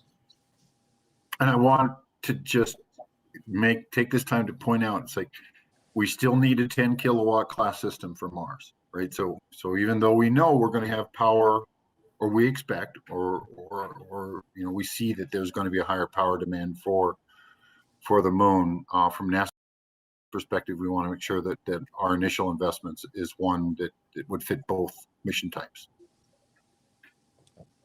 Got it. So a few weeks ago, many of us were at the Space Symposium, and some colleagues of mine who are in the private sector asked me a question that I want to pose to you. The question that was asked of me is, why doesn't NASA just buy power on the Moon? So instead of trying to develop, put out solicitations to develop a system and then being the owner and operator of a nuclear power plant, why isn't NASA just saying, hey, industry, we want power on the moon in year X at X dollars per kilowatt hour? What are your thoughts on the US government purchasing power from the private sector as a service, as distinct for developing it using traditional contract mechanisms? And again, I'll open it up to any of you who would like to address that. I don't know, Tom, if you want to start. Yeah, sure. I'll go for it first off. I think, I mean, ultimately, we would want to be providing a commercial service for power, as well as just about everything we want to do on the moon and ultimately going to Mars. I think it's a question of, what are the market conditions that would justify a commercial service? When is the technology sufficiently developed to support that commercial demand? And then we also got to look at how would that power capability integrate into the architecture, because most likely the power system isn't going to be sitting there independent, right? It's going to need commodities, logistics. So I think we'd have to think through all of that, but ultimately we definitely would want to get to the point where it's bought as a service, just like we do here on Earth. I think, again, it's just a question of when do the economics and the technology kind of close the business case? Right. Jonathan, Patrick, any thoughts on that? Yeah, no, I agree with Tom on that. It's just about when the infrastructure develops to the point that there's a real user need, and then you're at a point where you have to build it out as basically a grid system. If you're going to actually add users with separate facilities or adjoining modules to that habitat setup that's there initially. Right, and if it were be like if you'd have different utilities providing it, if it really grows a lot, or maybe it could start out as kind of like the Tennessee Valley Authority is kind of like a pseudo government, pseudo private company running power generation for the Southeast. So there may be some opportunities like that to build it out. But again, it comes down to for a commercial investment, it's going to come down to the business model for that. Awesome. Hey, so I'm starting to see lots of questions come in, which is very exciting. Before we switch to those, I just want to kind of close this particular question out with Anthony. Anthony is a nuclear point person at NASA. You're like, what is she going to ask? I mean, are there any restrictions or any legal issues NASA has where we can't do that, where we can't just, set a price? No, not that I know of. It's not my field, but it, I've not heard of any. I think that one thought on the question itself is, NASA has a need for the power, and NASA would quote be its own customer for that power, for the initial missions. But part of our strategy is that, like most everything, we don't want to own the product, right? We want to be able to build that coral reef. We want to be able to anchor that investment and nurture it along so that it gets to the point where it is something that industry would have and be able to not just use themselves, but also provide back to the government. I think that's always been a consistent model that NASA's had. One of the interesting things that we do have, hopefully very soon, looking at getting a release out for a solicitation for designs from industry for the integrated power plant. And some of the folks that have talked about this, it's interesting because they've asked questions. They go, well, if we give you 30 kilowatts and we still hit your mass needs, can we sell the other 20? Right. So they're already beginning to think commercial product from their own business model. So I do suspect that once we establish that coral reef and we anchor the capability, that the commercial growth in production and supply of power will be something will come naturally. I love that metaphor, Anthony, coral reef. I just think that's fantastic, having dived at a few coral reefs. Yeah, I mean, setting up a coral reef on the moon and Mars would be pretty Spectacular. Okay, so let's switch to some questions. A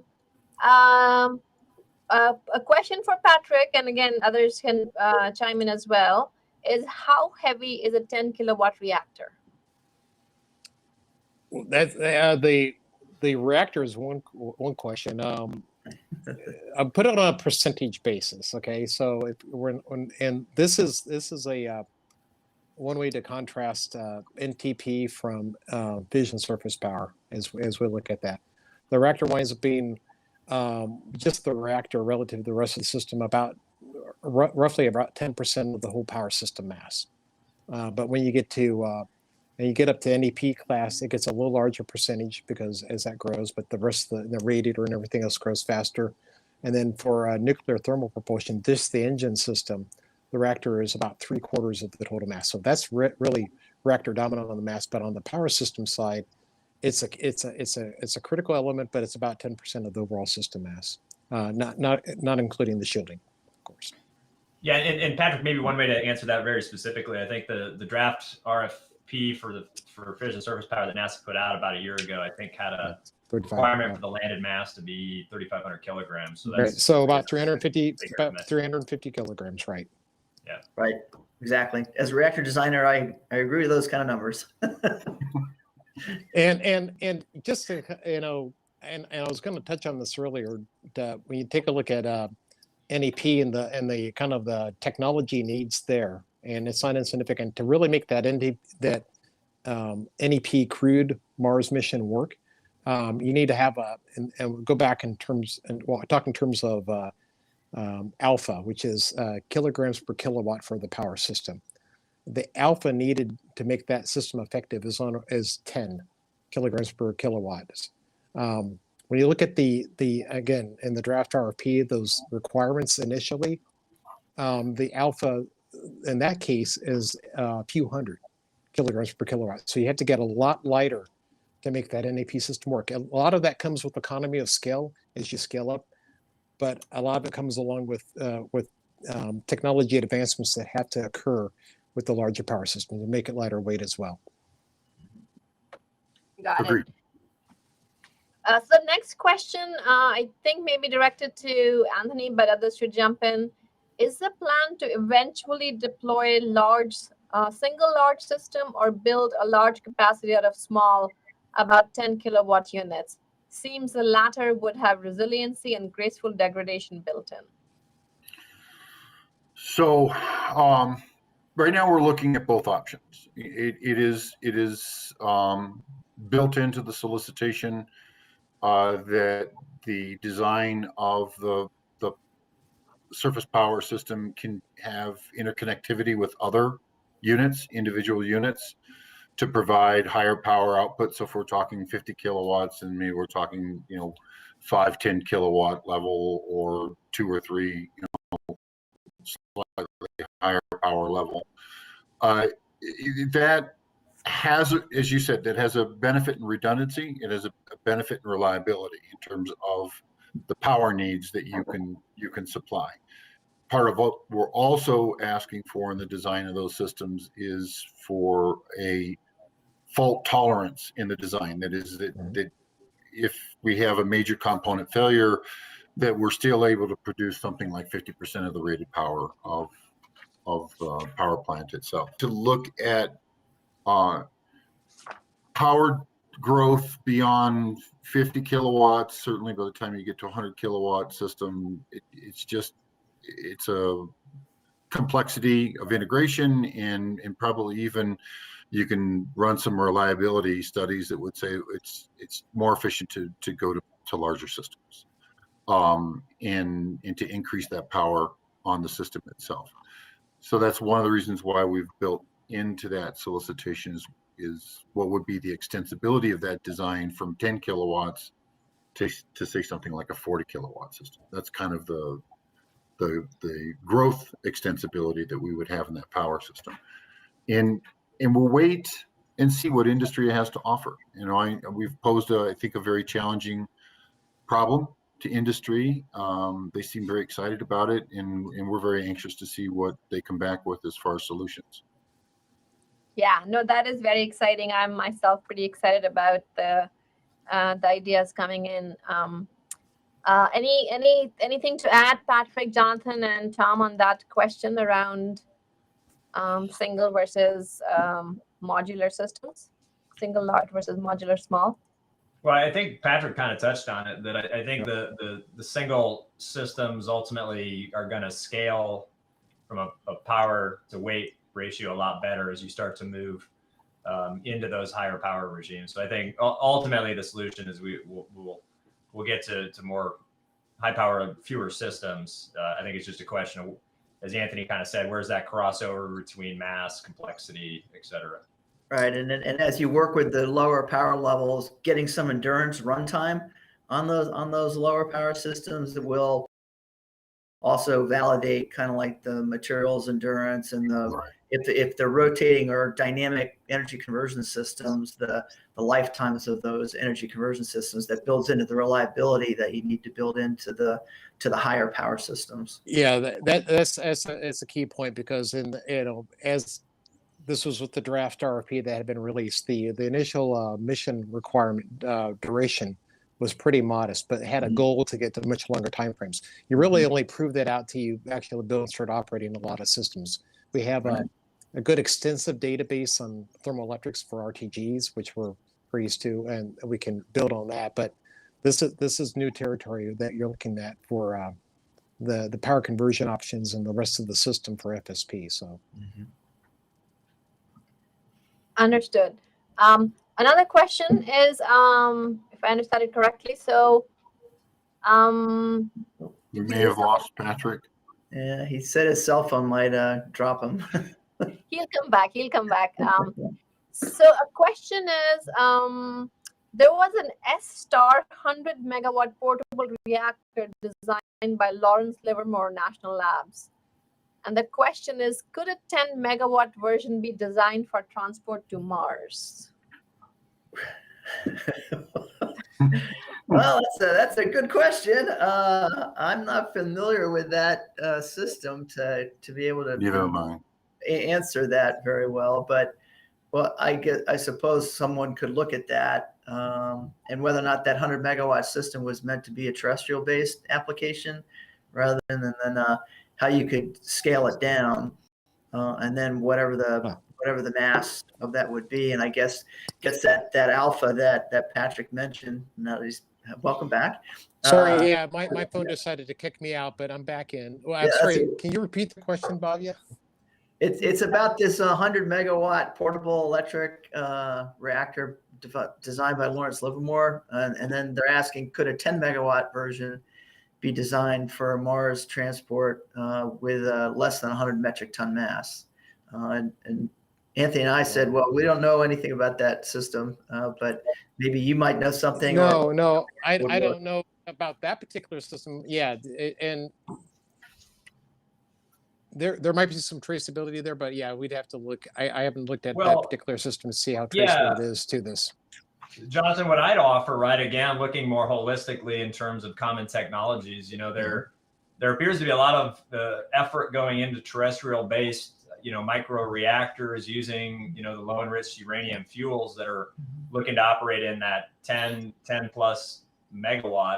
Again, obviously there's a lot of design aspects that aren't going to port well to a space application, but I would again argue that the more we can leverage a lot of the work that's being done on the terrestrial side from a technology and a capability perspective, the better for all of us. And that is where they're looking at that 10 plus megawatt type systems. Yeah. And I think that the thing that kind of concerns me about the higher and higher, like multi-megawatt class scale of electric production, is that you really need to have a really high efficiency energy converter as possible. And you need a means of having a very high efficient radiator, because you're going to be rejecting megawatts of heat to space, and that's not easy to do. It's easy to water. Yeah, no, and with the heat rejection for space, the name of the game is the temperature for the heat rejection, because salt heat of the fourth. Yep. So can I offer just a couple of maybe thoughts that haven't been offered, but although it was touched on by Jonathan earlier, one is creep scope. I mean, scope creep, right? It's like we don't need 10. We don't need 100 megawatts on Mars. We need a couple tens of kilowatts on the surface of Mars. Right. And there's just a really high risk to designing these big systems without first getting some experience with these smaller systems that we just really shouldn't engage. The other part, which is really very important to consider, but you wouldn't necessarily think about it being related, is the amount of mass that NASA's landed on the surface of the moon or on the surface of Mars is around a little over a metric ton, around the metric ton. Let's call it a metric ton. And that has pretty much pushed our EDL architecture to get that mass onto the surface of Mars. For human exploration, we're looking at landed payloads in the area of like 18 metric tons or 20 metric tons. And we're developing brand new EDL capabilities to get that done. And these capabilities haven't yet been demonstrated in that environment and would need to be demonstrated in the environment. We start talking about landing 100 metric tons on the surface of Mars. You can see how far out we are from looking at something like that. So it gets back to a comment I think that was said before: how is it that your capability fits into the overall mix of the mission, what are the requirements of that mission, and making certain that you maintain something reasonable that doesn't push your requirements and doesn't result in scope creep. I agree with you wholeheartedly, because you got to keep your eye on the ball and make the development requirements modest enough or doable enough, practical enough that you can get this done in a reasonable time frame for a reasonable cost, but with an eye on the future, how to make it extensible. But again, don't go. I really want a home run, but I'm going to be happy if we could just get to first base. Okay. And I'll start looking at second. Yeah, I mean, this makes sense in so many other domains that, we kind of start, baby steps. We start with a Model T before we get to a Ferrari, but somehow in nuclear, we want to go to the, we want to do the, good stuff right away. And there is the learning, not just in technology development. We don't even know, I mean, the launch approval process is very new. So we don't even know sort of our legal steps. So I think, we do need to kind of start small, but I think the key is making sure that there is that extensibility. So as we do go, we don't have to keep starting over each time, right? So that's kind of key in my mind. We are kind of coming towards the end of our time together. I'd actually hope that we would maybe all have about a minute each to end, but we don't have that much time. Does anybody have any burning comments that they had wanted to share that you'd like to? Yeah, Bobby, I did. We have talked a lot about the power. From a propulsion perspective, I think there's a lot we can learn from traditional propulsion development. If you look at engines like the RL-10, the Merlin, when you design an engine that is capable and meets mission needs, it tends to proliferate independent of the initial mission that it was envisioned for. So I'd hope again that we kind of look at, some of this as a capability, not as a solution to a specific mission, and have that viewpoint as we look to, where should we be investing relative to space nuclear propulsion and power. I think the traditional chemical engine in business has a lot of examples on where you can do that. And I just very quickly, I want to offer up now, just like a nuclear reactor does not a systems capability make, right? It's a critical subsystem. We need it. But when we start to look at the fact that for NTP, we need large cryogenic fluid management and storage capabilities. For NEP, we need the PCS and we need other technologies that are going to make that capability work. So we talk a lot about the nuclear side of the gap or the needs, but it's important to recognize that there are a lot of other challenges that you need that are adjacent to that system, and they too grow, and they too can become more complex as you begin to look at higher power systems. Yeah, that's a good point, Tom. And I would just reiterate that you want to take a look at, modular approach too. So you want to build up a basic building block set. Again, on our NTP architectures that we've looked at, our basic building block could be configured in to either serve an opposition or a conjunction class mission. Different architectures building up out of a set of common elements. But you want to basically establish that capability first, and then be able to serve multiple different missions with that. That's well said, Patrick. And I think with that, we should thank our audience for being part of the panel discussion. Thank you all so much for taking the time to talk. I'm hoping that this session was taped, because I need to go back and listen to it a couple of times to make sure I got everything. Thanks again, everyone, and please enjoy the rest of the conference, and see you soon. Thank you. Appreciate it. Thanks. Thank you. A lot of fun. Bye. Bye-bye.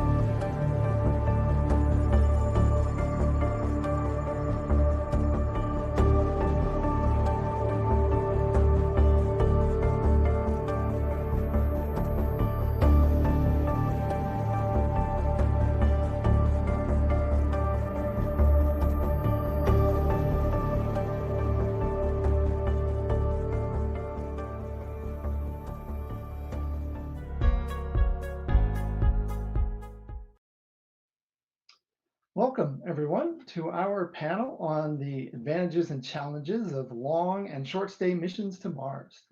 I'm Tim Sheehan, the Space Exploration Architect at Lockheed Martin.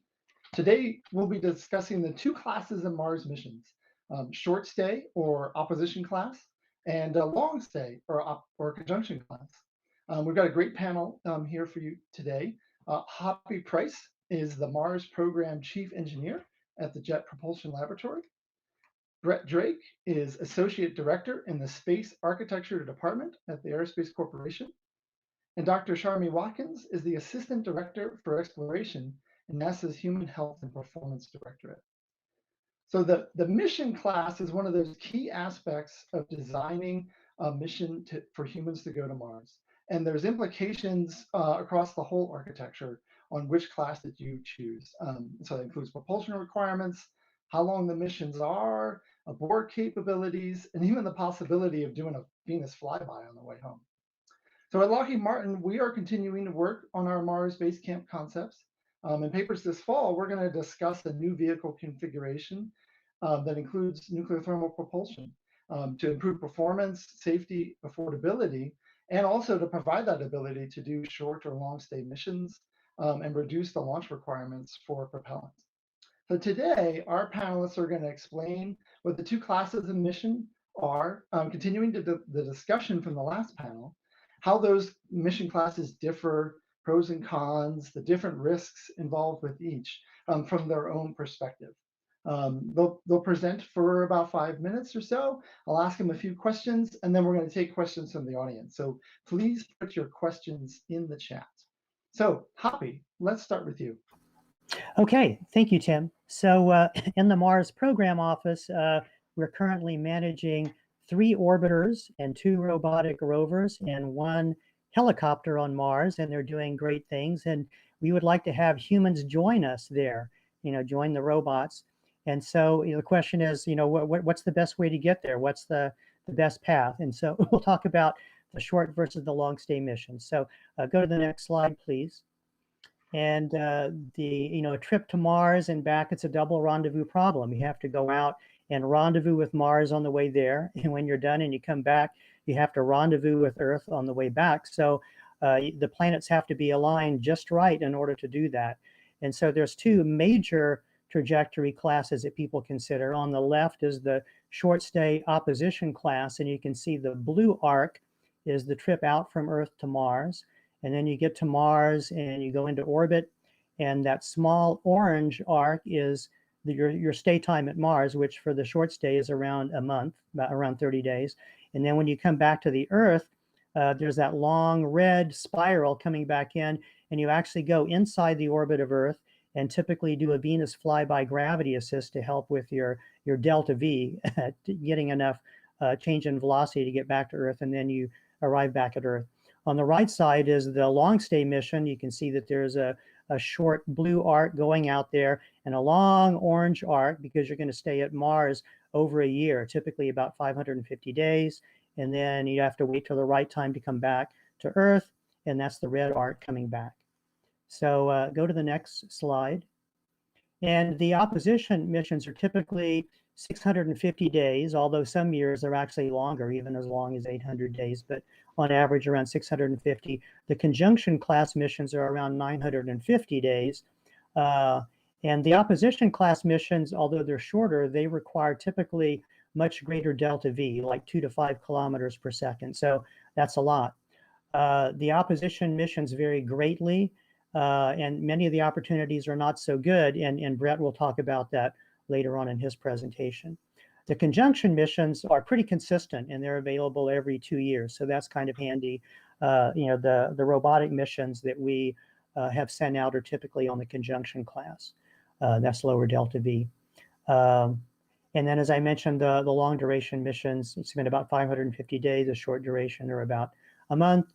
And so even though the opposition missions have a shorter duration, the actual transit time that you spend, not at Earth and not at Mars, is longer. Most of the short straight trajectories do perform a Venus flyby, either on the outbound or the return leg. Now, 2033 is a great opportunity, and it's one that only comes by, every 15 years or so. And that gives you a 570-day short stay opportunity, 1.6 years. And the delta V penalty is lower than for other years, but it still requires 3.3 kilometers per second for the Earth return burn versus 1.1 kilometers a second if you were doing a long stay mission. Next slide. So, for the Venus flyby, thermal control is an issue. So inside 1AU, you would probably need to deploy a sunshade to provide thermal control for the Mars transit vehicle. And you need to point the sunshade towards the sun to shade the vehicle. And the solar arrays would need to be tilted to be off-pointed from the sun so that you meet their thermal control requirements. And you'd probably have to have some brief periods off sun point to do trajectory correction maneuvers, or if you had an off nominal pointing event. And if you had non-cryogenic propellants, that would make it less problematic. But in any case, the thermal control is something you really need to address for the short stay missions. So there's this risk of performing the Venus flyby for like a 1.8 year mission versus a longer 2.6 year mission that doesn't have these thermal control issues. Also, when you're inside the orbit of the Earth, solar flares could present a greater threat for the crew. So an adequate radiation shelter area would need to be provided inside the crew vehicle in the event that there was a solar flare event. Next slide. So there's actually an alternate option. If you're doing a conjunction mission, you can actually reduce the transit time by a month or more each way with some additional delta V. And so this requires less additional propulsion than if you were doing the opposition class mission. So these trajectories never go inside the orbit of the Earth, so that reduces the thermal challenges, especially for the cryogenic propellants, and it also reduces the risk to the crew from solar flares.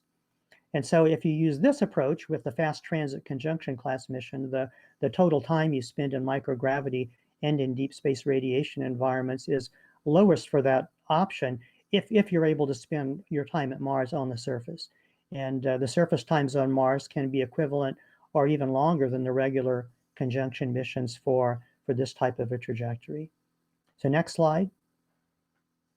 So in conclusion, the short stay opposition missions offer advantages to minimize deep space exposure time for the crew, but with the cost of some significant engineering challenges.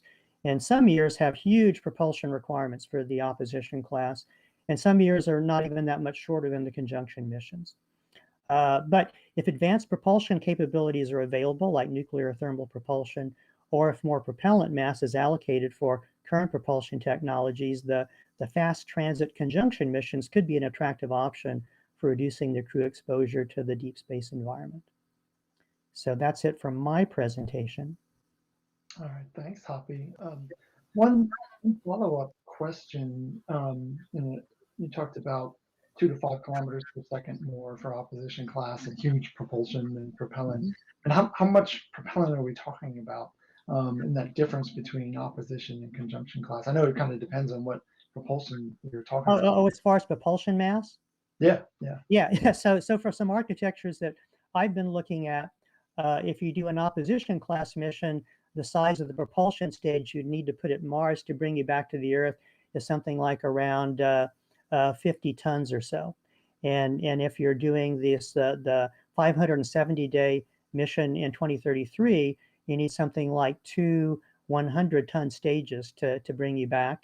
And if you're doing a year that's not as good as 2033, you would need maybe 3 of these 100-ton stages to bring you back. Okay. So we're talking about, many multiples of launches more. Right. And in order to get like a 100-ton chemical stage to Mars, you would probably be talking about 1 SLS launch and several commercial launches to provide all of the different propulsion stages to get that thing out there and get it positioned for the trip back. Okay, great, thanks. And Sure. and yeah, we'll hear more from some of the panelists coming up about, okay, so we got propulsion to worry about, but what are we trading? And certainly that shorter missions are attractive. All right, thanks, Hoppy. Sure. Brett, over to you. Okay, thank you very much. So yeah, this question, short stay versus long stay, which the conjunction versus the opposition, has been a cornerstone of all of our human exploration architecture studies since I started 35 years ago studying this problem. And it continues. And what I'll describe today is it's really the choice is really a discussion of the balance of the various trades. There is no magic bullet out there. So if you go to the next chart, I want to go into, Hoppy set the stage pretty good. I want to go into a little bit more detail, pulling some charts that have been shown in the public domain over the last few years. This is a recent NASA analysis done showing the variation that Hoppy talked about, across the conjunction class and opposition class. Over on the left is the variation of conjunction class. And you can see where the trajectory dips down, we call these little fish hooks, where at the bottom of that is the optimum time to depart. And you can see that for conjunction class missions, it doesn't vary very much. There's a slight variation across 15 years that Hoppy talked about. That's called the synodic cycle. So they're fairly stable. They're lower and they're fairly stable. You look over at the opposition class missions on the right-hand side, there's a much larger variation. Whether or not you pick up a Venus swing by inbound or outbound or even at all, there's a great variation. And you see that because of that, a lot of people will focus in on the good opportunities like Hoppy talked about, 2033. That's an exceptionally good opportunity. It doesn't occur again for another 15 years. And so, 2046 or so will be another low in that cycle. So when you're choosing the mission cycle, it's from a mission planning perspective and architecture perspective, you don't necessarily want to focus just on that best opportunity, because if things don't go right, you don't have a launch cadence the way you wanted to, your technologies don't pan out, take a little longer to develop, or Congress doesn't appropriate the funds that you need, you may need to slip. And if you slip and you've only designed for that good opportunity, you'd have to stand down for 15 years before you get another opportunity. So we generally look across a broad spectrum of these opportunities and try to pick ones that are hard, but not too hard, and not too easy, so that we have an opportunity to fly these missions over various different opportunities across that cycle. So you see the variation there. NASA's kind of looking at the 20 and 39. It's not the hardest, but it's a very challenging mission to use that to design the systems. Next chart, please. So here's another view that Hoppy was talking about, the variation of trip time versus what delta V. And the delta V is the amount of change in velocity you need to impart on the vehicle to get there and get back. Over on the very right-hand side is what Hoppy talked about, these fast conjunction missions. You can basically pinch the transit times, make the transit times to and from Mars shorter, stay at Mars longer, So the total time that you're away from Earth still is long, but the time that you're in free space getting to Mars can be shortened. And you can see that's quite a cliff you have to climb up as you try to pinch those transits out to Mars. It rises very quickly. For the opposition class missions, you see there's various different opportunities with and without Venus swing by. You can see there's a general trend that as you decrease the overall mission duration, the total delta V, change of velocity, goes up quite dramatically. And also, the longer you stay, these type of missions, these short stay opposition missions, once you arrive at Mars, every day that you stay, that geometry of getting back to Earth is changing and is getting worse every day you stay. So there's a natural tendency to want to stay as short as period as you can before you start to come home. And you see that in the variation as well. That's an example of a good opportunity in 2033. Next chart. As Hoppy mentioned, there's a great variation across that synodic cycle from opportunity to opportunity. So you can see there's a sweep of the total mission duration versus the opportunity. And you can see there's a huge variation. So again, that's another indication there that you have to, again, think across the whole synodic cycle and what you're trying to accomplish for an exploration program. And you don't want it to necessarily be a one-off type mission. Next chart. And then the question becomes, well, how does that vary as what are the key parameters that really drive the mission design? Sharmi is going to talk about the human health aspects right after I do. And there you may be more constrained and concerned about the total time away from Earth. So you may be time constrained.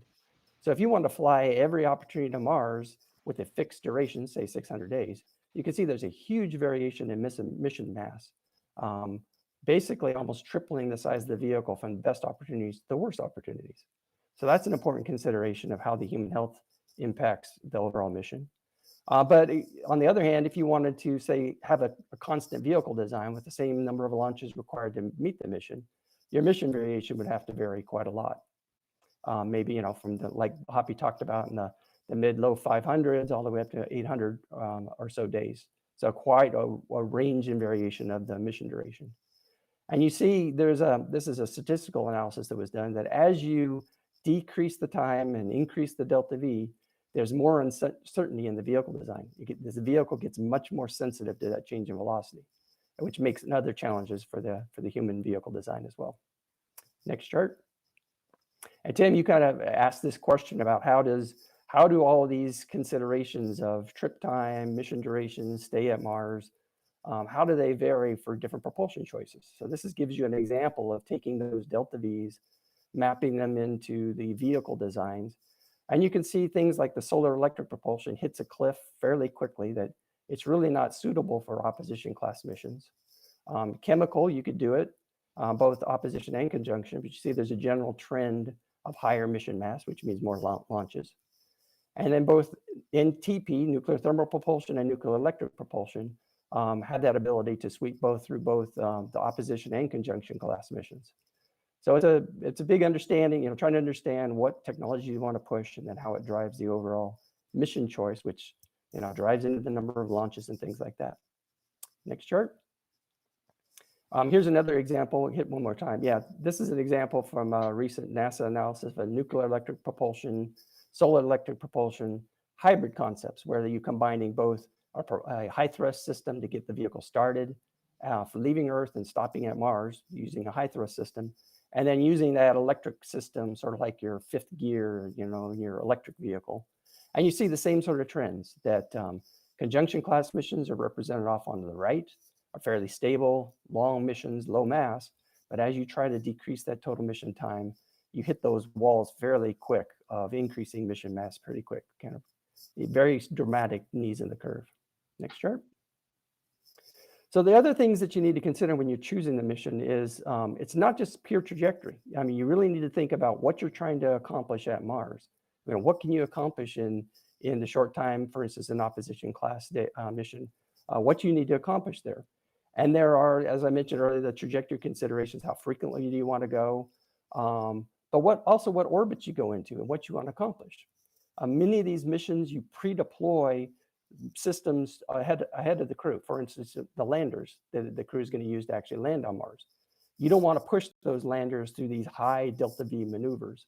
So those are usually pre-deployed waiting at Mars for the crew. Sometimes even some mission concepts even consider returning, pre-deploying the return propellant. That's fine, but you need to consider getting to those assets. Generally, you capture into a weak orbit at Mars because pushing the vehicle all the way down to a low orbit becomes very impulsively demanding.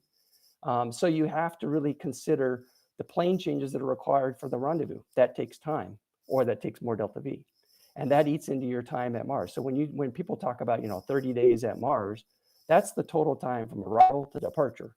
That doesn't include the time to rendezvous with those assets, descend to the surface. Sharma is going to talk about some of the gravity adaptation issues. And once crew is transit to Mars in 0G, they have to readapt to a gravity environment. That takes time. And so all of those eat against you in an opposition class mission of how long you want to stay and how it overall drives into the system design.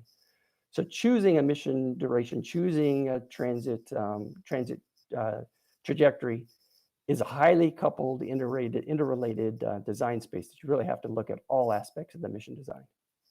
And then my last chart to kind of wrap up this discussion is an example from Design Reference Architecture 5, where we looked at a total trade tree of all the different major options that really influence the architecture, and then looked at what are the key characteristics of those missions. The things that really are key figures of merit, where does one mission class stand out versus another, so that you can understand the push and take, because the opposition class mission will have certain advantages, but it has other challenges. Same thing with conjunction class. So you have to look at all of those interrelated issues before you can actually choose the mission choice. And with that, that concludes my introductory part of the discussion. Thanks, Brett. Yeah, and I can see the complexity, and I can also see that NASA and lots of different organizations have been studying how to get to Mars for a long time. And we've got a lot of work done there. But from another option perspective, is it an either or kind of thing? Like if you brought enough propellant to do an opposition class mission and started on a nominal conjunction class, could you consider the opposition class mission to be an abort possibility? You can, but you really need to really dive into what are the risk modes of the vehicle and the overall mission construct. Because when you talk about opposition class missions, you talk about pre-deploying or taking extra propellant to perform a maneuver off nominal. It grows very fast. You're talking about tens and, as Hoppy just talked about, hundreds of tons of propellant. So that's one option, is turn and burn. But all of those options, the return options, are not quick. It's not Apollo where you're back in a few days. So the failure mode is many months, if not a year or more, away from Earth to be able to come home. So the crew still has to survive. And so in a lot of those scenarios, a lot of times it's more advantageous to increase your redundancy, increase your reliability, add extra components and repairability of the system so the crew can then handle those situations real time, can still conduct the nominal mission, but take extra mass in terms of reliability and redundancy rather than just propellant to turn and burn home and still have many months to come home. Oh yeah, that's a great point, in that we really should be thinking about a long-term expedition, and that crew needs to have all the tools necessary to deal with any contingency. Yeah, and it's challenging. I mean, it's different. Like you're driving down the highway in your car and your air conditioner breaks down. Well, for you roll down the windows, you find the next gas station, you fix the car. Well, we can't do that. If our air conditioner fails, the crew dies. So they have to fix that air conditioner while they're driving down the highway without stopping. And so it's a whole new paradigm that we have to build into the way we actually fly and control these missions. Yeah, so they might bring 2 air conditioners. Yeah, that's exactly what we do. Exactly. Yeah. And that might be better than bringing propellant. Okay, yeah. Interesting. All right, thank you, Brett. So next, Sharmi. Well, thanks for having me on the panel. And I just have a few slides to share with you. I wanted to focus on some of the human system considerations as we think about these different trajectories. And when we talk about the human system, a really good place to start is with the 5 hazards of spaceflight. And so in this graphic, you see in low Earth orbit 5 icons, and those 5 icons represent the hazards of spaceflight. They were created by NASA's Human Research Program's communications team, so I wanted to thank them for letting me use the animations in my charts today. So I wanted to talk through each of these hazards, talk about what we know from low Earth orbit and what's going to change as we embark on a mission to Mars. So we can start with the icon in yellow, which represents the distance from Earth. And traditionally, as we sit in low Earth orbit, we are a comfortable 250 miles from Earth. And what that affords us is the ability to resupply pretty often. We can do fresh foods, we can do medications that are unexpired. We have almost no comm delay, very few communication blackout issues. And if we ever needed to, in the event of a medical emergency, we could be back on Earth in a matter of hours. And as we've just been talking about, as we head to Mars, that distance from Earth increases, and you saw that animation go by. The distance from Earth is going to grow regardless of the trajectory we choose, but we'll be heading away from Earth. We'll be spending quite a bit of time at a distance from Earth. Resupply is unlikely to be frequent, so we'll have to pre-supply our foods. We'll have to ensure that the medications we send are within their expiration dates or effective for the entire mission. And an important thing that we just discussed is in the event of a medical emergency, we have to recognize that timely return to Earth is not going to be possible. So we're going to stand and fight. We're going to address that medical issue either with the resources we have in the transit vehicle or with the resources we have on the surface. And so what that means really is a shift in crew autonomy. So in today's missions, ground support teams are available. We can walk the crew through medical events. We can provide real-time guidance. And you'll see that representation and responsibility flow to the crew to be their own medical providers with, of course, assistance that's coming from Earth, but maybe 20, 30 minutes delayed. If we look at the next icon as it stays there in low Earth orbit, it's a black icon with the Earth and Mars tugging at that astronaut, and that represents gravitational transitions or adaptations. And so for a typical mission to the International Space Station after the dynamic events of launch, there's an adaptation to microgravity that occurs in those first days and weeks in flight. Then the crew typically spends months on the International Space Station before doing the return leg of the trip back to Earth. And when they land on Earth, they then are greeted by ground support teams who are there to assist them as they go through a pretty challenging readaptation to 1G. As we head toward Mars, you're going to see that there's the adaptation in transit, which won't be as fast as what you just saw with any of the options we're talking about today. But then when they do adapt to Martian gravity, partial gravity, there will not be a ground team there to greet them. So the crews will have to assess themselves and determine when they're ready to do those first EVAs. In low Earth orbit, the next icon that's there in blue, it represents radiation. And we are relatively protected, as folks know, in low Earth orbit by Earth's magnetic fields.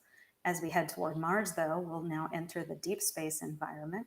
We'll have more galactic cosmic radiation to deal with. And then on the surface of Mars, an even different radiation environment as we go into the surface radiation zone there, which is more akin in terms of the quantity to what we see day to day on ISS. Then in purple, you see an icon that represents isolation and confinement. And in low Earth orbit, we have grown accustomed to a very large space station that's equivalent in volume now to about that of a 5-bedroom home. It has the advantage also of having some pretty spectacular views of the Earth. And as we head toward Mars, we know we'll be in a different environment, likely smaller than the International Space Station for transit, much likely to be smaller, at least initially, for our Mars missions. On the surface. Now we may build that up over time. So that I think is maybe an open question of how much isolation and confinement. Another important piece there is that we expect to do frequent EVAs on the surface of Mars, which to look at the geology, and we expect those to be very rewarding, work-intensive sorts of opportunities to leave the habitat. So there is a psychological advantage there to that work as well. The final icon that I have is the one there in lime green that represents a closed environment. And we're accustomed on the ISS to the closed environment, which is balanced by very complex life support systems to balance the oxygen and the CO2. And we take great care not to introduce, for example, microbial contamination within that closed environment. As we head to Mars, we'll have the transit vehicle, which will have certain properties. It'll be similar to the ISS in many ways, with also complicated life support systems. But then we'll have surface systems that may be very different. We may choose different pressures, different oxygen concentrations, because each of the elements of this Mars architecture will have different roles to play. And we may be balancing on the surface the risk of decompression sickness versus in transit, we may want to stay at a higher pressure. So we can talk a little bit more about those details as we go to the next slide, where we take these 5 hazards of spaceflight, and I'll start to derive for you what we call our human system risks.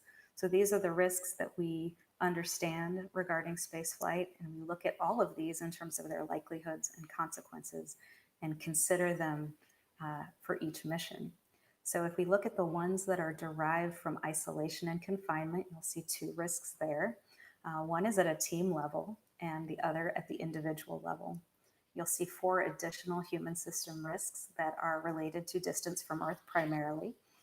You see inadequate human system architecture, which kind of nods to that increased autonomy that's necessary, and the risk that in the absence of those good interactions between the human and the other systems, that autonomy may be challenging. We talked a little bit about the challenges of the food supply and needing medications that are stable throughout the mission duration, and also runtime. You know, Brett talked about the different lengths of the mission, as did Hoppy. The longer we're away from Earth, the longer since your last medical checkup, the more time you have to develop a medical condition in flight. There are 2 human system risks that we look at regarding radiation. So one is the in-mission risk of non-ionizing radiation, and the other is a long-term health risk, which is associated with that radiation, and that's radiation carcinogenesis, or the development of cancer as the result of radiation exposure. We have 12 more that we consider primarily related to the change in gravitational fields. And I won't go through all of these, but we can think about maybe bone fracture as one. We know that our bones are developed to withstand the loading that our bodies experience in a 1G environment. And when we are in a microgravity environment, the scaffolding that we need to maintain here on Earth for 1G is a little bit unnecessary. So our bodies get rid of that excess scaffolding by reducing bone density, which can lead then or be a precondition to bone fracture. So we'll have to be very careful to bring with us the right countermeasures to prevent that from happening. We have a lot of experience we've gained on the International Space Station with our countermeasures about how to maintain bone integrity over time. Maybe another one, sensory motor alterations related to the change in gravitational adaptation. Our inner ears are gravity dependent organs. And so if you take that gravitational vector away in microgravity, become a little disoriented. The triggers and the sensations neurovestibularly that are happening are not in alignment with what a 1G baseline would be. And so your body learns to ignore those extra signals. So that's a challenge for us as we enter the Martian atmosphere and land on the surface of Mars. Having those crews learn to listen again to their inner ears that have been sending faulty signals to that time will be a really interesting challenge. And as I mentioned, the crew will have to do that adaptation just relying on themselves. And then the final hazard to risk box there has to do with the closed environments. And I talked a little bit about some of those challenges, but there's a risk, of course, if we kept the oxygen concentration too low, a risk of hypoxia. If CO2 is too high, carbon dioxide exposure or toxicity could be a concern. And I talked a little bit about decompression sicknesses, changes in pressure as we get in the suit to go do the interesting work on the surface of Mars. There's a risk there of decompression sickness if we don't have the right pre-breathe protocols in place. So taken as a whole, those are the human system risks. And for any of these risks, we can think about the different trajectory options. We can think about what these risks look like cumulatively over the transit time.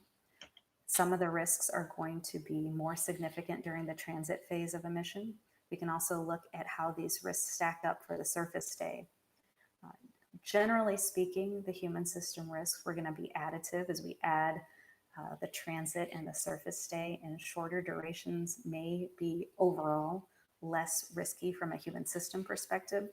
But there are some subtleties there. There are some of these risks that would be more responsive to a partial gravity environment. That would be a countermeasure for some of them. A good example for that might be the spaceflight associated neuroocular syndrome, which is a relatively new finding we've seen that is a change to the structure of the eye that causes some vision problems. Our leading theories today are that that is a cause of fluid shift. And if it is fluid shift, then the period of time we spend in a partial gravity environment may be therapeutic. So it may be better to have a short transit, some time on the surface of Mars to readapt, to have those fluids shift toward the feet again before re-embarking on another transit. For radiation, of course, cumulative dose, the surface of Mars is a lower radiation daily dose than it is in free space. But of course, we have to add all those pieces together and look at the overall mission. And I mentioned for in-flight medical conditions, the longer the mission, the more opportunities you have to develop a new condition. So those are some of the risks that I wanted to touch on to give you a sense of the trades that we will be making as we look at these different trajectories. All right, thanks, Charmy. So one question that I'm curious about is that on the radiation risk, is it a risk about issues during the mission or issues cropping up later after the mission, and how do those two risks compare? Like, is one worse than the other, or that sort of thing? Right. So we've been looking at that pretty extensively, and the bigger driver for us is that long-term health risk. So the cumulative dose over the course of a mission and what that does for someone's lifetime chances of developing cancer. So we have experts within the NASA community who have been looking at that, who set the standards for what would be an acceptable risk to take on for these missions. And traditionally, and what we've been looking at lately, is a lifetime development of cancer of less than 3%. So that your additional days and time spent in space, kind of taken for a vulnerable person or at around the mean, would give you no more than a 3% increase at your lifetime chances of having a cancer, whether that be a solid cancer of the organs or leukemia, so a liquid cancer of the blood. All right, thanks. Well, thanks to all the panelists for interesting presentations there. Questions are coming in from the audience. I'll get to those in a moment. I've got a couple of my own. First question, I think, to Brett. The previous panel talked about space nuclear, both from a propulsion and from a power perspective. What are your thoughts about the promise of space nuclear, and is it necessary to go to Mars? Well, the more advanced propulsion you have, the better for Mars missions. I mean, Mars missions are hard, and so the more thrust and ISP you can get, the better it is. But you also have to consider how it ripples through the entire architecture. There is no free lunch, as I mentioned before in my briefing. And for instance, the NTP, it's a great high thrust, high SP system. For those of you who don't know about it, it's a solid core reactor where you just pump hydrogen through it and it produces thrust. Well, its best ISP comes with hydrogen, and hydrogen is hard to store. It takes up a lot of volume. It requires some advanced cryofluid management. So it becomes a challenge there. Nuclear electric, on the other hand, requires a large change in temperature. So you need large radiators from the reactor in order to drive the electric motors to actually drive the thrusters. So as much propulsion you can get is advantageous. If you fall into that opposition class mission discussion, where you're pretty much set that we need to do an opposition class short stay mission, you pretty much fall into that advanced propulsion concept bailiwick. You need advanced propulsion, and that generally needs nuclear. If you are willing to add a few days, say 90, 100 days to your total mission duration, and go switch over to the conjunction class, where you don't force the trajectory, but you wait for proper alignments to get there and come home, you probably don't have to have nuclear propulsion. You can probably get away with chemical aerobrake, or even the solar electric hybrid type of concept I talked about earlier. So it really depends on what you're trying to accomplish. and how all these integrated risks then drive that decision. So it's advantageous, but I wouldn't say it's absolutely required unless you go with short stay opposition class missions. Great, thanks. Sharmi, we've got a lot of experience now on ISS, and in particular, a lot of work over the years on mitigating zero gravity. And every time it seems like we understand a problem, another one pops up. I think that's to be expected. But given that ISS work, both what we've done and what we're planning to do, what's the level of risk from zero gravity given appropriate mitigations like exercise? That's a great question. We do have a suite of countermeasures that we have a lot of experience with today that gives us confidence that in that transit period, we will be able to mitigate the risks that I described to human health and performance. Maybe the most robust countermeasure suite that I could pull on as an example would be our exercise countermeasure suite. But of course, you know that we have the advantage of having lots of launches to the International Space Station to build out and have that pretty robust suite, which involves 3 different pieces of hardware. For a Mars mission, I hope that we'll be able to condense the different tools we have in our tool belt into a single machine that we can have that can be low mass, because I know we have to do our part.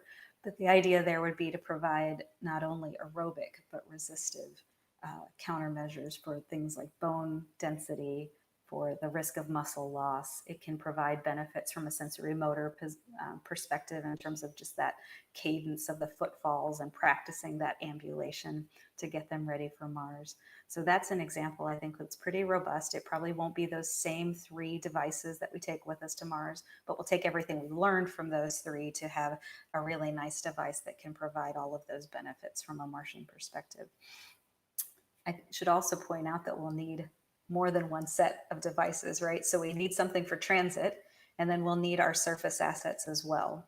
So I think you were focusing in a little bit on the microgravity piece, but that's an example of what we have there. Also learned a lot about what it takes to live as a team for those long durations of time. We have lots of great analog experience, but an important thing is, just private crew quarters. You're spending all this time with a small crew. You do need this ability to go and have some space that is yours. So private crew quarters in the transit is another countermeasure we would want to see. Tools for circadian entrainment are also important. We'll have the advantage once we're on the Martian surface of seeing, something like a Earth circadian rhythm. I know it's a little bit longer. We'll get those extra 30 minutes in. But in transit, we need to mirror our body's circadian rhythm. So we can do that with countermeasures like lighting, making sure there's adequate sleep. Those are some of the key lessons we've learned from ISS that we would want to feed forward to the transit and also ultimately to the surface. All right, thanks. Hoppy, when you were presenting, you mentioned something about the Venus flyby and needing to off-point the solar rays, and it got me thinking about, oh yeah, the Venus environment's very different, and why would you want to have less power? But you were talking about off-pointing the solar rays because of thermal concerns? Right. So the thermal arrays that are designed to work between Earth and Mars, if you just point them straight at the sun at Venus, they're just going to fry probably. They'll fall apart. So typically on our planetary missions, when we go into Venus and Mercury, we will often intentionally off-point the solar panels, like by 45 degrees or even 60 degrees. And it's okay because the total amount of power we're getting out of it is fine. You're taking a cosine loss, but there's so much more energy from the sun. So you'll be getting the same amount of power out of the arrays, but you intentionally off-point them so that they'll survive the thermal environment. Oh, great, thanks. Okay, let's get to some of our audience questions here. So two trajectory questions came up. One was, are these Hohmann transfers, the conjunction and opposition trajectories, or are they something else? Maybe that's for Brett. So the conjunction class missions long stay. If you really optimize for a minimum type energy, then that's essentially a Hohmann transfer out there and then back. Opposition class missions, no, you're a brute force. It's not Hohmann. You're just trying to trying to optimize the trajectory given the constraints within the mission that you're designing. Okay.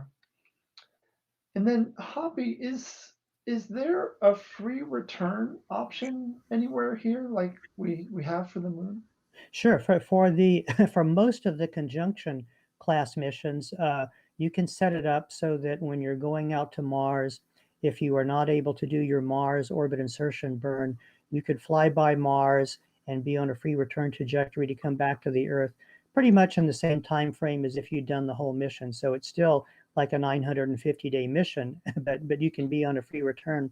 And I believe you can also do that for the 2033 opportunity, which is the 570-day mission, because the trip out there is basically a conjunction class trip going out, but you're taking an opposition class coming back. So I think you could probably do the free return setup for the 2033 mission.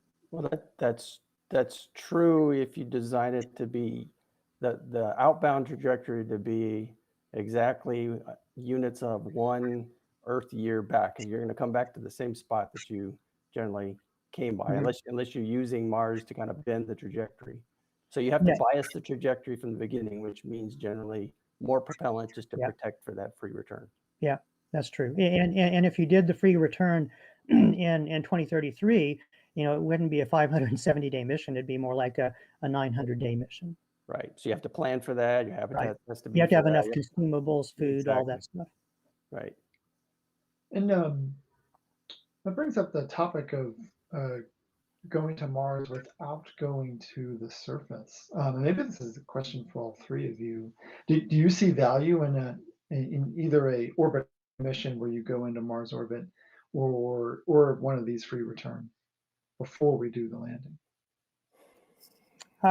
To me, if you wanted to do a first mission to Mars, and let's say, for example, you're doing 2033, and you could do a short stay mission and just do an orbital mission, that would retire the risk of your system for going out to Mars and coming back, and the crew wouldn't be away from the Earth for such a long time, and you could prove out your transit habitat and your operations and communications at Mars, and it gives you the opportunity to do an earlier mission before you've had the money and the time to develop a lander. So, just as Apollo 8 happened before Apollo 11, it might make sense to do a first mission as an orbit-only mission. But I think that it's a lot better if you can do it as a short stay, because a long stay mission, if you're going to be orbit-only, you're going to be orbiting Mars for 550 days, and that's probably not going to be great for the crew physiologically or psychologically. Yeah, see, that's a good example where this debate continues, because topics like that come up, and I don't think personally that an orbital only mission really helps much in terms of buy down risk, because you're exposing the crew to a lot of risks of just getting out to Mars, never landing, and coming home. You can do those types of operations closer to Earth where you have better abort options, like around the moon. Exercise your systems, exercise your habitat, exercise your propulsion systems without having to expose the crew to the risk. It's, these missions are not like Apollo, where the Apollo 8 and Apollo 10 were along the same mission choice as the nominal missions you're going to fly later. A purely orbital Mars orbital mission is completely different in terms of a risk posture for the crew than what you would have for a normal Mars mission. So, those are a good example where you have to really think about all the risk posture and how does that mission actually fit into the overall testing program, risk mitigation program, and then also mission return. Now, there could be some political reasons for doing it, but from a technical perspective, I think there are better ways to retire risk than going all the way up to Mars. Although, isn't there certainly a psychological difference and probably an operations difference whether you're doing something in cislunar space for a year or 2 or 3 and actually being at Mars and doing science from orbits and taking on that risk? I assume there's value there, and then the question is how much value. Right. So one of the things you get from actually going to Mars and doing an orbital mission there is testing out the systems in the environment of Mars, the thermal environment, and the operations are definitely more test as you fly and fly as you test if you're actually out at Mars. And so, you know, if you, I agree with all of Brett's points that there's many things you can test in cislunar space, but there's still more, I think, that you get out of actually doing the Mars mission. And there are also psychological and political aspects of actually doing the mission, going to Mars. And Charmy, you know, everything we're talking about is dangerous. And, you know, part of your job is to figure out what is the right risk level and mitigations. And what do you think about, you know, the risks of being on the surface and doing entry, descent, and landing versus the orbit only? I think that the risk is going to be worth the reward, as folks have mentioned. I mean, to go all the way to Mars, we're going to be really excited to get on the surface and explore. I think that that's the point of going. And so I do think with the current campaign, you know, we want to spend our time at the moon testing out systems, learning what we need to learn so that when we go to Mars, we'll be able to explore. And I think the psychological benefit will certainly be there. I think that it will be high reward for the crew to be on the surface doing those activities versus just doing a flyby. There's definitely some technical benefits, some testing that would happen if we were to do just a flyby. But from a sense of the crew, I believe that those surface operations will be well worth it and certainly add some risk, but we will be, of course, developing the systems and the countermeasures to the fullest extent possible combat that risk so we can put people where they need to be. Yeah, and Tim, you know, your question kind of leads into one of the lines of thinking that people have. You know, you do an orbital only mission, well, you can avoid the interdistant landing risk. You can avoid the development of those systems, but in reality, you're delaying them. But you're still, the objective is to get to the surface of Mars, and you can't wait to do a Mars orbital mission and then say, okay, now let's start developing the lander. That's going to be a 10 or plus, you know, 7-10 year development program. So you have to have already started the development of those lander systems before you conduct an orbital mission. And so you're just compounding the cost against each other. So it's really, you know, what is your test program? How are you mitigating those risks? And it's not always just flying to a destination. There are other ways that you can buy down those risks without exposing the crew to those types of in-mission risks. Okay. So one of the audience questions for Charmy is quite to the times is, you know, what is the risk of microbes entering that closed environment that you were describing? And are the astronauts going to need to quarantine for a really extended time before going to Mars? So we actually have been doing that for quite some time, since even before, you know, those early Apollo missions. Quarantine has been part of NASA's policy. So it turns out that we didn't have to change much, even in this time of pandemic, about how we prepare our crews to go even to the space station. So we do have a period of time that we call our health stabilization period. We have the crews undergo some, you know, extensive testing, and about 2 weeks before launch, we stop doing contact with folks who have not also been screened. And the idea is to reduce the chance of any communicable disease making it to the International Space Station, because we don't want to launch someone who is feeling ill, nor do we want to have the entire crew ill with something as simple as a GI illness. So I do believe there will be a quarantine before leaving for Mars. It probably won't be too different than the quarantines we have today. All right, thanks. So one of the questions here is, could a short duration mission be done on the first mission and maybe to set up a base for a longer second mission? Can we mix and match on when we do the types of short stay or long stay? Or is it such an effect on the vehicle designs and the crew countermeasures that we can't do that? Yeah, so if you decide to fly the first human Mars mission as a short stay opposition class missions, you're buying into advanced propulsion, large vehicles. So if you built that system, you could then switch over for subsequent missions and fly conjunction class. But in that case, you would probably fly those fast transit ones. You'd use the advantage of those propulsion systems to get to Mars faster and stay at Mars longer. So you would just use the same vehicle. to fly that type of a fast conjunction mission. The question is, what's the cost and risk associated with building that larger complex vehicle, and how does it ripple through the whole launch infrastructure, mission operations, those sorts of things, and are those hurdles that you can actually get over? All right, thanks.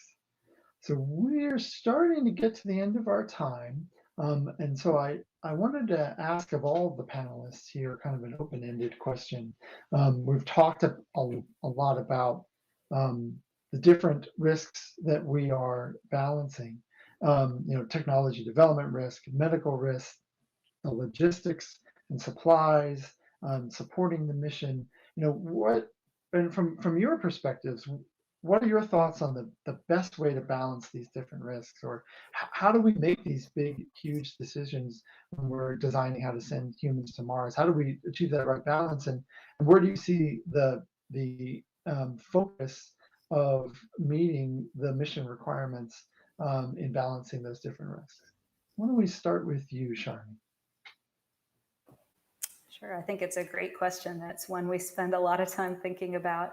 To me, the best steps we can take for risk mitigation for Mars are really to spend our time at the moon wisely. So there's a lot from the human system perspective that we think we can learn either in lunar orbit, where we have a little bit more of that deep space environment from a radiation perspective. We can learn how we do in those adaptations to partial gravity. And of course, it's different fractional gravity, but we believe that there may be some similarities in the way the body responds. And we want to build our N. Right now we have an N of 12 for the moon, right? So we'd be very happy to have more subjects, a very diverse population going to the moon to better understand at that basic fundamental level what's going on with human physiology. Because when we improve our understanding there, I think we can have more robust mitigations, both for the transit and for the Martian surface. So to me, that's our biggest chance to improve our posture before heading to Mars. All right, thanks. Brett? Yeah, I was going to say almost the same sort of thing. I think part of the challenges associated with Mars mission is when you look at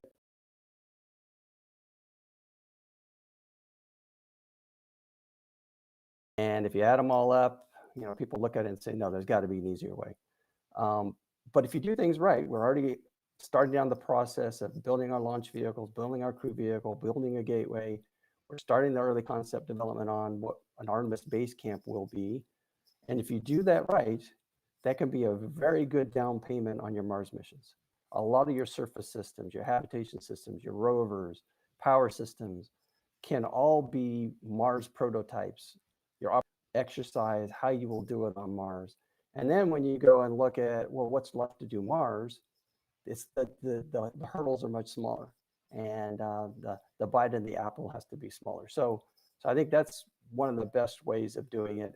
Also, there's some commonality across the systems where if you start developing those systems early, you can use them regardless of the trajectory choice.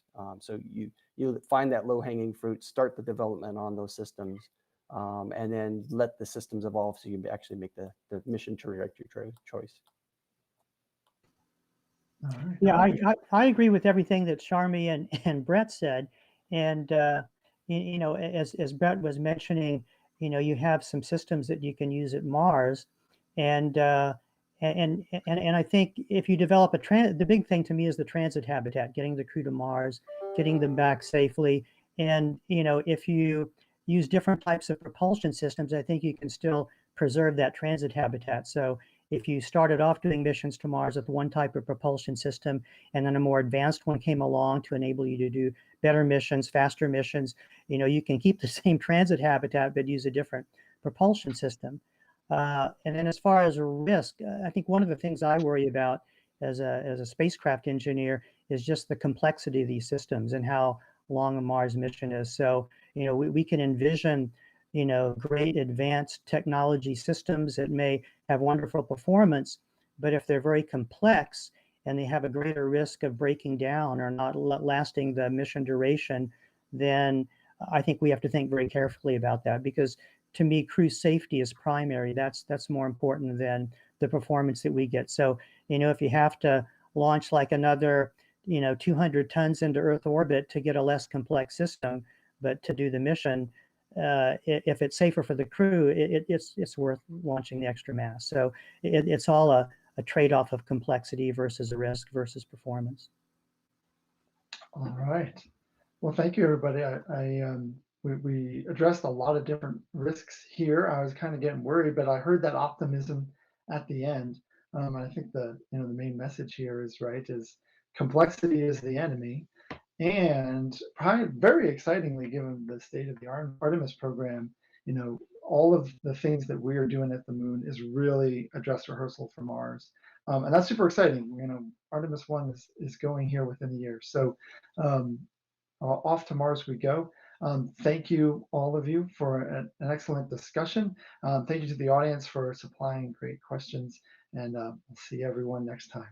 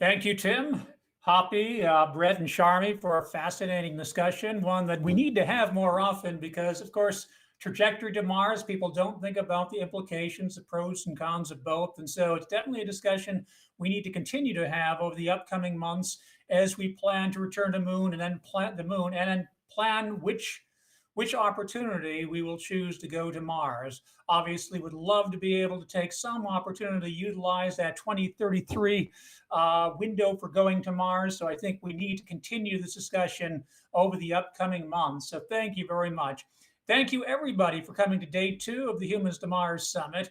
I think it was a very successful day. Of course, we were happy to have the administrator of NASA, Senator Bill Nelson, and all the other wonderful panelists. So thank you very much. Tomorrow we have a wonderful session, a wonderful day, and we're going to start off at 9 a.m. Eastern Daylight Time. Starting off with Hoppy Price once again. We'll be talking about an actual mission concept for doing an orbital mission of Mars in 2033. Then Janet Ivey will be interviewing Naeem Altaf from IBM, talk about this report, this State of the Space Industry report they just did, as well as a CubeSat that IBM will be sending up later this year. Then we will have a panel on utilizing resources, looking at ISRU and how we might be able to utilize that on Mars and the moon over the next couple decades. In the afternoon, we'll have an exciting panel on how space exploration improves life here on Earth, one of my favorite topics. We'll also have a session on EVA suits and operation and close out the conference tomorrow with a Why Mars panel, a very high energy session. Before we end the day today, I'd like to thank our premier sponsors, Aerojet Rocketdyne, Lockheed Martin, Collins Aerospace, Northrop Grumman, Boeing. I also want to thank the Green Mars and Beyond Foundation, who have also helped us enormously. Jack Waldewonder, who's been a great supporter of Explore Mars. Also want to do a special call out to one of our audience members, Bruce McKenzie, who's been diligently answering questions on the chat feature on the feed. So thank you, Bruce, very much. I've known Bruce is one of the first people I met in the space community when I went to my first meeting of the Boston chapter of the National Space Society back in sometime in the 1990s. So thank you, Bruce. At any rate, so thank you, everybody. We hope to see you tomorrow morning for day 3, the final day of the 2021 Humans to Mars Summit. Thank you very much. Bye. My name is Kevin J. DeBruin. I'm a former NASA rocket scientist turned professional space educator. Spent a few years at NASA designing spaceships and then left to start my own space education company. So I make and host videos about space exploration and science. I go around teaching space camps, teach one in Korea every year. I do some consulting with some media companies, and very soon I'm going to be launching my own online space lessons for kids. They come with activities too. Check out virtualspaceclass.com. And I do all of this because I believe it's so important to be inspiring our youth about space and science. So I am trying to expose as many people as possible to the wonders of space exploration and its importance to us here on Earth. And I also want to expose other people in the STEM community. I run something called Takeover Tuesday on Instagram, where every Tuesday, another individual in the STEM profession or a STEAM, an artist, comes in, because I want to show that there's someone that you can relate to no matter where you come from, no matter what your goals or your dreams are within the STEM community.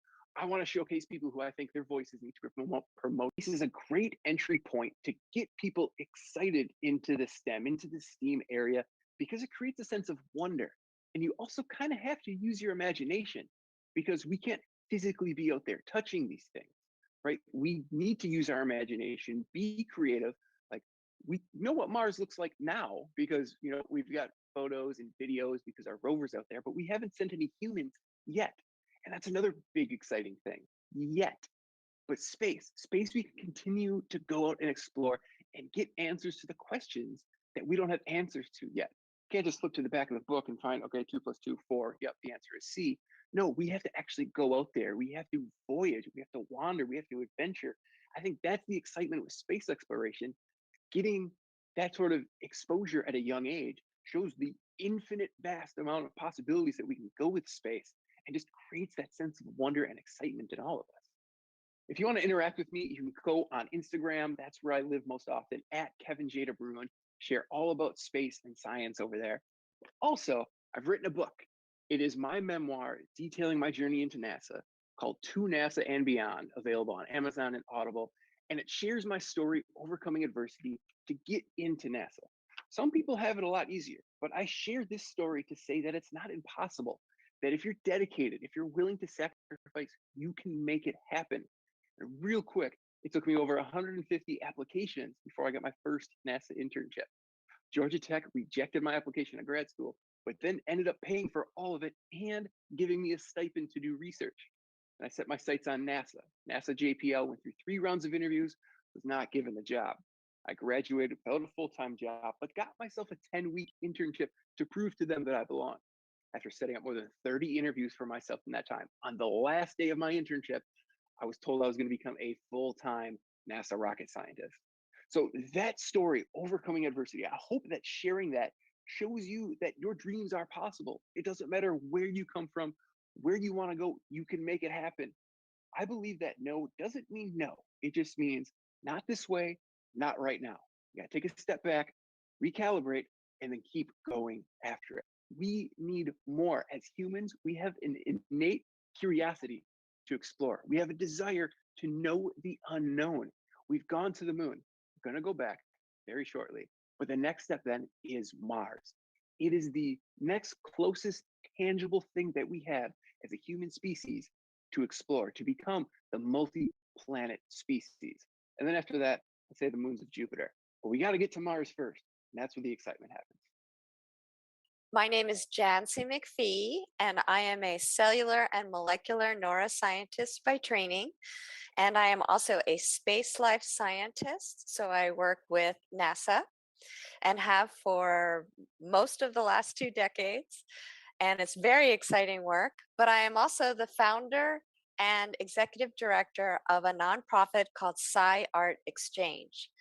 And I work with Sci-Art Exchange because I want to get everybody excited and prepared and working together on the future of space exploration. So we can work very hard to provide students with lots of information, but if they're not motivated to learn, then they're not going to actually master the information that we put in front of them and the additional skills that they need to really contribute as our future workforce.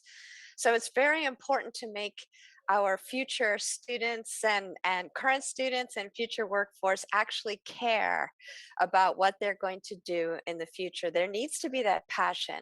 They need to know why they're doing it, because learning and being creative problem solvers is not always easy.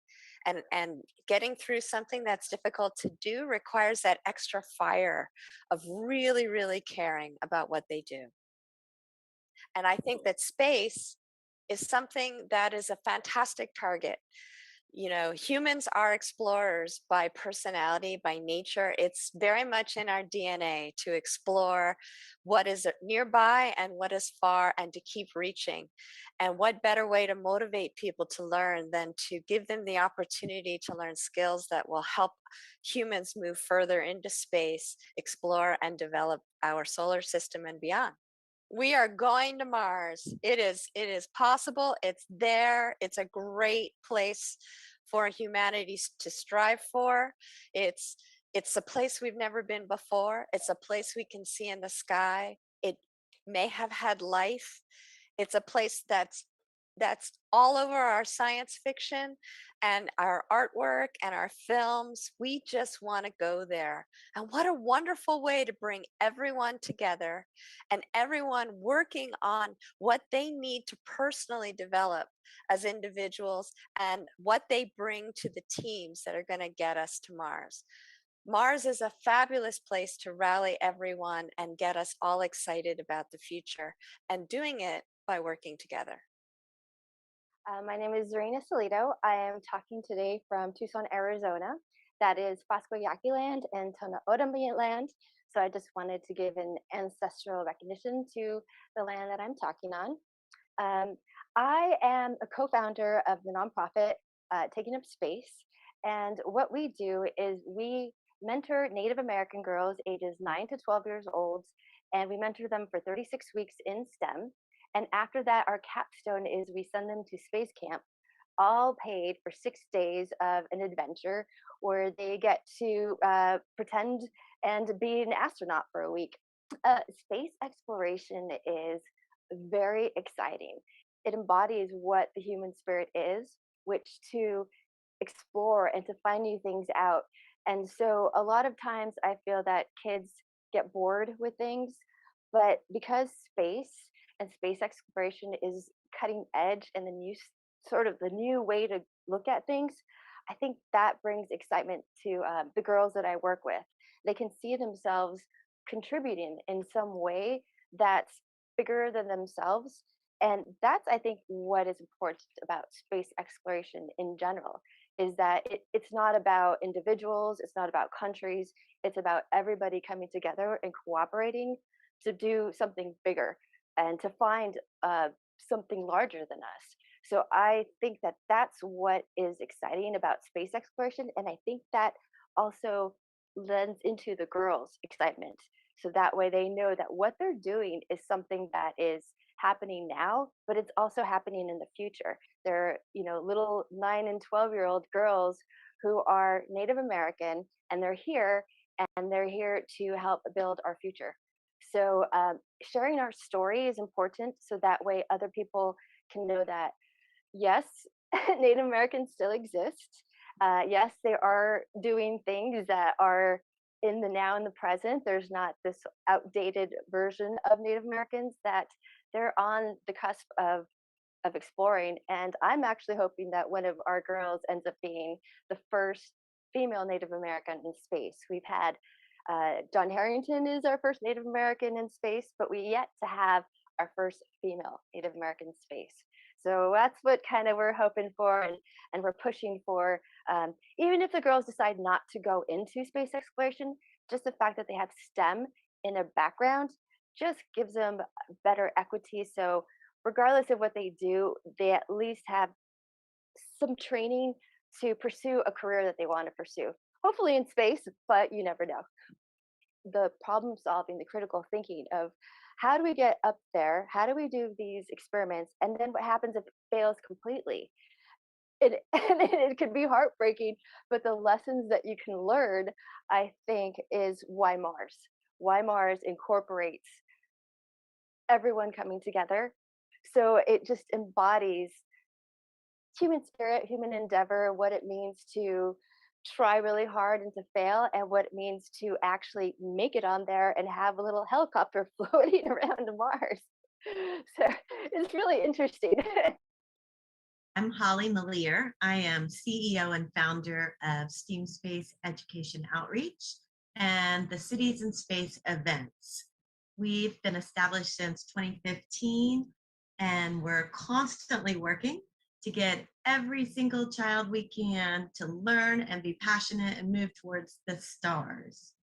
What we do is we create events where children can have conversations with professionals in the space industry, along with rocket scientists, researchers, CEOs, including artists, filmmakers, all sorts of performers that work right alongside in the space industry. So our kids, ages 4th to 12th grade, can see where they want to go after high school for college and what career they want to take and move into to get them closer into space exploration. I tell our kids, go meet your future bosses and then become their boss. I'd like to say, who doesn't love space? Let's just start with that. But there's so much opportunity, there's so much adventure. And also you can put children in scenarios where they really have to collaborate and work together.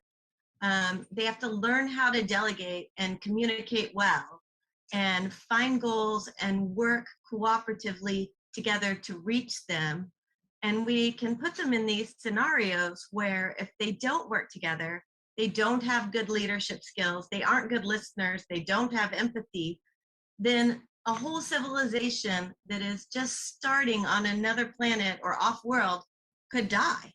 So that is one of the biggest reasons why this works so well. It's because it gives students opportunities here while they're learning how to make this amazing future for humanity up there. Mars is worthy for many reasons. Quite a long time ago, actually, when we were just launching back in 2015, I heard a brilliant woman say, Star Trek likes to talk about space, the final frontier, but it's the next frontier. And that struck me. And since then, I've heard many people say that.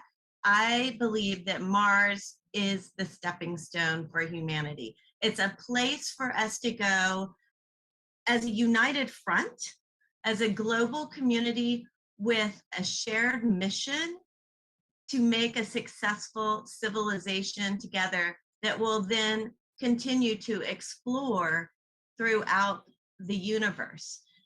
It's an opportunity to do things a little different. We don't have to go into the wild, wild west. We can actually work together.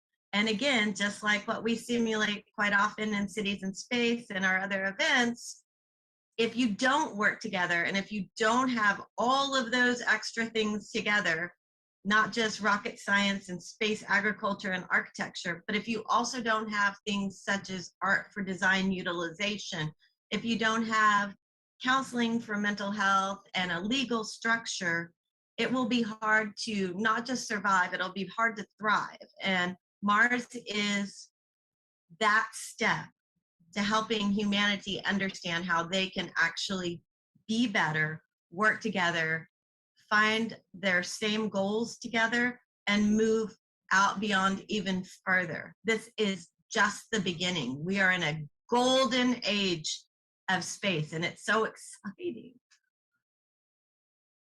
My name is Rachel Tillman, and I am the Executive Director and founder of the Viking Mars Missions Education and Preservation Project. And we are a 501c3 nonprofit. And what we do is we are focused on preserving the history, artifacts, oral histories, and original documents of the Viking Mars mission. So the first successful mission to the surface of Mars in 1976. What we do is we preserve that history, and then we work to inspire future leaders and thinkers and to push equity and collaboration into the industry through our projects and through our mentorships and raising our young people up as we work with them. So that's really what we do. We're focused on the Mars mission arena, if you will, and specifically our deep knowledge is Viking, but we do a lot of work with leadership and youth mentoring. And from our very inception back in 2008, equity and collaboration have been our two really key focus areas. If you think about Mars, Mars is one of the planets that humans on Earth have been able to see in various ways for centuries. And so it has captivated the human curiosity. And curiosity is that carrot, if you will, that guides us to innovate and to try things that we've never done before, right? So humans have always aspired to go to Mars, and it's difficult. And so when we achieve a difficult thing, such as going to Mars, we then learn that we can do more. So it pushes us to do more. Mars also has an atmosphere that we can work with a little bit more easily than, say, Venus, and it's closer than Pluto, so and other planets. So it's also more accessible in that way. And when you think about Mars, we have an opportunity to work harder to achieve the types of things that we would want to do in terms of habitability on Mars, which allows us to then transfer that knowledge base and apply it to our own life and development and socializing and engineering and science here on Earth. So there's really a lot of knowledge transfer that works beautifully between the studies of Mars and the studies of Earth.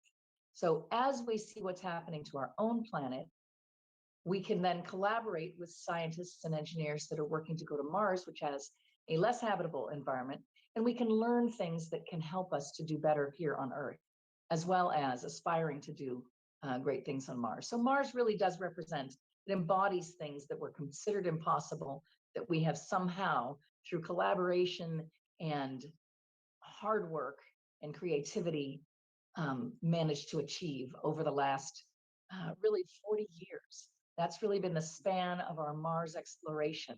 It's extremely difficult, but we have achieved it already. And so that each small achievement, when you're working with children, every small achievement that they make builds upon itself and creates confidence so that they can try something else and they can learn how to fail in small increments, which gives them the strength to try bigger things. My name is Shepard. I'm an electrical engineer. I specialize in robotic design, and I do it because it is just so fascinating to me. And at the same time, it is such a great tool to inspire other people to pursue careers in sciences, or at least to appreciate science and technology. To me, it is just so big and so fascinating. And the stories of spaceflight and technology and the ways that we have ventured out into the cosmos are just so epic that they are just naturally attractive to people. And so when you see the rockets launch, when you look at the rover that's drilling samples on another planet, that stuff is just cool, and it just naturally sparks our curiosity. So it's a no-brainer that this is the entryway into an interest in science and technology. To connect with what I do, I am very active on Instagram, Facebook, Twitter, TikTok. My handle is all the same at Space Cadet Shep. And it's just reaching out saying, hey, I like this, or can we talk about this? And I will be more than happy to interact and connect and just, again, help get people inspired. I think that people are ultimately attracted to passion. They're attracted to positive energy. And so when I communicate this thing that I do and I pour my heart and my soul into it, there's a level of authenticity there that I hope inspires people to find what makes them feel alive and what sparks that fire within them. So that's why I do it. And that's why I'm so passionate about it. And that's why I really put all of my energy into it. Mars, it's because it's who we are as people. We were never designed to stay in one place. We were always designed to reach out and to explore. And when you do this, if you think about why we went to the moon and what happened as a result of it, we advanced ourselves tremendously. The moon landings inspired generations of scientists. It sparked revolutions in technology. The way that your phones are, our computers would not be the same without the technology that we developed through for the moon landing. So why Mars? It is just crucial to our step. It's crucial to our ability to evolve as people and to grow. And again, this is just what we were made to do. We were made to explore. We were not supposed to sit at home doing nothing. Like, there is a big, bright universe out there, and we were perfectly designed to explore it.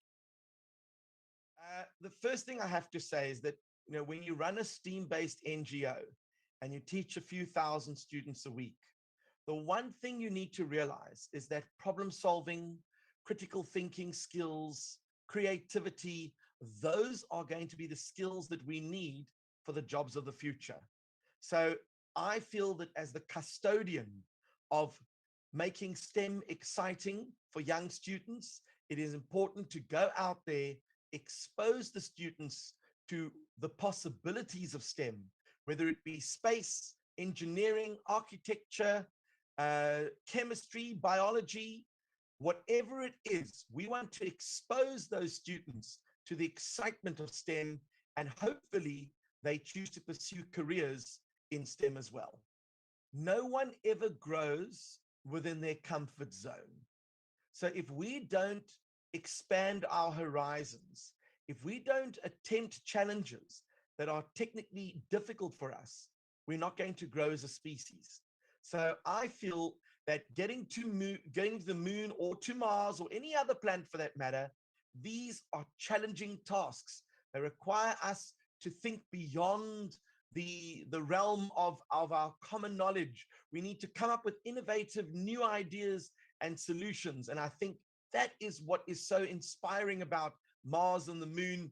We are taking students and we're giving them the opportunity to not only dream the future, but to live it as well. I would not hesitate to go to Mars. I think that I would not hesitate if I had a chance to fly into space either. I've always been a bit of a space cadet, and I've always felt that there was some place up there in the universe for me. So if there was a chance to get to Mars, I'd take it with both hands. I would have to say that my most incredible success story is the ability to bring students from around the world together, connecting with various space celebrities. I've had the wonderful opportunity to interview several space celebrities, and getting these students together to actually speak directly to an astronaut or a scientist, and have them actually speak directly to them in return. That to me is what I call democratizing science. And the feedback that I get from the parents of these kids to say that you've changed my child's life.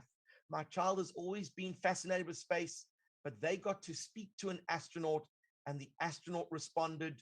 Now my child is dead certain on becoming the next astronaut from South Africa to fly to Mars. So I think that, you know, we don't always get to see those little successes along the way, but when the feedback does filter down through to us, it is always gratifying to know that the efforts that we go through and the efforts that we make to bring these children closer to STEM, they are actually embracing it and thoroughly enjoying it and feeling it that it is of benefit to them. We could build rockets. We could fly astronauts into space. But what's next? We've been to the moon, but we could go to the moon a lot better. We could spend more time on the moon. But then what's next? We are always going to have a new goal in mind. So I feel that if you actually put a goal like Mars ahead, as Nelson Mandela once said, it is always impossible until it is done.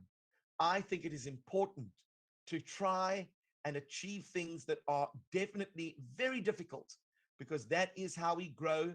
And that means we're going to move towards the future with exciting new opportunities ahead. Hi, everyone at the Humans to Mars Summit. My name is Bailey Post, a recent graduate from Hampton University with a biology pre-med background. My biology background is what has boosted my love for all things science related.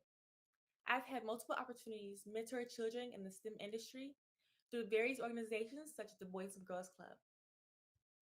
These opportunities range from mentorship to science fairs, where I was able to present a live animal dissection in front of my students. I kept them engaged by allowing them to come up one by one, acting as my mini scientist. I recently had the opportunity to work as a team lead for Janus Planet during astronaut training camp in Newberry, South Carolina. My experience there really allowed me to present a fun and interactive way to allow the students to train and exercise like an actual astronaut. My experience in the Army ROTC program really benefited me for this role, as exercise and training was the forefront of my work.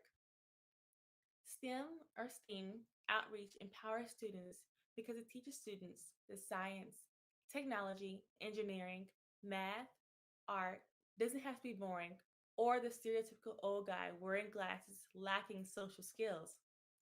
Being excited and passionate about this industry is what gets my students more engaged and curious about learning. Many people can benefit from this by staying curious, getting involved in the community, and staying active. NASA specifically offers multiple internships for those who are interested in combining their love for space and STEM. Now, why Mars, you say? Mars is an important teaching tool.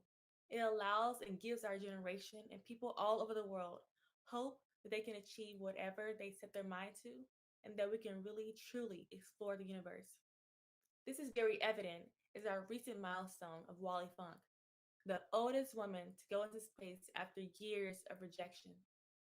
She was able to achieve her dream because of her perseverance and passion. As the odds continue to be pushed, I am hopeful that in the future, we will embody more Wally Funks out there. Mars is just the next step. Again, my name is Bailey Post, and I had a pleasure talking with you. My name is Maria Nickel. I am a STEM teacher specialist and grade 7-8 science specialist here in Canada.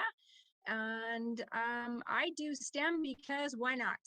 It engages kids, it brings about joy, it brings about excitement, it brings about exploration, curiosity, and problem solving. And that's what I want to teach my kids. When you look up in the sky, you wonder what's out there.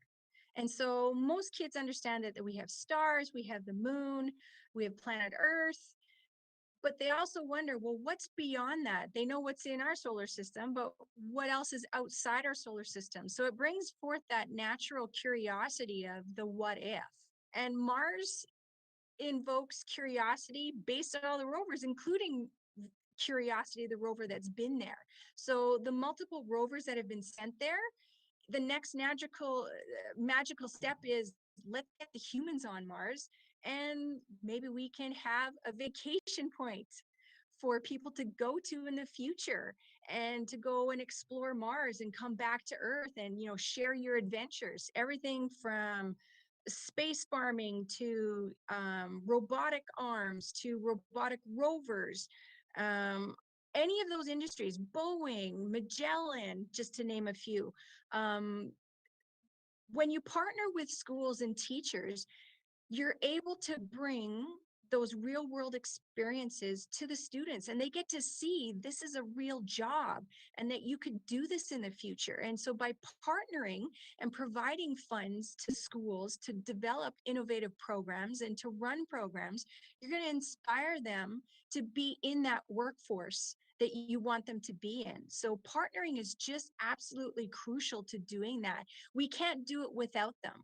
It makes it much harder on your own, but when you partner with an innovator, they can bring huge amount of experience and a huge amount of resources to inspire the kids to dream big and dare mighty things. Hello, my name is Maynard Okereke. I am a science communicator, and I have my platform, Hip Hop Science, where I use music, entertainment, and comedy to educate on a wide variety of scientific subjects, all with the goal of encouraging more minority and youth involvement into STEM. For me, representation is key, And also getting more diverse voices into the sciences is also key. So this is an outreach platform, and I wanted to find a unique, entertaining way to be able to stimulate curiosity into our young future STEM leaders. And what not better way than to use music and comedy in education. So that's what I do with my platform, all with the goal of really more inclusivity and building more representation in the STEM fields. For anybody in general, really, is that curiosity, right? I mean, who didn't say when they were 4 years old, 5 years old, that they want to be an astronaut, right? I mean, I think that's the basic, most standard career choice of any 4-year-old, really, right?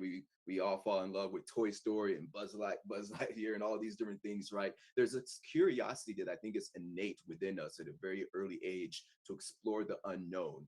And one of the most unknown things is deep space. And I think that stems from just wanting to know more, right? We have this huge planet that we're still learning about every single day. We're finding new organisms, new wildlife, new discoveries, doing ocean explorations, all these different things. But we walk outside and we look up to the stars and we see these bright stars out there in the sky. We see the moon, and there's just this vastness of space that we just don't know about. And I think seeing that every day and being so close to it, but not being able to access it, gives us this mentality of wanting to know more. And I think for kids, that's something that's ingrained with us from a very, very early age, to look outside and want to know what's out there. And then being able to now venture into space exploration, astrophysicists, astronauts, whatever it is that will get you out there in space, astronomy, getting your telescopes. I think that's intrinsic understanding and curiosity for what's out there and the beyond is what really gets us attached with space exploration. Mars is a worthy goal because it helps us understand what we have special here on Earth. And I think that would be probably the best summation of it. And that kind of goes hand in hand with a lot of space exploration, right? I think our curiosity of wanting to know what's out there and how some of these different planets came to be, it gives us a better fundamental understanding of what we can do to protect our own Earth. And with Mars being like, knowing that Mars is very similar to Earth at one period of time, really being able to see that dynamic of change over time and how that can better influence what we're doing here on planet Earth. It's a pleasure to be here. My name's Jo Warner. I have, I hate to admit it, something 30 plus years experience in leadership, organizational development and training. And quite recently, I became the founder, startup of Equinox Rising. Now, what we do is we work with students, educators, entrepreneurs and employers to accelerate their success. And the training and coaching as well is based upon emotional intelligence. Now, our signature program is called Step into Success, and it basically develops transferable business essential skills. Now, if you're old school, you would have called them soft skills. They are not soft. They are essential if you want to succeed in business. Quite recently, our small startup was selected by the UK Space Agency as only one of 30 companies for their LEO Accelerator program. And we were the only educator stroke training provider. So that's exciting. Now, why were we selected? Because ultimately, as you all know, space is very technical. So how do technical people share their ideas with people who aren't such experts in their field? It may well be business partners, collaborators, investors, and somebody that's new to the industry but maybe wants to join it on the peripheries, marketers. Space industry is going to grow immensely, so you need to be able to communicate all of these ideas. And the reason I founded the company is through my own experiences, I learned the importance of emotional intelligence and resilience. And I've been studying it for over 10 years. And through that, I see the benefits that it not only brings to the individual in all aspects of their life, but to business. And through the inclusion of arts and social sciences and new media, you can grow the whole person. Because to me, STEM is technical expertise, and it's the A that adds the additional creativity required for innovation. As a side note, recently the UK Space Agency published the Space Census and the Skills Survey, which highlighted the need for more diversity. And what we do is we empower those underrepresented within the sector. We're in a tough position internationally. The great thing about us in the work we do in space is the peaceful ways to work together. And I feel very strongly about having peaceful ways to work together. So if you know yourself and you know how to manage your emotions, that increases your ability to be able to communicate effectively and work effectively within teams. If you're somebody that can have a lot of bad things thrown at you and can just calmly keep working through it, you're a good astronaut. Now this, I thought, ultimately, aren't we all the astronauts in the journey of life? My name is Dr. Ideal Sofia Gonzalez Cerriquio. I'm a researcher at the International Institute of Astronautical Sciences. I'm also a curriculum innovator and collaborator with the Bellegrin Center here in Southern California, and I'm an upper school educator. And why do I do it? Hovering two worlds as a scientist and as an educator, I think it's important that students see themselves not only in books, but in representation, seeing themselves as well as others performing science, doing science in order to help humanity. And one of my passions, besides my own research, is having students performing ongoing research, either through citizen science or working with me. And they could see the relevance of why they are learning certain material. The outreach component, having them feel empowered that they can change the world, empower one another, bring peace with one another, and help heal our planet. It sounds cliche, but you only see yourselves as human. And that you need to depend on one another, learn from one another to survive in space, because space is trying to kill you. And in order for us to survive, we need to depend upon one another, learn from one another, and develop empathy and strength for one another. I really believe that space exploration will allow us to achieve a level of understanding, of community, honoring multiculturalism, and developing a social justice platform for anyone to achieve their goals, their dreams, and see themselves in whatever they want to be seen in and as, which is exciting. One of the former astronauts that were in ISS last summer, Glover, how he used his platform of science and space to speak of social justice and equity within at least the United States and beyond, using formulas as F equal ma, the force and our mass could accelerate towards freedom and social justice. So yes, I agree with your theorem. Space is a great equalizer because we need to depend on one another for survival. I'm part of Project Possum. I'm a scientist astronaut candidate through IIAS, and I'm also an ambassador. So I encourage educators, enthusiast students to contact me because I have ongoing research, curriculum for educators to have science as a verb and to bring good. Also, if there are students interested in sharing their viewpoint in STEM, I have a magazine that I co-run called Mind Magazine. And we're always looking for artists and writers to explore STEM with a multiculturalism lens. So I look forward to hearing and collaborating with anyone who's interested. Mars is a worthy goal because it's a snapshot of our possible future.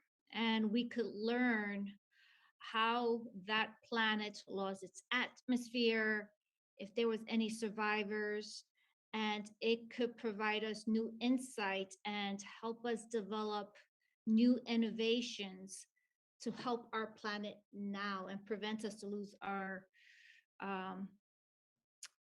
Earth. And at the same time, why Mars? We are explorers. And as explorers, as scientists, to see another planet, to inhabit another planet, and to just learn from an abiotic factor, which possibly have biotic factors, and learn about new forms of life, that's just a scientist spirit and dream.